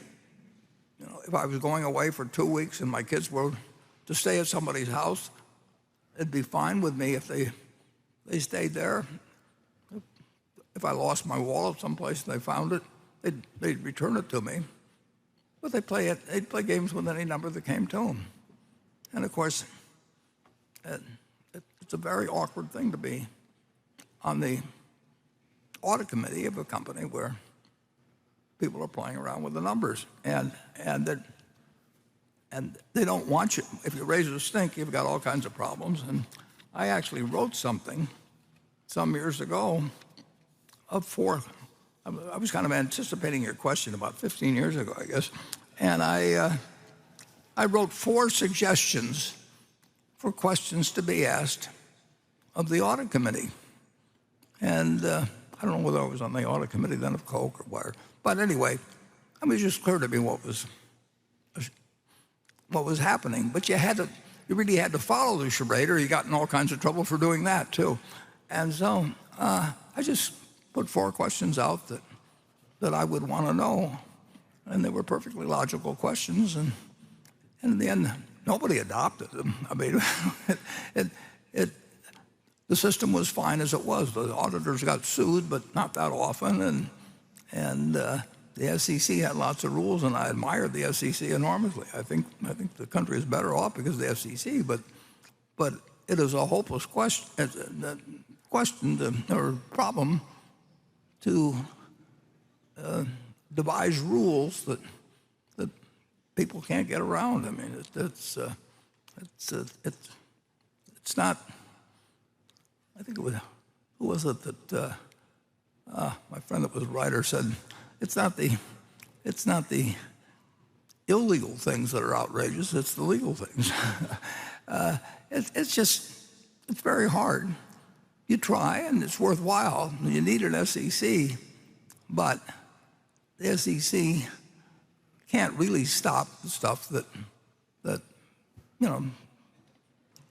you would find outrageous. Explained, and the auditors have the same question. I mean, the auditors really want rules, and they want processes, and they want it to be so they can operate. Charlie he was on the audit committee of Solomon, and we had probably literally millions of contracts where people put numbers in. And he found that $20 million, we had the largest auditing firm in the country then, Arthur Andersen, as I remembered. They're gone now. Yeah, they're gone now, but they were the largest. And Charlie found a $20 million error, I think, one time in an audit. They called it a plug. When your accountant starts talking about a plug, it's not good. Well, I'll tell you a story I haven't told before. You saw in that movie, people who were here saw me testify in August before a subcommittee who were out to, get their way, and I just decided I was just going to answer every question honestly, and I was not going to try and draw up anything. So I just sat in front of them and said what I knew and didn't know. And one of the things I said, which was absolutely true, is that I'd only been there 10 days or so at Solomon, but I said I really haven't seen anything yet that strikes me as terrible in accounting. But I've been there 10 days. But this guy who got us in all this trouble, so far, he's the only thing I found. I don't know what else was going to be found. How in the hell could I know what had gone in a place that was doing, incredible numbers of transactions and everything? Well, but I said, what I've seen, the accounting strikes me as legit.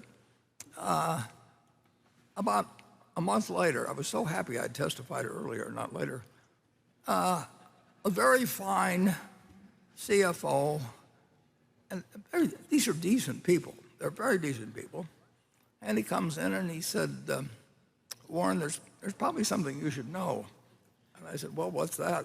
He said, well, 12 years earlier, or whatever it was, Solomon had merged with Fibro, which was a huge trading company. Solomon was a huge investment banking company. It became this huge powerhouse. And he said, 12 years ago when we merged with him,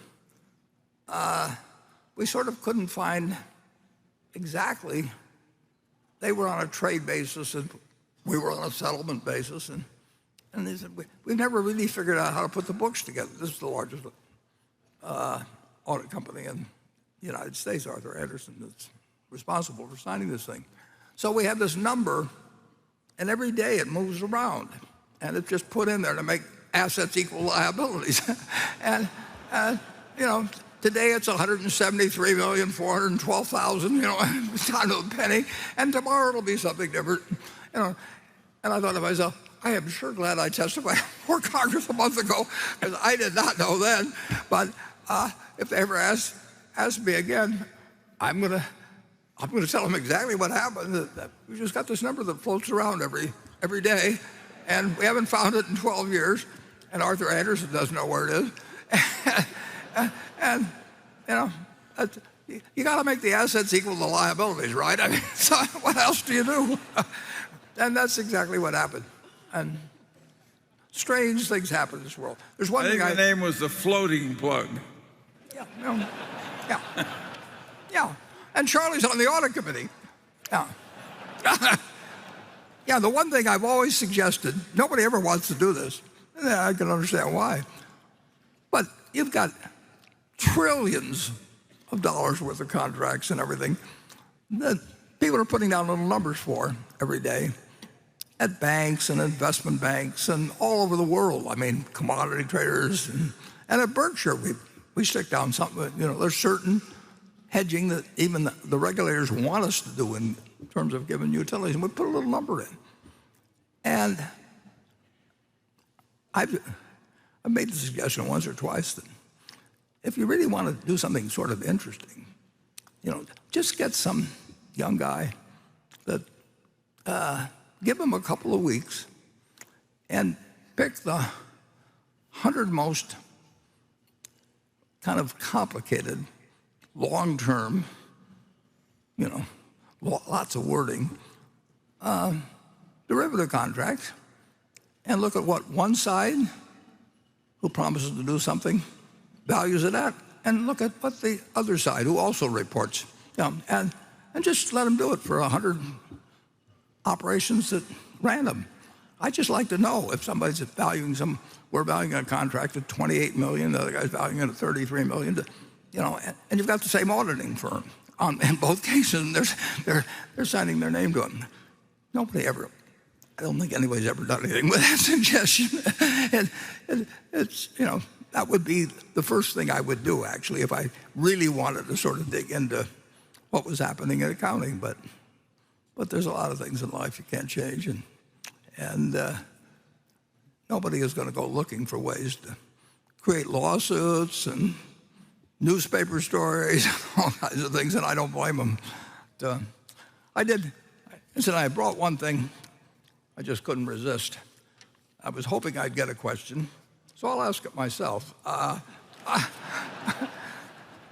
was hoping to get a question that, how could some guy be so idiotic as to propose a price of $848.02 or whatever it was, or is, for Allegheny Court. Isn't that getting a little scientific? And of course, I did provide, when I made the offer, that it'd be $850 less whatever was paid to whatever investment banker they wanted to select, Allegheny in this case. And they're bound to have to do it because Delaware law is developed in such a way that the directors are protected if they get expert opinions, all that sort of thing. So I don't fault anybody in the system, but I just thought it might be useful, actually, maybe to Delaware judges someday, Delaware statute makers, maybe people that are writing papers, who knows? But I suggested that we just, since I'm willing to pay $850 a share for the place as is, if the audit fees are, if the advisory fees are $10 million or $40 million, that it makes a difference to someone. And it's always made a difference to us as the buyer, but that's just the way the game was. Well, there's a little history to that. And I went back, and there's been twice nobody's ever paid attention to this, but there's been twice in the history of Berkshire Hathaway, 57 years, twice that Berkshire was required to get a fairness opinion. And it was perfectly logical that we be required to get a fairness opinion in those two cases, because in one case,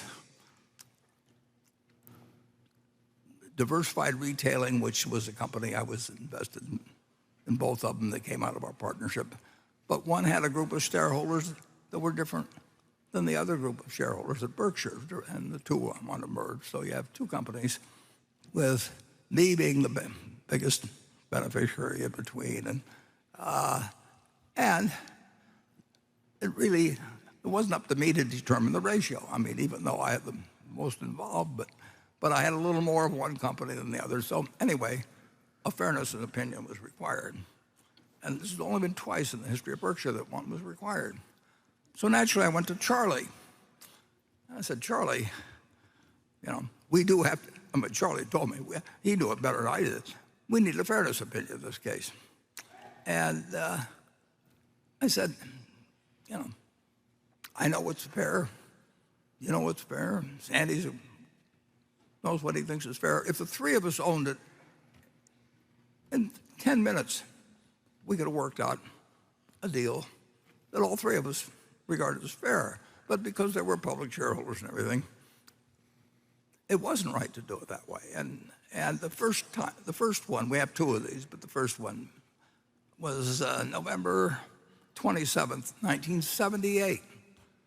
And I told the shareholders, essentially, that my personal belief is that both Diversified and Berkshire shareholders will benefit from the merger, but I will vote for the merger only if a majority of the shares which are voted by other shareholders of each company are voted to support it. So, which was fine. I committed myself, that let the other people decide whether this is fair. But on top of that, we needed to get a fairness opinion from an investment bank with a big name and everything. And so I said to Charlie, I said, these things are going for $1 million or $2 million, where they get some guy that they hired last week, and he writes up a little thing, and then we get a bill for $1 million or $2 million. They really haven't done anything. They don't know either company, and there's a million things they're not going to know about it, but they're going to write an opinion, and we need the opinion. I said, so what do I do? I go to Charlie with these kind of problems. And Charlie said, Warren, it's very simple. He said, pick out 10 prestigious investment banks and do exactly what I say. So, okay, Charlie, what do I do? What do I call and get these 10? He says, well, put them in order, 1 through 10. And he said, call the guy at the top of the list and tell him you'll pay him $60,000 for doing a fairness opinion. And you know that it's an insulting price, and it's ridiculous for him to do it because it'll affect what he can get from other people down the line. They'll look back and they'll say, well, Buffett only paid $60,000. Why should I pay $2 million? And but he said, just tell him that's what you'll pay. And if they're insulted by it, which they probably should be, then you'll go to number 2. And they'll offer them the same deal. And you'll just keep going down until you get to number 10. And if you don't have anybody by number 10, you've told the other people, you'll come back to number 1 again. And you'll say, well, I'll pay $80,000. And then you'll go down the list and everything. Well, so I picked 10 names out. And number 1 name was Jack Shad. And Jack Shad was a friend of Tom Murphy's, a friend of Bill Ruane's, and he was running E.F. Hutton, and he was a very, very, very successful investment banker. I didn't know him as well as the others, but I'd met him through my friends. So I called up and I said, Jack, I've got this crazy request. He says, only because everybody admires you so much, and my friends are your friends, and blah, blah, blah, and E.F. Hutton is so well regarded. I said, I'm going to do something I'm going to ask you something that is totally against your interest, and I fully understand the fact that you're going to say, you're an idiot to call me on this and slam down the phone. But I said, Jack, here's our procedure, and I described this procedure that he gets called first, and if he turns it down, then I go to Payne Weber, and then I go to and I go through it. And I tell him, there's these 10 people. And if we don't get any yeses, I'm going to come back to you again, and I'll offer you 75, and we'll do the same thing till somebody says yes. And I said, Jack, but you are the first call. So $60,000, and it's going to screw up your business if you do this, because every client you get in the future is going to say, well, you did it for diversified retailing and Berkshire, and why in the world should we pay you $2 million when he paid you $60,000? And Jack said, don't worry about it, Warren. I can take care of that. He says, we're in. And so we got a fairness opinion written for one side. And now the next call I made was to Payne Weber, and I gave him the same story. And I said E.F. Hutton was dumb enough to take the one side for $60,000. I don't know why the hell they're doing it. They're destroying their reputation and all that. And Payne Weber said, we'll take the other side for $60,000. So we have a thing here that describes the whole process. And they got well low. They sent out an amiable alcoholic they had to do something with. Well, what they did was they each billed us for $60,000, and we paid it. That's what you get for $60,000. No. We got the same thing everybody else got, yeah, Charlie. And of course, Jack Shad, this was 1978, he was appointed chairman of the SEC for 7 years. I mean, Jack liked to do business. And it's true, it didn't hurt him they paid us $60,000 and they went back and charged somebody else $2 million, the next week. And those guys, it's all play money. And so we did the same thing when we got to blue chip stamps, where we were similarly conflicted 4 or 5 years later. We went back to the same two guys, and there'd been a lot of inflation and everything like that. So we said 110,000 then. I've got the prospectus for that. And both of them said, send it in, don't worry about our other clients. We'll figure out some story to tell them, and whatever it may be. But I just thought it would be interesting to, at some point, have people realize that it's not play money. Somebody pays it. And it's a game. And, but it's what passes muster in Delaware, and the directors will have it explained to them by the lawyers that they're not going to get sued if they do it in a certain kind of way. And, so I just decided that somebody at some point ought to point out what actually is happening in this situation, and that's why we did it that way. And it may go down with our earlier attempts to educate the world on the realities of finance and its various interactions, and why it's better to teach your son to be an investment banker than to be an electrician, or something. But you've got an eccentric chairman, and that's what he did. Charlie, how do you feel about this whole matter? It was your idea, originally. Well, we're a little peculiar. And it's not all the peculiarities are not bad. I talked to Charlie before. And I didn't talk to Charlie before I did it this time. But Charlie has given me 4 ideas together that on extremely practical matters were so much, they just changed everything. I think you really ought to tell about the experience with the fraud claim. What? On the fraud claim, the fidelity claim with the guy, you had a very well-known insurance company that you don't have to name names, but where you basically told them just raise the stakes to make the game fair. This was back in the 1960s. Do you remember that? I don't remember. Oh, well, I do. I remember it. Well, tell it then.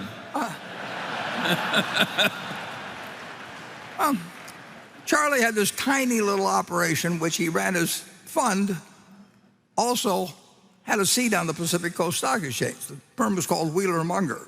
It was called Wheeler Munger at first. Later it changed itself to Munger Wheeler. And Jack Wheeler said, well, pretty soon it'll be Munger and Company, but that's okay. Jack Wheeler was a very interesting guy, and he had the specialist position in General Motors and a few things. And some employee stole I don't know, $12,000 or something like that from the firm. I remember, he hid the trading tickets. Yeah.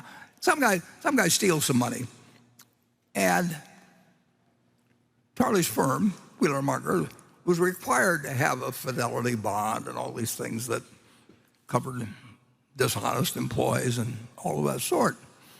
So this guy's clearly dishonest. He's clearly stolen the money.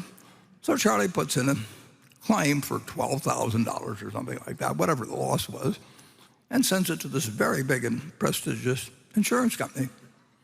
And of course, the insurance company denies his claim. They say, the guy really wasn't employed, he doesn't exist, you don't have a dog, I mean, the whole thing. And Charlie gets this letter back, and they're not going to pay the claim. And so Charlie writes a letter to this very well-known, big-name person that runs the insurance company. And he said, he said, we have this $12,000 claim. And he said, this guy stole the money. And we thought we had an insurance policy against people stealing, paid us people stole money. And he said, we're in this very interesting position because you've got a bunch of people on the payroll and they're going to get their weekly check or monthly check, whatever they do. So they just say, we're not going to pay, and life goes on. Whereas I'm sitting here, and I've got my time. I got to work on this thing, and it isn't worth the $12,000 for me to fool around with this claim against the company, and they'll appeal it and all these things. So he said, I know that you would be offended by the thought that you might be using this inequality of bargaining position to avoid paying at the claim. That never could be your intention. So what I suggest, in order to really live up to your code of behavior, is why don't we make the $12,000 claim, we'll just multiply it by 10 and call it $120,000 either way. And if you lose, you pay me $120,000. If I lose, I'll pay you $120,000. Now it's worth my while. And he addresses the letter to the chairman and says that's the guy. He gets a $12,000 check by return mail. It's not a bad lesson. He's told me 2 others, but the tricks are too good. I don't even want to share them now. I may use them myself someday. Okay, let's go to Becky. We got a lot of questions on this topic. I'll ask this one that came from Raj. He says, have you changed your views on Bitcoin and or cryptocurrency in any respect? I'm conflicted about this because his own views have slightly evolved during the past 2 years from Bitcoin as a fraud and waste to Bitcoin is in a speculative bubble but might have some uses. Well, I shouldn't answer any questions on the subject, but I will. There's all kinds of people watching this that are long Bitcoin, and there's nobody that's short, and nobody wants their windpipe stepped on. I don't blame them. I don't like people who step on my windpipe. But I would say this, that if the people in this room owned all of the farmland in the United States, and you offered me a 1% interest in it, and you said for a 1% interest in all the farmland in the United States, pay our group, well, let's see, 10 trillion, pay us this bargain price, $25 billion. I'll write you a check this afternoon, $25 billion, now I own 1% of the farmland.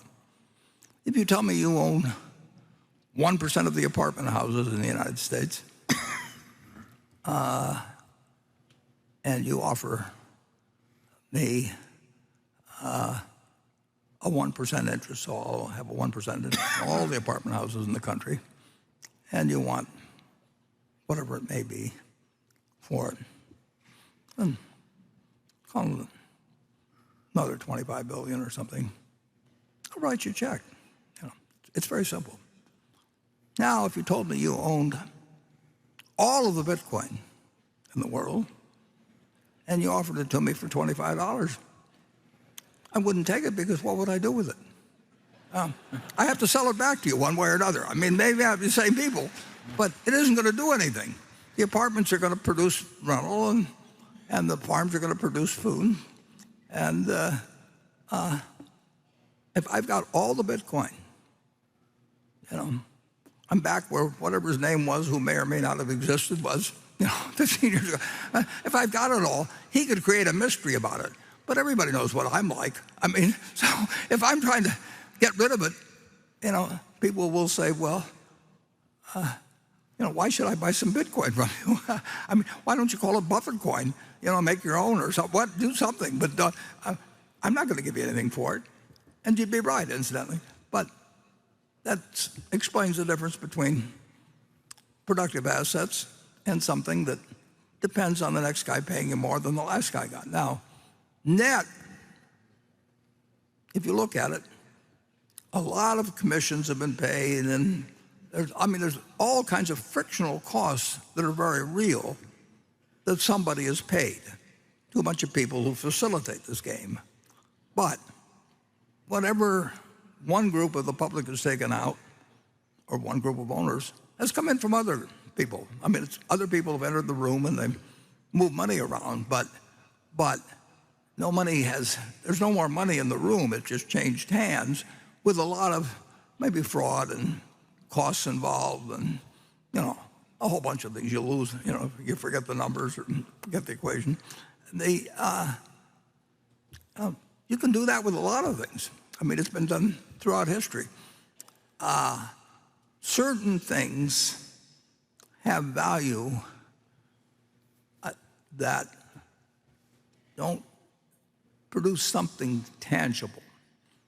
I mean, you can say a great painting, probably will have some value 500 years from now. May not, but the odds are pretty good that if it was a big enough name, at some point, there will be a few things. I mean, you can find something. If somebody wants to sell you a pyramid or something, and you can charge the viewers, or it'll be around a long time and won't produce anything. But people will find it interesting to go there because I've read about the pyramids. But basically, assets to have value, they have to deliver something to somebody, and there's only one currency that's acceptable in the United States. I mean, you can come up with all kinds of things. We can put up Berkshire coins, or we can put up Berkshire money or anything like that. But we get in trouble, I guess, if we call it money. But in the end, this is money, and there's no reason in the world why the United States government, whose currency people prefer, there's just under 2.3 trillion just of these little pieces of paper floating around some places, 7,000 for every man, woman, and child in the United States. And of course, most of them probably aren't in the United States. Who knows? But this is the only thing that's money.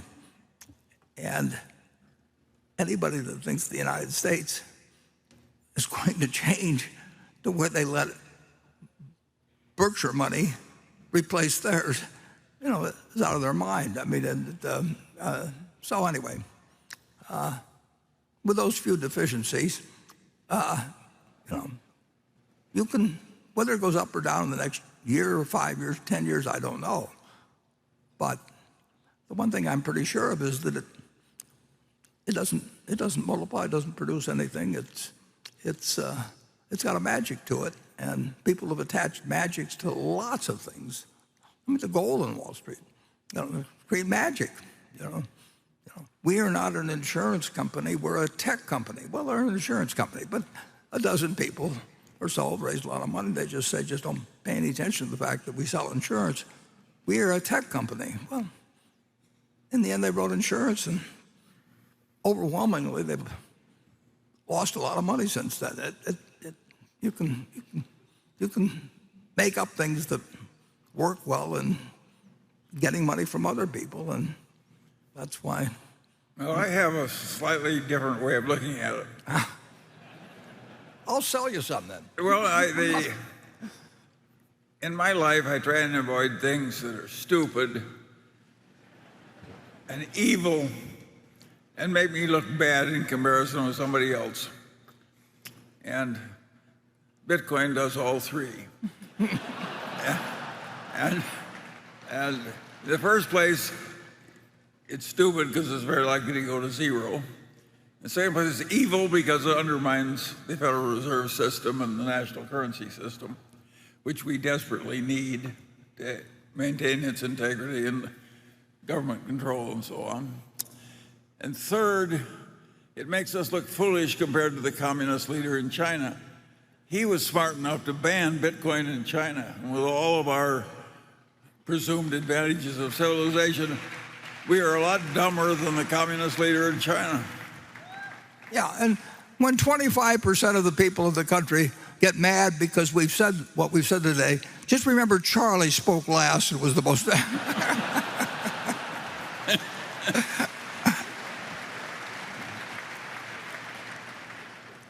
the one development that I really do think is actually important, but I don't know any way to do anything about it. But my general sense, and there's no way to prove it, but I essentially believe people are now behaving somewhat more tribal than they have for a long time. And I mean, people are always going to be partisan, and they're going to have religious beliefs. They're going to have all kinds of things, but it gets pretty tribal. And I want to tell you, I speak from experience because I've been tribal, and we're confessing today. Nebraska football is tribal, and when I watch a television set and I see our guys Nebraska step out of bounds by a foot, but somehow the ref misses it and calls it in, and then they show 6 replays, I'll continue to believe it was in, even though it's right in front of my eyes. They stepped out. That's tribal behavior, and it's fun. I mean, to participate in, but it can get very dangerous when one group of people say 2 + 2 is 5, and another say it's 2 + 2 is 3, and they're going to give you those answers if you call them. And the interesting thing is, to me, at least, and partly because of my age, but I actually think that, just from memory, that the last time that the country was seen as tribal was actually when I was a kid and Roosevelt was in. Either you hated Roosevelt or you loved him. I mean, nobody cared about the fact Alf Landon was running or Wendell Willkie was running against him.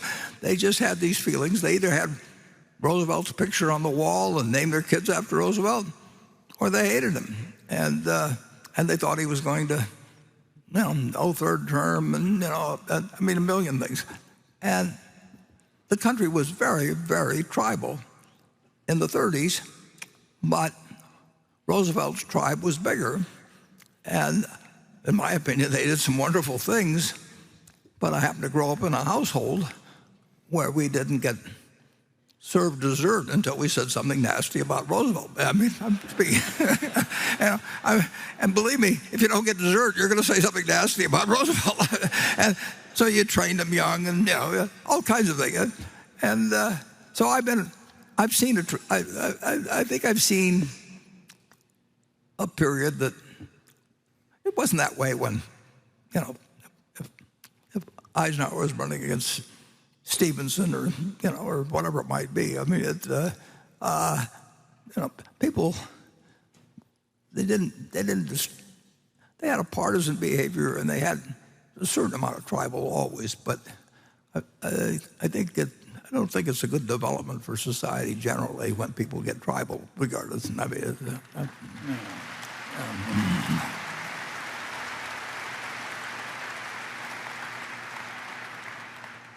Charlie, what tribes are you members of? Well, in California, we have a legislature which is completely gerrymandered, so nobody can ever be thrown out by the voters. And therefore, the only people in the legislature are insane rightists and insane leftists. And they get together every 10 years, and there's usually 6 moderates somewhere in the legislature. And so they rejigger all the districts to throw them out, because neither party can stand them. Now, that is government in California. Yeah. And you live there and you have to go back? Yes. I'm sure you'll have a welcome. And I prefer living there to living in Russia.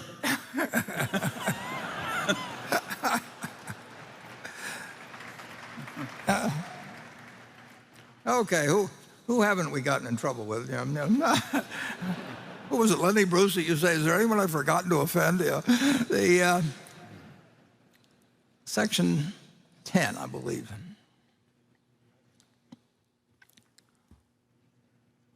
Hello, Mr. Buffett and Mr. Munger. My name is Hedge. I'm from New Jersey, and I'm currently a freshman at Rutgers University. You knew quite early on that you wanted to be investors, and you've obviously been amazing at it. What advice would you have for someone who's still trying to figure out what they want to focus on and find their calling? Well, it is a very interesting question, because I was very, very lucky in that I found what I wanted to do, because my dad happened to be in a business that he wasn't interested in, but they had some books down there, and I loved my dad, and I'd go down and read the books, and they interested me. And, you know, I'm glad he wasn't a professional boxer or something, or I wouldn't have any teeth left or anything. It was accident, just totally accident. But I do think you know it when you see it, and it doesn't mean you can follow it. I would tell the students, as I wrote in the report, find out what you love doing it. You spend most of your life doing it, and why in the world would you want to be around for a lifetime working with people that you didn't like, unless you had to, which sometimes happens, and just work for whomever you admire the most. And I gave a talk at Stanford one time, and somebody showed up at Tom Murphy's office, I think, a couple of days later. That person was right. And of course, it's what I did when I got out of school. I wanted to work for Ben Graham. I didn't care what I got paid. It didn't make any, it just is. I just knew that that's what I wanted to do. And then I pestered him for 3 years, and he finally hired me. And then I found somebody else that I'd even rather work for than Ben, who happened to be myself. So I've been working for myself ever since. But I had about 4 bosses in my life. Down the Lincoln Journal, name slips my mind at the moment. He's a wonderful boss. It was Cooper Smith at J.C. Penney's here in Omaha, and they all were wonderful people. But I still preferred working for myself. And of course, Charlie and I both worked for my grandfather, and we just didn't find it that interesting. I don't remember why'd you ever decide to go to work at the store, Charlie? Charlie worked there in 1940. I worked just for the experience of working. I didn't need the money. My father gave me an ample allowance, and I also had a private business. So I was kind of working as a lark in your grocery store. 12 hours a day? Yes. For a lark? Yeah, as a lark, yes. Do you consider that a good investment of your time? I'm just looking back on it. Well, I'd never done it before, and I wanted to have a little of that experience, and I wasn't going to do it very long. That sure as hell wasn't the reason I worked. Well, but I could give that young lady the advice: figure out what you're bad at and avoid all of it. Yeah. That's the way Warren and I found our profession. Absolutely. We failed at everything else. We worked at everything till we found the ideal employers ourselves. And that was something we really admired. Yeah, I know. Warren said work for somebody you admire. The only one he knew was the one who was shaving. Self-employed. You can see when he was shaving. But it isn't bad advice.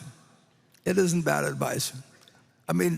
Who wants this?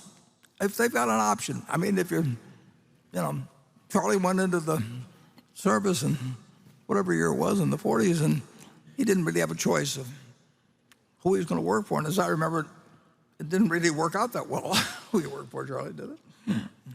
Well, if you stop to think about it, the two things that neither one of us has ever succeeded at. One, we've never succeeded at anything that didn't interest us, right? Right. And we've never succeeded at anything that was really hard where we didn't have much aptitude for it. Yeah, and we've been doing whatever we please for 60 years now. And we get, we have fun in our way. And I'm just amazed. You'd think if you're smart, you could do things that don't interest you well, but you can't. Well, I've certainly got a lot of examples in my own case, but we won't get into them here. And we will go to Becky. This question comes from Foster Taylor in Tulsa, Oklahoma. He said he recently listened to the Berkshire Hathaway 2008 annual meeting where you talked about global oil production. At the time, you talked about major ramifications if global oil production went below 85 million barrels in 25 years. We are at the 14-year mark and global oil production looks to be 79 million barrels. At the same time, we're depleting our strategic oil reserves. Should the United States be doing something differently, and do you see consequences to these actions in the next 10 years if we do not become more proactive? Well, Charlie's the expert on oil. Well, that... Only compared to me. Samuel Johnson said it's hard to determine the order of precedency between a louse and a flea. It's hard to tell which of us is more incompetent in oil. Yeah, we're still competing. I have a different view on this subject. I like having big reserves of oil. If I were running the benevolent despot of the United States, I would just leave most of the oil we have here and I'd pay whatever the Arabs charge for their oil, and I'd pay it cheerfully and conserve my own. I think it's going to be very precious stuff over the next 200 years. And nobody else has my view, so it doesn't bother me. I just think they're all wrong. Yeah.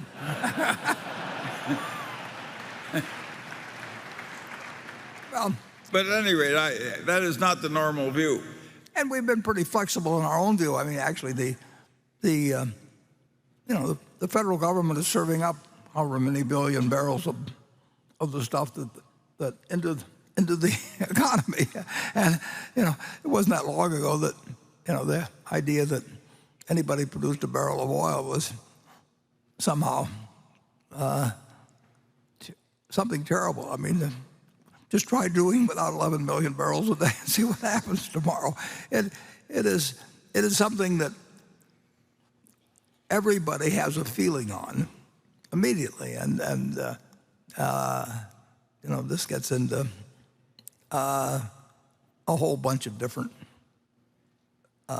tribes of sorts, and you offend an awful lot of people if you talk in any way about it. But in the end, I think, at the moment at least, most people feel that it's nice to have some oil in this country than not have it, and we're using a lot of it. And if we were to try and change over in 3 years or 5 years,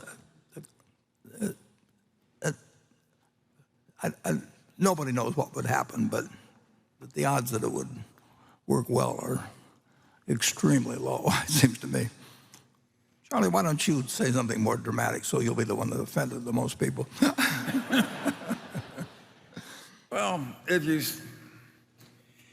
stop to think about it, the oil industry is being so vilified now.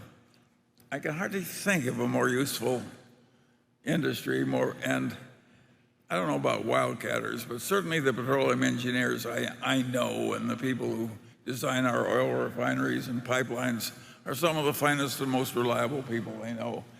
And I see very little trouble with the oil supply thing in the United States. So I'm basically in love with Standard Oil. And I don't have this feeling that it's an evil, crazy place. I wish the rest of the world worked as well as our big oil companies. Well, we better move on to Station 11. I'm not sure whether Station 11 is operative. Well, we're here. Okay. Greetings from the overflow room. My name is Glenn Tung. I'm a shareholder from New York. This is my 20th Berkshire annual meeting, and I'm delighted that we're able to once again be here in person. You two have brought tremendous joy to all of us through the years, and speaking personally, your wisdom has not only made me a better investor, but more importantly, a better, happier person. It's a privilege and honor to thank you. So Warren and Charlie, thank you. Well, that's my kind of a question. Yeah, that's fine. Let's have more of those. Yeah. Or you can say it again. I mean, maybe you could sing it. Maybe I should quit at this point. Let him go to it. My question relates to share repurchases. Since you started buying back Berkshire shares in size 2 years ago, the repurchases have ranged between $1 billion and $3 billion per month. By my estimate, it appears that the buyback rate is about $3 billion per month when Berkshire's trading at a 20 or so % discount to intrinsic value, $2 billion per month at about a 10% discount, and $1 billion per month at a 0 to 10% value. Do I have that about right and approximately right? And do any other factors influence the rate of share repurchases? Well, after you were so nice in your introduction, I have to say that, that you're actually wrong in our, if somebody had offered us $50 billion worth of stock at a certain point in the last 3 or 4, 5 months, we'd have taken it. You know, it's that simple. And as I mentioned earlier, we haven't bought any stock in April. It's something that when we can do it, and we know, at least we think the probabilities are very high. We certainly believe it in terms of our own evaluation and our own investment.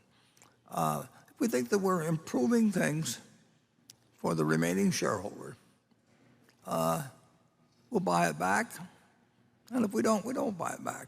And if we have the choice of buying businesses that we like or buying back stock, controlling factors how much money we have, we'd rather buy businesses. And so it isn't, you know, we don't stay awake at night working out formulas or anything of the sort. But we don't ever do it if we think that we're not doing something at the time. If we had a lemonade stand and Charlie and I and you owned it, and the lemonade stand was making us about $1 a week or something, and we divided it up, and you said you wanted to get out. And if you said one number, we'd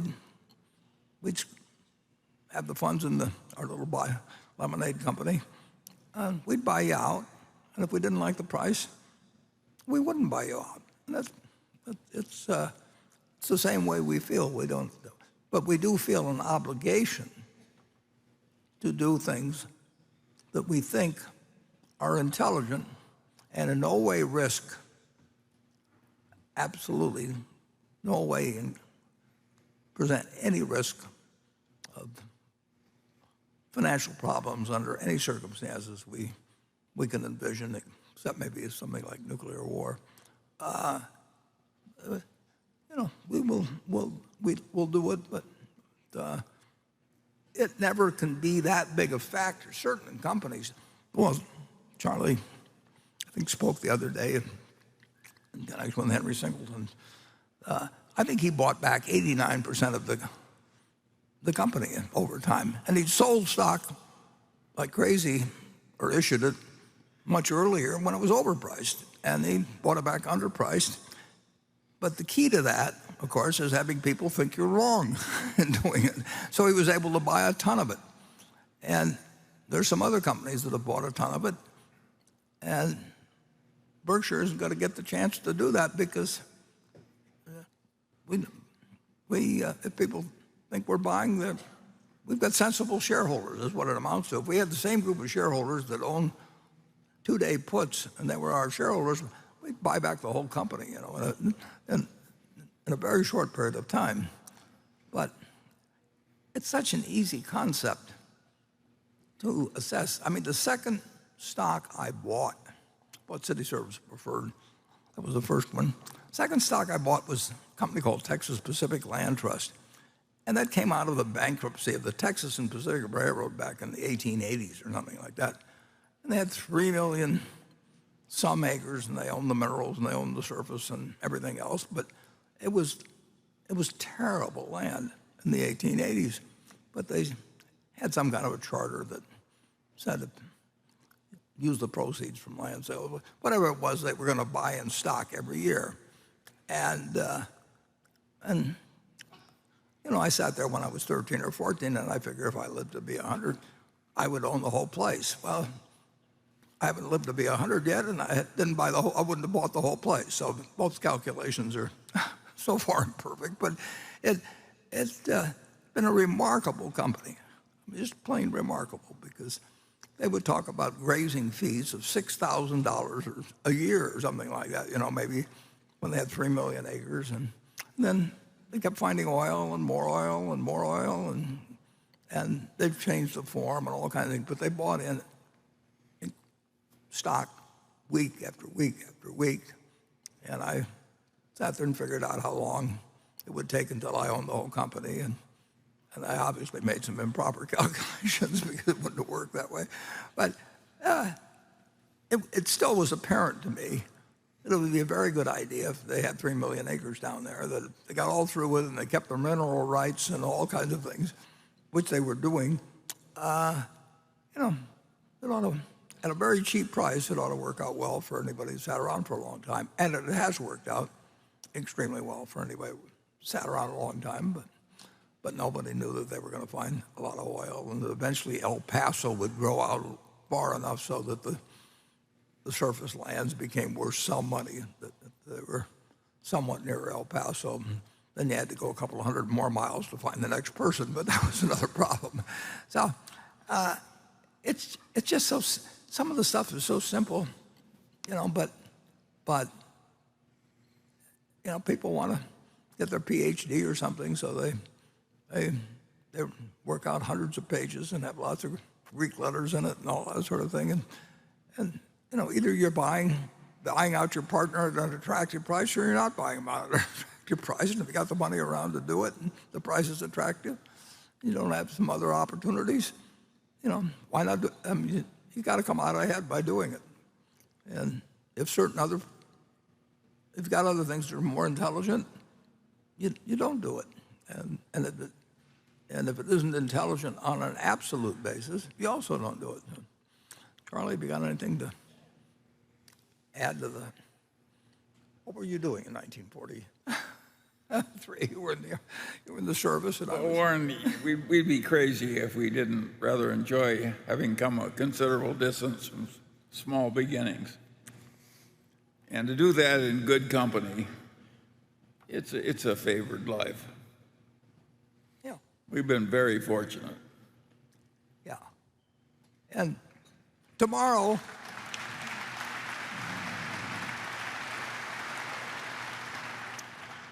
Monday, I can tell you it's almost certain that if anybody offers us, well, there'll be shares trade at Berkshire, and we won't buy any. But it's also a pretty fair chance someday a lot of shares, quite a few shares, not a lot.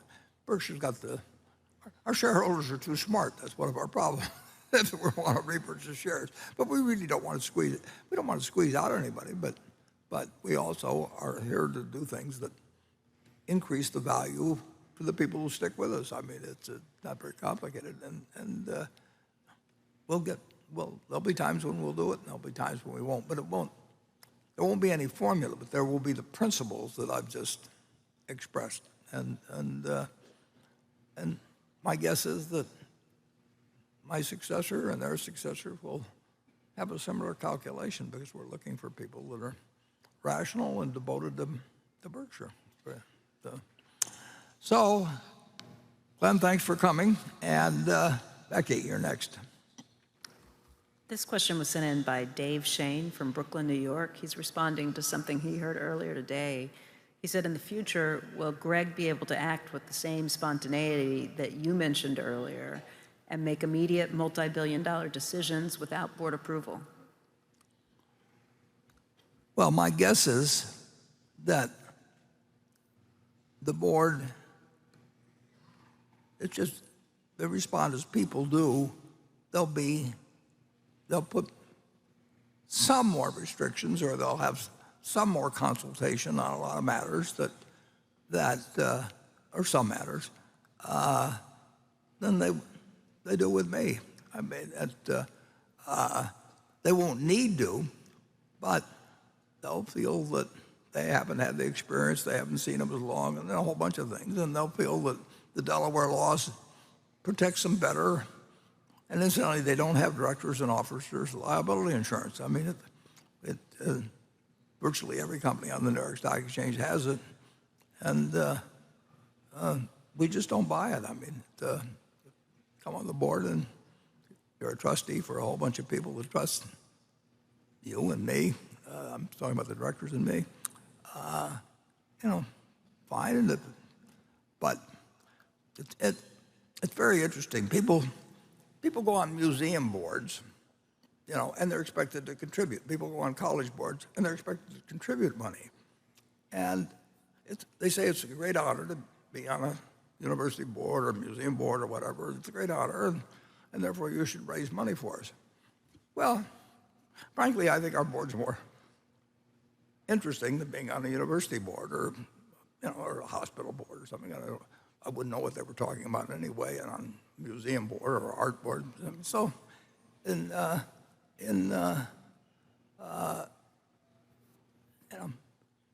but people have found that they can make $300,000 a year, which is way more, which is enormously important to some people and is meaningless to others. And I mean, the chances are, if somehow they'd arranged it so that directors didn't get paid at all, there'd be plenty of people who wanted to be directors. And it'd be a prestigious sort of thing and all that. But in effect, it's money that comes very easily. The whole idea of the independent director, frankly, it just doesn't really make any sense. You don't think a director is independent who needs $300,000? He needs the money. Yeah, I mean, he's independent the way a slave is independent. I am going to read a few sentences which are absolutely the case. Except I'm doctoring. There's just I don't want anybody to be identified, obviously, with this. And these are word for word excerpts. I'm not telling you whether it's a woman or a man. I'm going to use a male pronoun because it's easier. But I picked out a few sentences from a letter I received many years ago. And this letter said, "I'm writing to you with a great deal of reluctance and a sense of personal embarrassment. I have tried all of the conventional means of raising the money." This person needed a couple $1 million. And I wouldn't have known the person if I saw him on the street. But it wrote this letter and said, "I need a couple $1 million. And then this is the item that I think you might find interesting. And I've kept the letter. "My income is composed 100% of my board fees." Well, I just looked him up, and at the time, he was a director of 5 prestigious companies, and had been directors of others, and he's going to be director of a whole bunch of things. But he was desperate for money, and he says he's getting 100% of it for board fees. And he was an independent director, classified as an independent director at every one of these companies. And it's just astounding to me that we're going to have a shareholders meeting in just a couple of minutes. We're going to start it, and it's just astounding to me that in 2006 we own 9% of the Coca-Cola company. I mean, maybe they gave me a free Coke. I mean, but we own 9% at Berkshire Hathaway. We obviously cared about the future of the Coca-Cola company. And just so happened in that year, CalPERS and a few others recommended that we be voted against for something or other. And at one time, there were 2 big institutional investors that voted because they didn't think I was independent, because Dairy Queen bought some Coca-Cola, or actually the people that had our franchises bought some Coca-Cola. I mean, do they think I can't add things? And if we've got billions and billions and billions of dollars, that I'm going to be compromised? But it's just nutty.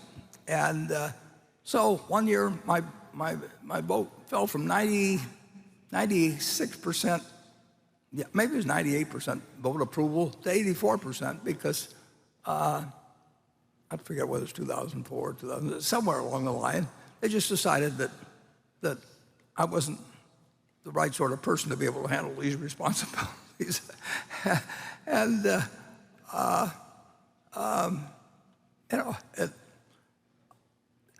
idea that somebody, it's an important part of their income, I mean, what they want, they may want to do a lot of other good things. It doesn't mean they're terrible people. But if the difference is whether you, how you live, and in this case, whether the person would go broke, how in the world you can call somebody like that independent and say that anybody owns a lot of, maybe Walter Scott's not independent, or maybe, it's just ridiculous. But it's the way the rules are, and we follow the rules. But Warren, they don't want them just independent now. They want one horse, one rabbit, one cow, one whatever. I mean, I feel like Galileo. Independence is not enough. You got to have a very diverse kind of independence. Yeah, and if you desperately need the money, in this case, 100% of the income coming from it, you're on 5 of the most prestigious boards in the country, and classify as independent on each and other, and all you're hoping is that your CEO gets called by another CEO and says, "Is this guy okay?" And you say, "Of course he's okay," which means, of course, he doesn't cause trouble, and so he gets on a 6th board. Anyway, I know. All I say is it's not our idea of an independent director. No, it's all a little crazy, which brings us to the fact that we're now going to have our annual meeting here. In about 15 minutes, we'll reconvene at 3:45, and then we'll do the business of the meeting that is required. And you're all welcome to stay, it's very...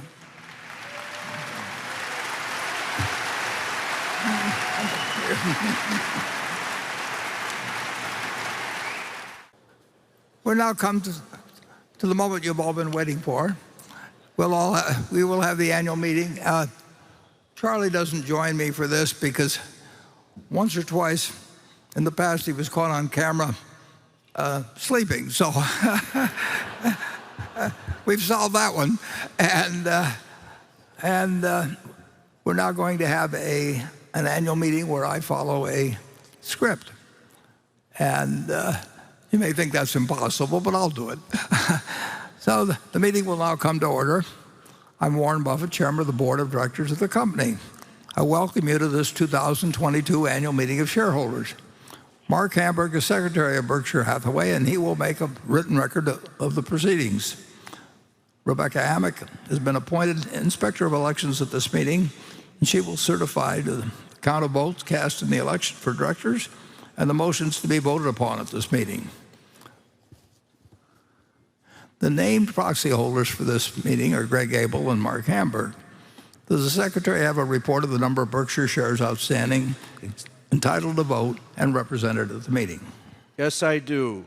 As indicated in the proxy statement that accompanied the notice of this meeting that was sent to all shareholders of record on March 2nd, 2022, the record date for this meeting, there were 614,692 shares of Class A Berkshire Hathaway common stock outstanding, with each share entitled to 1 vote on motions considered at this meeting, and 1,287,633,719 shares of Class B Berkshire Hathaway common stock outstanding, with each share entitled to 1/10,000th of one vote on motions considered at this meeting.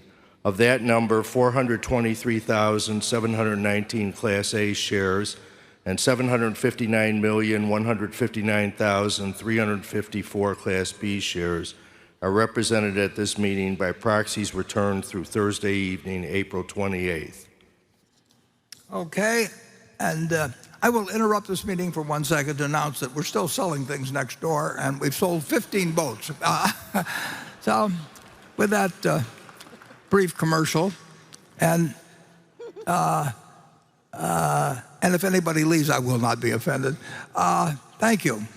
The number represents a quorum, and we will therefore directly proceed with the meeting. The first order of business will be a reading of the minutes of the last meeting of shareholders. I recognize Ms. Sudecker, who will place a motion before the meeting. I move that the reading of the minutes from the last meeting of shareholders be dispensed with and the minutes be approved. Do I hear a second? I second the motion. The motion is carried. The next item of business is to elect directors. If a shareholder is present who did not send in a proxy or wishes to withdraw a proxy previously sent in, you may vote in person on the election of directors and other matters to be considered at this meeting. Please identify yourself to one of the meeting officials in the aisle so that you can receive a ballot. I recognize Ms. Sudecker to place a motion before the meeting with respect to election directors. I move that Warren Buffett, Charles Munger, Gregory Abel, Howard Buffett, Susan Buffett, Stephen Burke, Kenneth Chenault, Christopher Davis, Susan Decker, David Gottesman, Charlotte Guyman, Ajit Jain, Ronald Olson, Wallace Weitz, and Meryl Whitner be elected as directors. I second the motion. It has been moved and seconded that the 15 individuals named in Ms. Decker's motion be elected as directors. The nominations are ready to be acted upon. If there are any shareholders voting in person, they should now mark their ballot on the motion. Ms. Amick, when you are ready, you may give your report. My report is ready. The ballot of the proxy holders in response to proxies that were received through last Thursday evening cast not less than 449,190 votes for each nominee. That number exceeds a majority of the number of the total votes of all Class A and Class B shares outstanding. The certification required by Delaware law of the precise count of the votes will be given to the Secretary to place with the minutes of this meeting. Thank you, Ms. Amick. The 15 nominees have been elected as directors.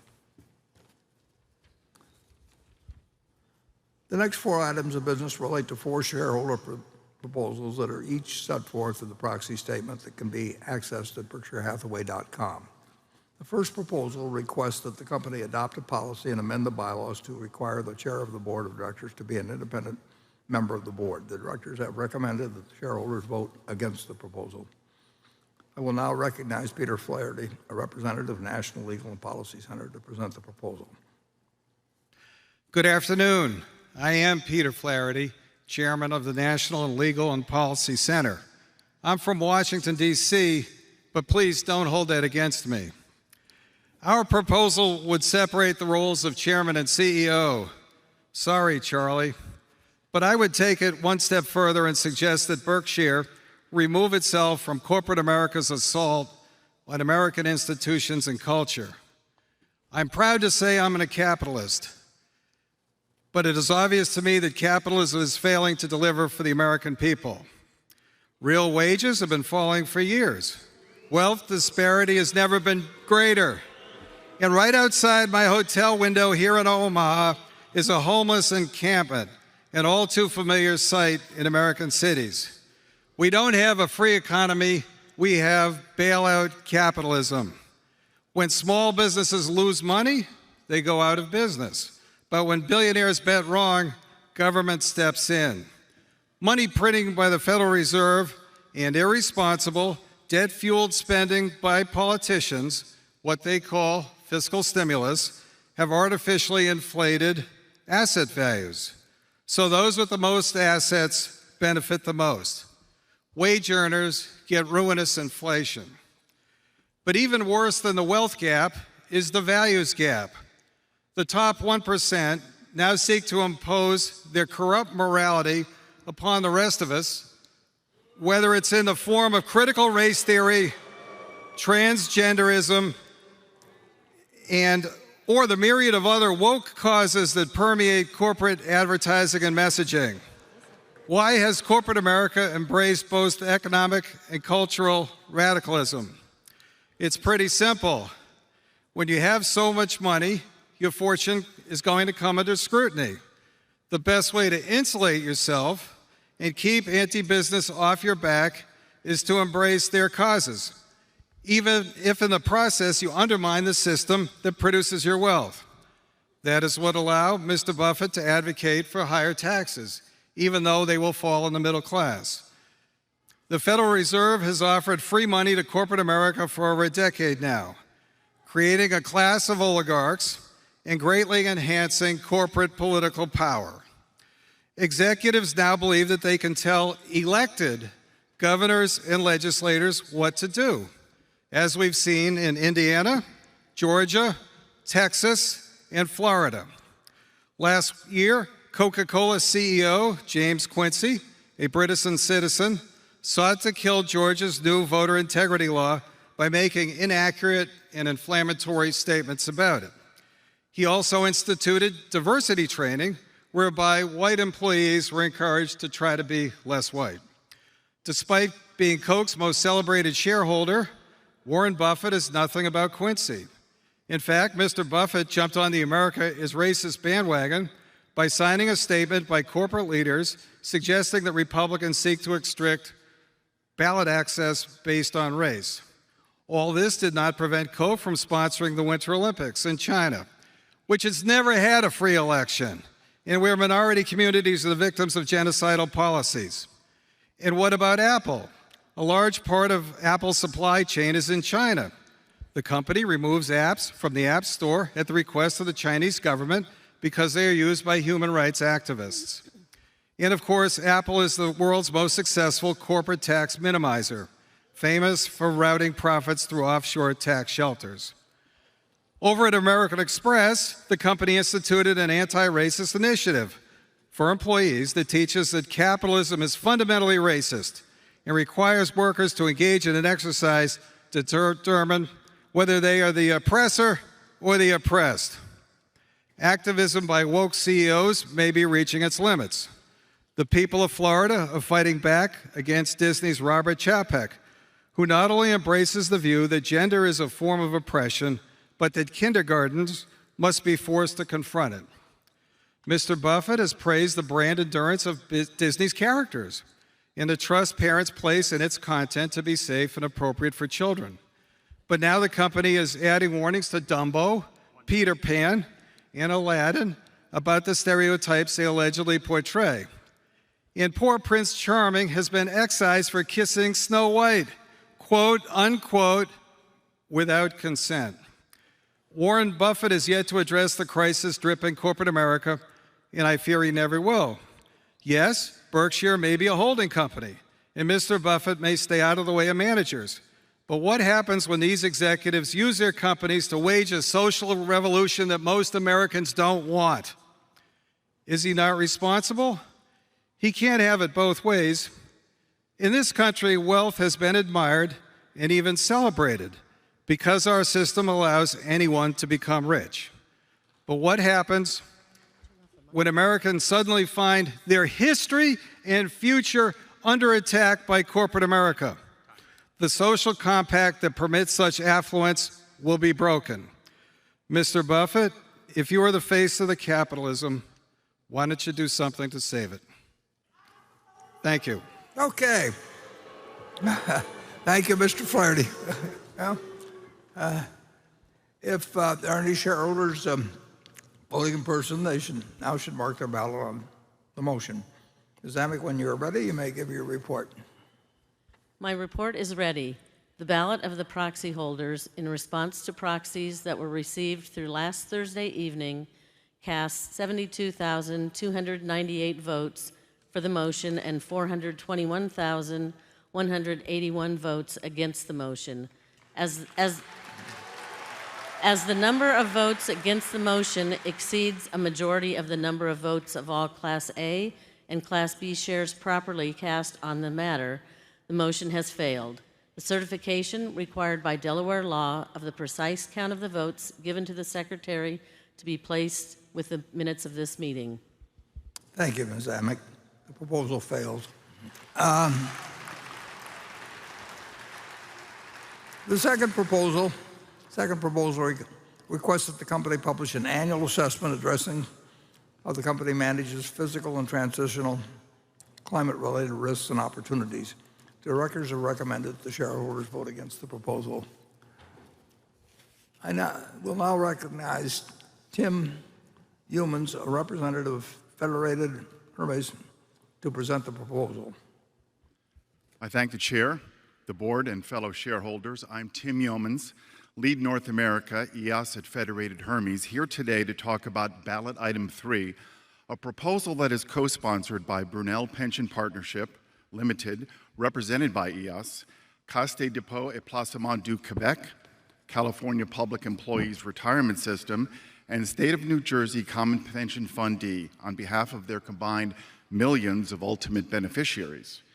EOS, CalPERS, and CDPQ co-sponsored a similar proposal last year, asking the company to commence climate-related risk reporting, which the company has not started. The context for this year's parent company climate reporting proposal is, however, different in 3 ways. First, we've added New Jersey Common Pension Fund D. Second, we stand before this annual meeting of shareholders backed by, in our estimate, the majority of non-insider votes cast at last year's annual meeting. We provided the company tallies showing that the majority of non-insider votes cast supported last year's proposal, and Glass Lewis has also corroborated this result. The company disagrees, but has not shared its reasoning. Third, the parent company began engaging with the co-sponsors this year, and the company recently published a supplement to the chair's letter from Vice Chair Abel discussing climate change matters in the company's energy and rail subsidiaries. Also, the parent company's audit committee has amended its charter to now include climate risk oversight. We welcome the company's new engagement approach, Vice Chair Abel's supplement, and the revised audit committee charter.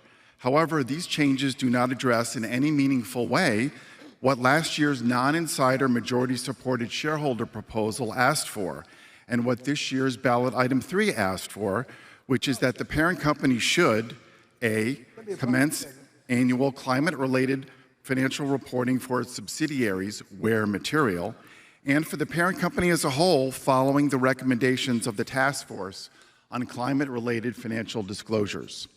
B, explain how the board oversees climate-related risks for the combined enterprise. And C, explore the feasibility of the parent company and its subsidiaries establishing science-based greenhouse gas reduction targets. Here is why all shareholders, including the non-insider shareholders who supported last year's shareholder proposal, should once again this year tell the board to change course and support parent company climate risk reporting. Vice Chair Abel's supplement talks about emissions reductions. We ask the parent company to report on climate-related financial risks, not just emissions reductions, as these risks may be material. Abel's letter also talks about emissions reductions in rail and energy, 2 of the 4 giants of Berkshire Hathaway, as they are referred to in the chair's annual letter. What about climate risk in insurance? The company has 60 subsidiaries and more than a few large investment holdings. The company should disclose material climate-related financial risks beyond rail and energy in a composite parent company picture. We asked the company to allocate a small portion of its more than $100 billion in cash equivalents to climate risk reporting at the parent company level. Climate financial risk may be significant, even material at the parent company. On page K26 of the 2021 annual report, the company states that climate-related risks could produce losses and significantly affect financial results. The company audit, however, is silent on climate risk. We have asked the auditor, Deloitte, to explain this inconsistency. We asked the audit committee to explain why Deloitte has not disclosed how it considered climate-related risks in its review of financial statements, when the company itself disclosed this is a significant risk. Investors representing $68 trillion in assets make up the Climate Action 100+ collaborative engagement on climate change. Berkshire Hathaway is the only major public company in the U.S., the only one, to earn now for 2 years in a row a score of 0 on the CA 100+ net zero assessment of climate progress. The undisputed worst performer. This stands in stark contrast to Berkshire Hathaway's track record of usually strong long-term financial performance. In response to last year's non-insider majority shareholder vote, the company has made a start towards climate action. Much more is needed. Vice Chair Abel is the named CEO's successor. His annual meeting remarks, both in 2020 and last year, and his recent letter show he has a solid grasp of climate risk. We ask Vice Chair Abel to commence climate risk reporting at the parent company level. This would give the company a head start in complying with the SEC's new proposed climate disclosure rules that ask for more disclosure than we asked for in item 3.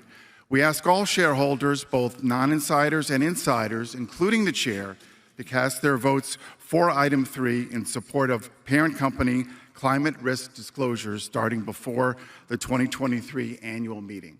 Thank you. Thank you. I do think it's worth discussing just a little bit who the actual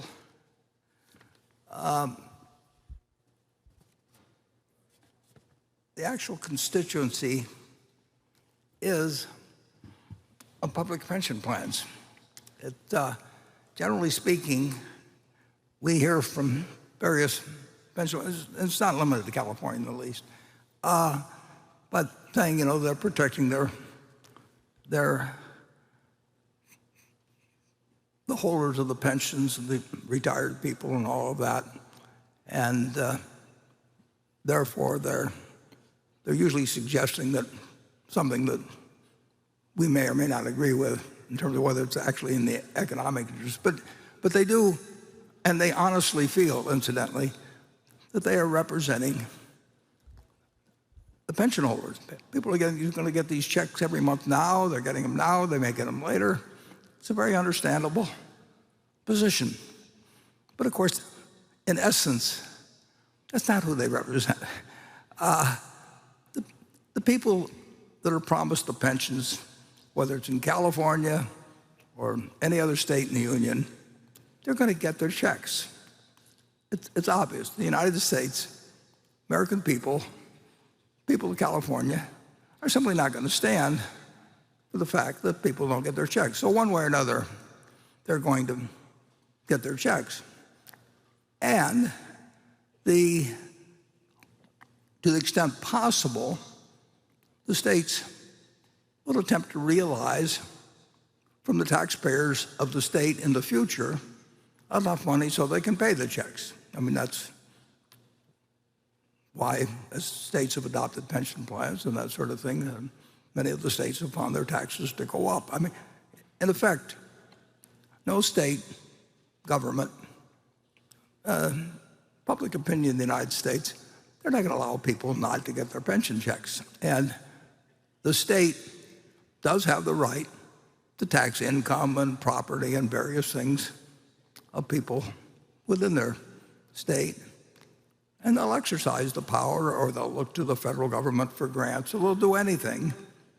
But the one thing they aren't going to do is stiff the pensioners. So you're probably representing, if you're on a public pension board, you essentially are representing the future taxpayers of the state. Now, there's one problem about future taxpayers. They can leave the state. And it gets awkward in certain states, particularly when people start leaving the state, because the revenue that goes with those people from income taxes and sales tax and so on. So people have a fair amount of freedom of movement. They don't feel the same way about U.S. taxes. Not very many people are going to move from one place to another, but they may even be in the United States. They move, and it's gradual. Sometimes it isn't so gradual. And of course, as the tax base goes down, the past pensions stay. So they become kind of like an aging steel company or something of the sort, that whatever it may be, where the pension plans may become insolvent, but they're going to keep paying the people, just like we're paying on, we've adopted certain policies on multi-employer pension plans and so on in the country.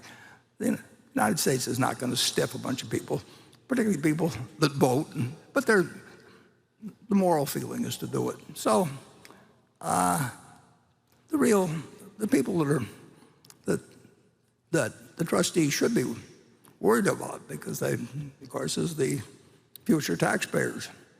And if they really mess things up, those taxpayers become more and more likely to leave, and it has a lot of effects. Interestingly enough, one of the calculations that might go on in Berkshire's mind, if we're going to build a plant someplace, it's going to sit there for 50 years, is whether there are going to be any people around that are going to pay the tax and we can't move our plant. So all these invisible decisions go on all the time. And I don't think there's anything wrong with representing the taxpayers of the future. I don't think there's anything wrong with sitting on a pension board, but I do think they ought to actually figure out who really is, they really are representing, and they're representing future taxpayers. And in some cases, they're creating some tremendous problems for future taxpayers, because they're like politicians. They've got promises they're going to fulfill, but they've got to do it from revenue that comes in the future, and they can't print money, and people can leave their state. So it's an interesting set of problems, and I can't resist mentioning in 1991, you've seen that Solomon tape, when Solomon was essentially might or might not have gone down the drain and had a bankruptcy, which was, in my opinion, would have spread like wildfire. And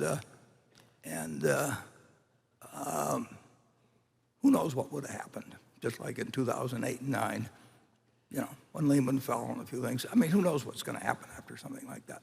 So Solomon was bigger relatively by far than Lehman was in 2008 and 9. And on a Sunday in August, the Treasury Department, the Securities and Exchange Commission, the Federal Reserve, all decided on a Sunday that something they did on Sunday morning really was a mistake, and that they better change it on a Sunday, or the whole economic system might go down the tubes. And in this book, which we have for sale out here, the other $1 Trillion Triage, in the first early page, it describes that period. I didn't know some of the stuff that's in the book even that was going on, but essentially, the Federal Reserve, Alan Greenspan was brought in one time, Jerry Corrigan was there, Nick Brady was Secretary of the Treasury.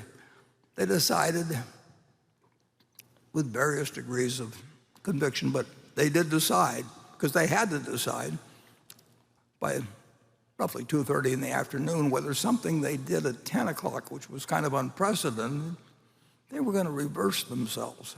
Now, can you imagine trying to get institutions like the Federal Reserve and the Treasury Department to reverse themselves? But they did realize that they had probably done something that was going to cause a huge bankruptcy, which could turn into a whirlwind in Wall Street. So they reversed themselves, and tells the story in this $1 Trillion Triage. And I knew some of what was going on. There was other parts I didn't know what was going on. Anyway, all of those institutions reversed themselves very reluctantly. Big institutions do not like to reverse themselves, and particularly not 4 hours later.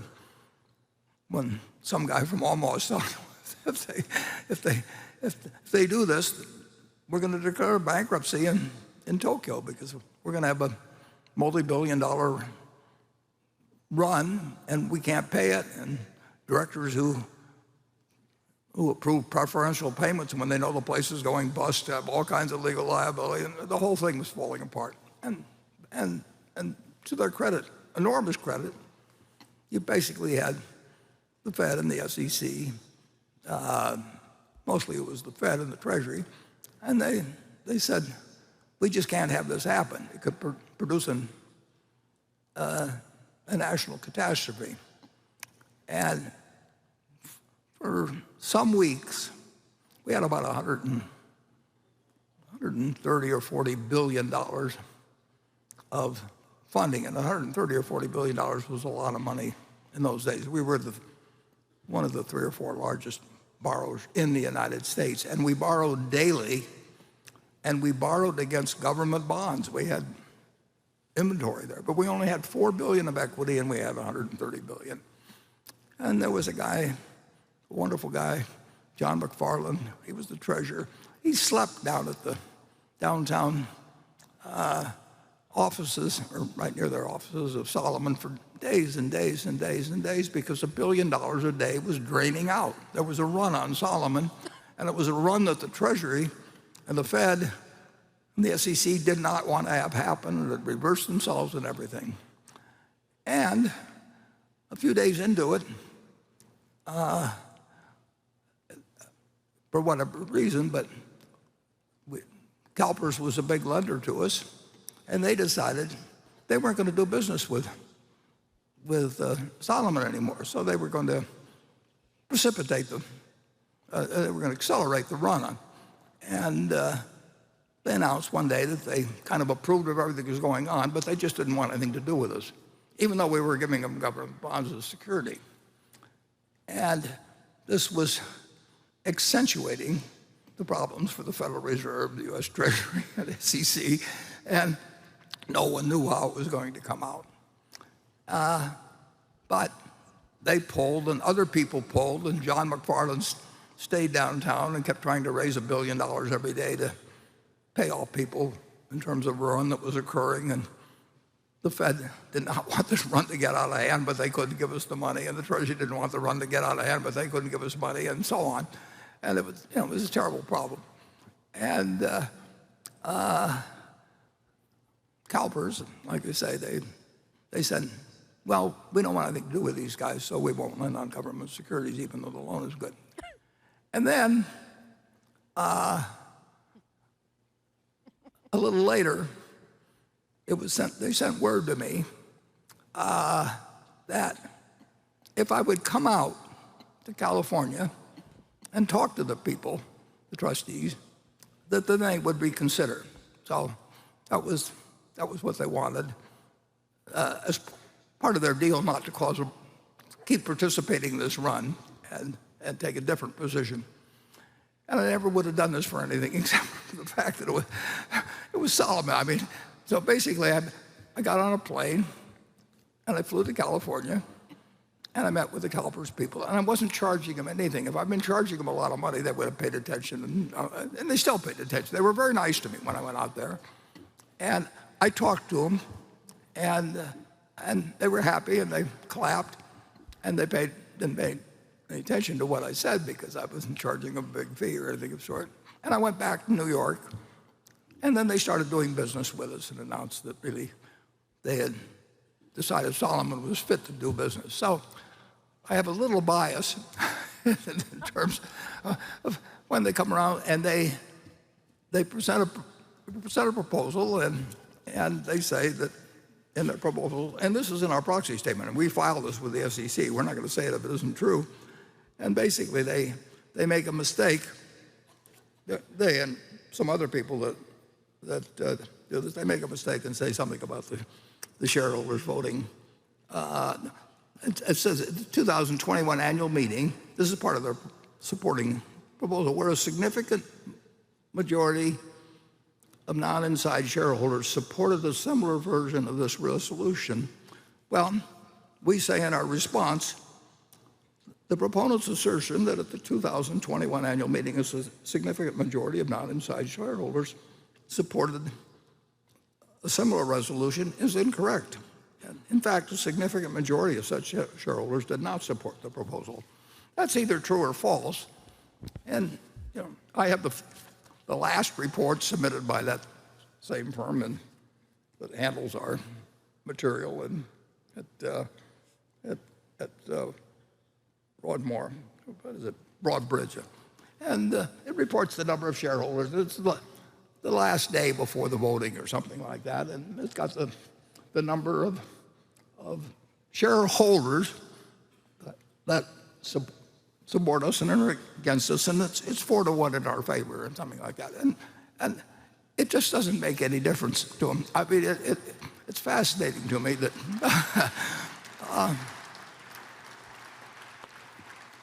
and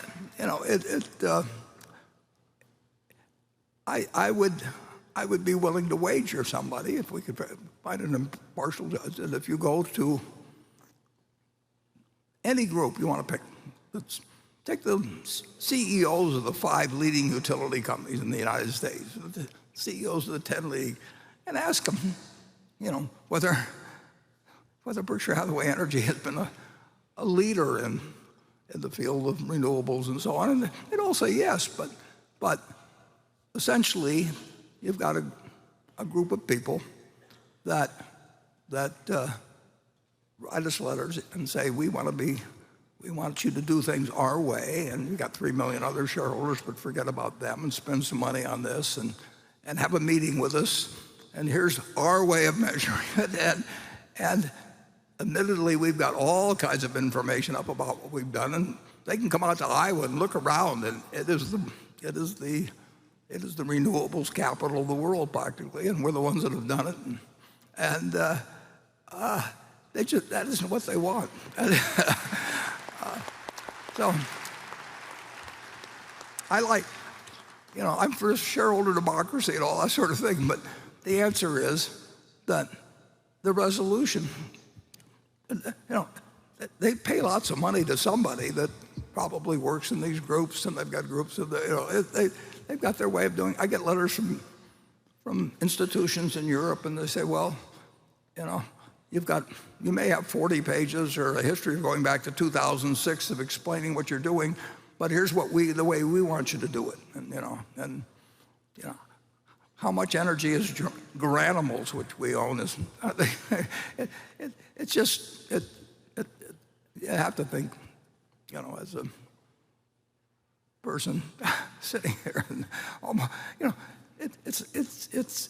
it's nutty, but these are the rules. You get on the proxy statement under certain circumstances. Most companies, they don't want a lot of resolutions, so it's just easier for them to, set up a department and, pay a bunch of people to pay attention to him, just like Warren did when he flew across the whole country, because it wasn't money. I was worried about a company surviving that the people in Washington, the supervisor, were worried about it surviving, and if I flew across country and paid them sufficient respect, I mean, it was kind of like The Godfather or something, I just bowed out and then flew back.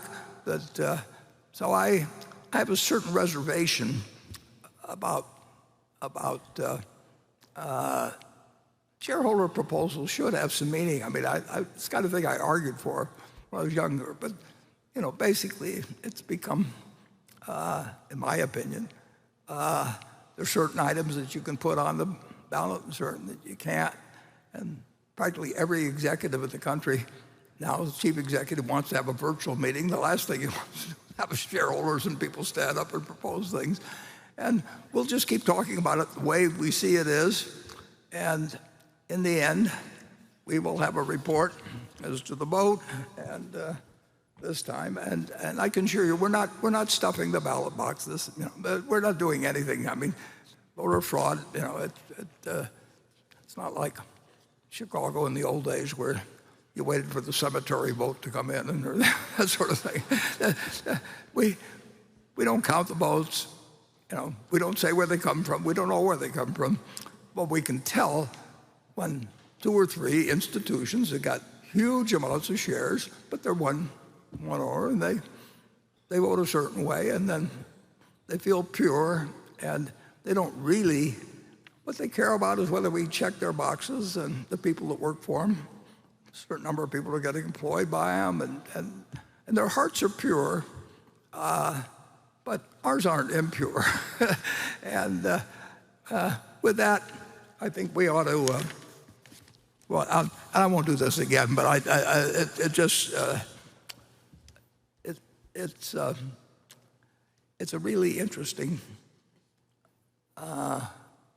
development in terms of getting more a rules-based type of situation where basically no company, almost every company, figures out how to negotiate with the people.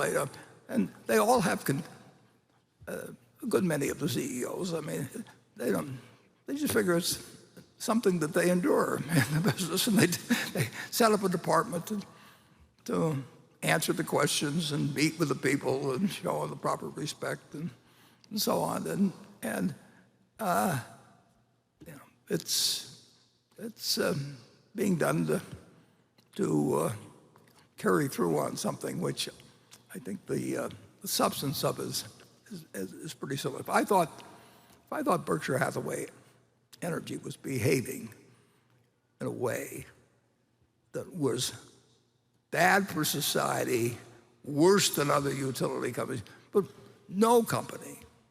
And the reason, of course, is that we don't take dividends out of it. So we pump tens of billions of dollars into the business. Most practically every utility pays out the dividends. And it's not the fault of the utility management. That's just a policy that's been the case in the utility industry. But they don't really have much cash left over. And we have plenty of cash, and we'll put in more cash, and we're willing to build, whatever amount of transmission lines and all kinds of things that would be helpful to the country. And we're doing a fair amount of it, but we could do a whole lot more. And we're better positioned to do it, really, than any utility company in the country. And I think if you talk to other utility executives, I don't advise you to go and put them on the spot or anything, but they would agree.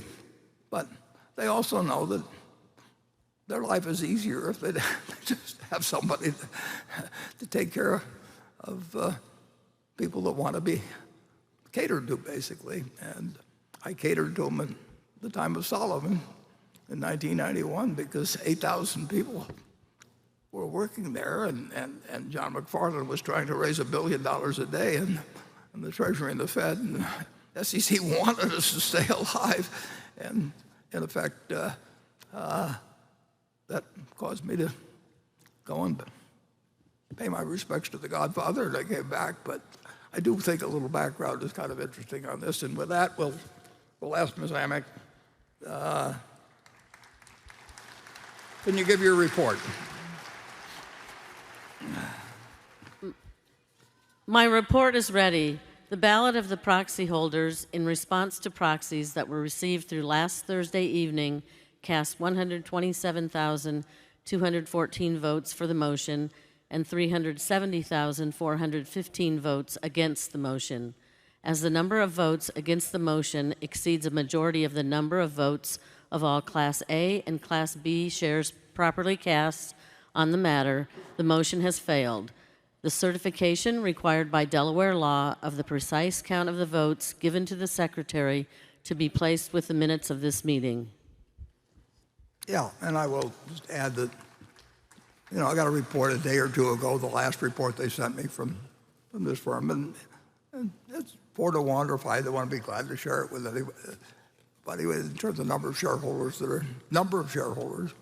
that based on what these people in New Jersey told me the vote was, we're against it. And and if they would reintroduce the proposal next year, I just hope they leave that line out, because I would just suggest that somebody read what the proposal is or what the facts are before they announce their proposals and all that sort of thing. Okay, well, the third proposal requests that the company issue a report addressing if and how it intends to measure and disclose and reduce GHG emissions associated with its underwriting, insuring, and investing activities. The directors will recommend that the shareholders vote against the proposal. I will now recognize Jalen Spann, representative of Whistle Stop Capital, to present the proposal. Chairman, Mr. Buffett, and board members, good afternoon. My name is Jalen Spann, and I want to first thank you for the opportunity to present proposal number 4 on behalf of shareholder representative As You Sow. This proposal asks Berkshire to measure, disclose, and begin reducing the greenhouse gas emissions supported by its insuring, underwriting, and investment activities. In its most simple terms, the proposal asks Berkshire to take responsibility for its contribution to climate change.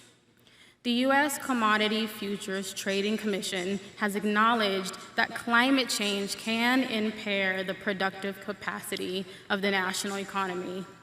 The litany of national and global events associated with climate change, the fires in California and Colorado, the floods across the Midwest, the growing strength of hurricanes, the deep freeze in Texas, to name just a few, demonstrate the growing risk and costs of climate change. 2021 was the second most costly year on record for the world's insurers, with insured losses totaling $120 billion from natural catastrophes. Significantly, these losses can no longer be categorized as simply a bad year. As noted by Munich Re, economic losses caused by natural catastrophes are trending upward. The insurance industry faces year-on-year growth in insured losses related to climate change.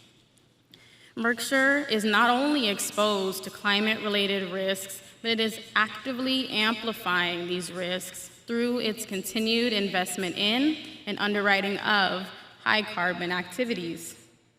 Berkshire is one of the largest providers of coverage to the oil and gas industry, surpassing peers such as Chubb and Liberty Mutual. Its shareholdings in coal alone amounts to $5.1 billion, once again, far surpassing its American peers.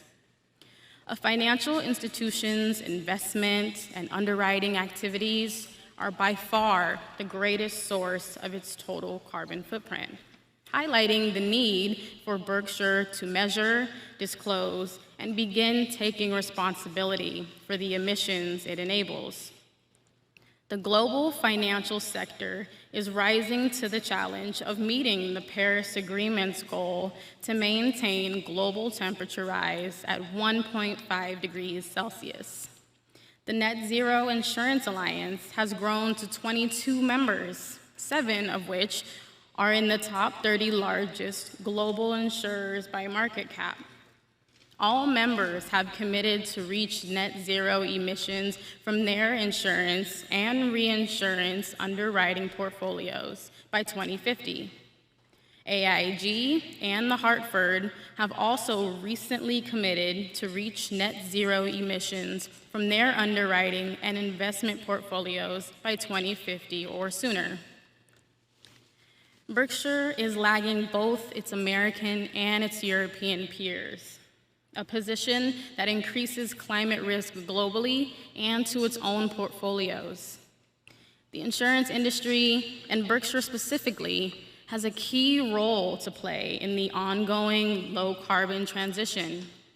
And we believe Berkshire has the ability to become a climate leader on this critical issue.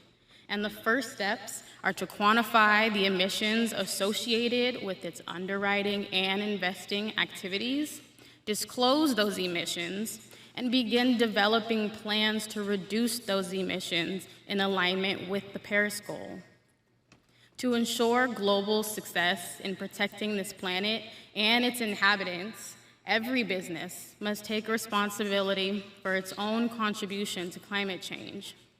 And we look forward to working with Berkshire to address this vital issue. Thank you. Thank you, Ms. Spoon. The motion is now ready to be acted upon. If there are any shareholders voting in person, they should now, how about a little light up here? They should now mark their proposal, their ballot on the motion. Ms. Amick, when you are ready, you may give your report. My report is ready. The ballot of the proxy holders in response to proxies that were received through last Thursday evening cast 127,065 votes for the motion and 370,630 votes against the motion. As the number of votes against the motion exceeds a majority of the number of the votes of all Class A and Class B shares properly cast on the matter, the motion has failed. The certification required by the Delaware law of the precise count of the votes given to the Secretary to be placed with the minutes of this meeting. Thank you, Ms. Amick. Proposal fails. The fourth proposal requests that the company report to shareholders on the outcome of its diversity, equity, and inclusion efforts. The directors have recommended that the shareholders vote against the proposal. I will now recognize Jalen Spann, representative of Whistle Stop, to present the proposal. Hello, I'm Jalen Spann. I'm speaking on behalf of the nonprofit advocacy organization As You Sow and Whistle Stop Capital. I formally move proposal number 5, asking for Berkshire Hathaway to report on the outcomes of their diversity, equity, and inclusion efforts by publishing quantitative data on their workforce composition and recruitment, retention, and promotion rates of employees by gender, race, and ethnicity. Warren Buffett once mentioned that he had grown up with 2 sisters who, to quote Mr. Buffett, are absolutely smart as I am and better personalities. He also bravely admitted that he only placed women on his board after his wife suggested it in 2003. 40 years after he started his company. It's one thing to know that people of all genders, races, and ethnicities can contribute to Berkshire Hathaway. It is another thing entirely to intentionally and proactively create the space, opportunity, and training needed within a company for those people to be able to contribute without facing harassment and discrimination. In the absence of data, we must instead assume that Berkshire Hathaway companies are no better nor any worse than any company in America. The statistics for American companies are unacceptable, particularly when we consider the strong link found by the Wall Street Journal, McKinsey, Credit Suisse, and others between diversity, equity, and inclusion programs and corporate outperformance. 42% of Americans have witnessed or experienced racism at work. 64% of Black employees say that discrimination is an issue in their own workplace. Many people of color are barred from entering the workplace at all. A meta-study reviewing data from 1989 to 2017 found that, on average, whites receive 24% more callbacks than Blacks and 36% more callbacks than Latinos. If we take a look at Berkshire's executive team, we can see that headquarters should be proud of the gender and racial diversity present in its leadership team. The culture that exists at Berkshire Hathaway headquarters appears to be one that recruits, hires, promotes, and retains diverse employees. Mr. Buffett stresses the importance of culture and the value that it has on the long-term success of a company. He said that culture, more than rule books, determines how an organization behaves.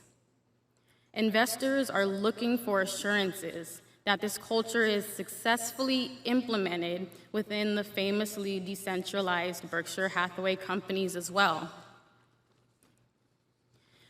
In order to allow their investors to understand their workplace diversity, 87 of the S&P 100 companies have released or have committed to releasing their EEO-1 form, which is a standardized government-mandated accounting of gender, race, and ethnicity breakdown by employment levels.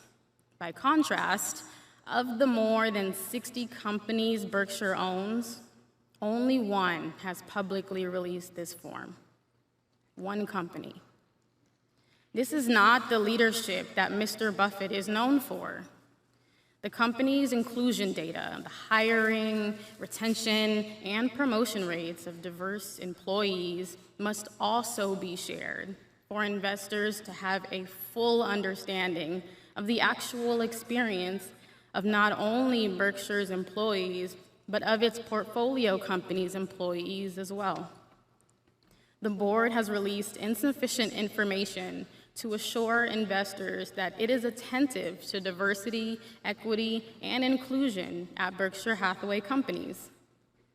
We encourage transparency, even in the face of imperfection, in order to show that the company's leaders are truly committed to change and to attracting, retaining, and promoting the best possible employees. Thank you.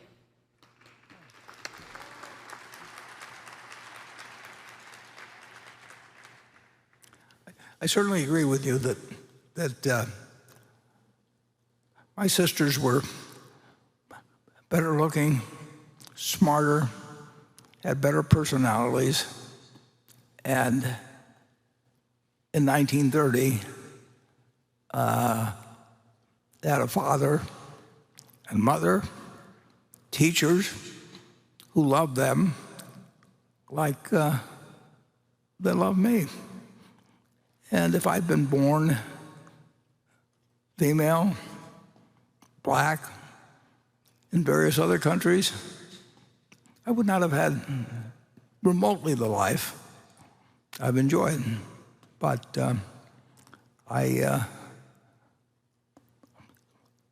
if what the people at the top believe is important in terms of how our subsidiaries behave, there's everybody that runs any one of our subsidiaries knows how I feel, and they also know that they're in charge of their own business. And that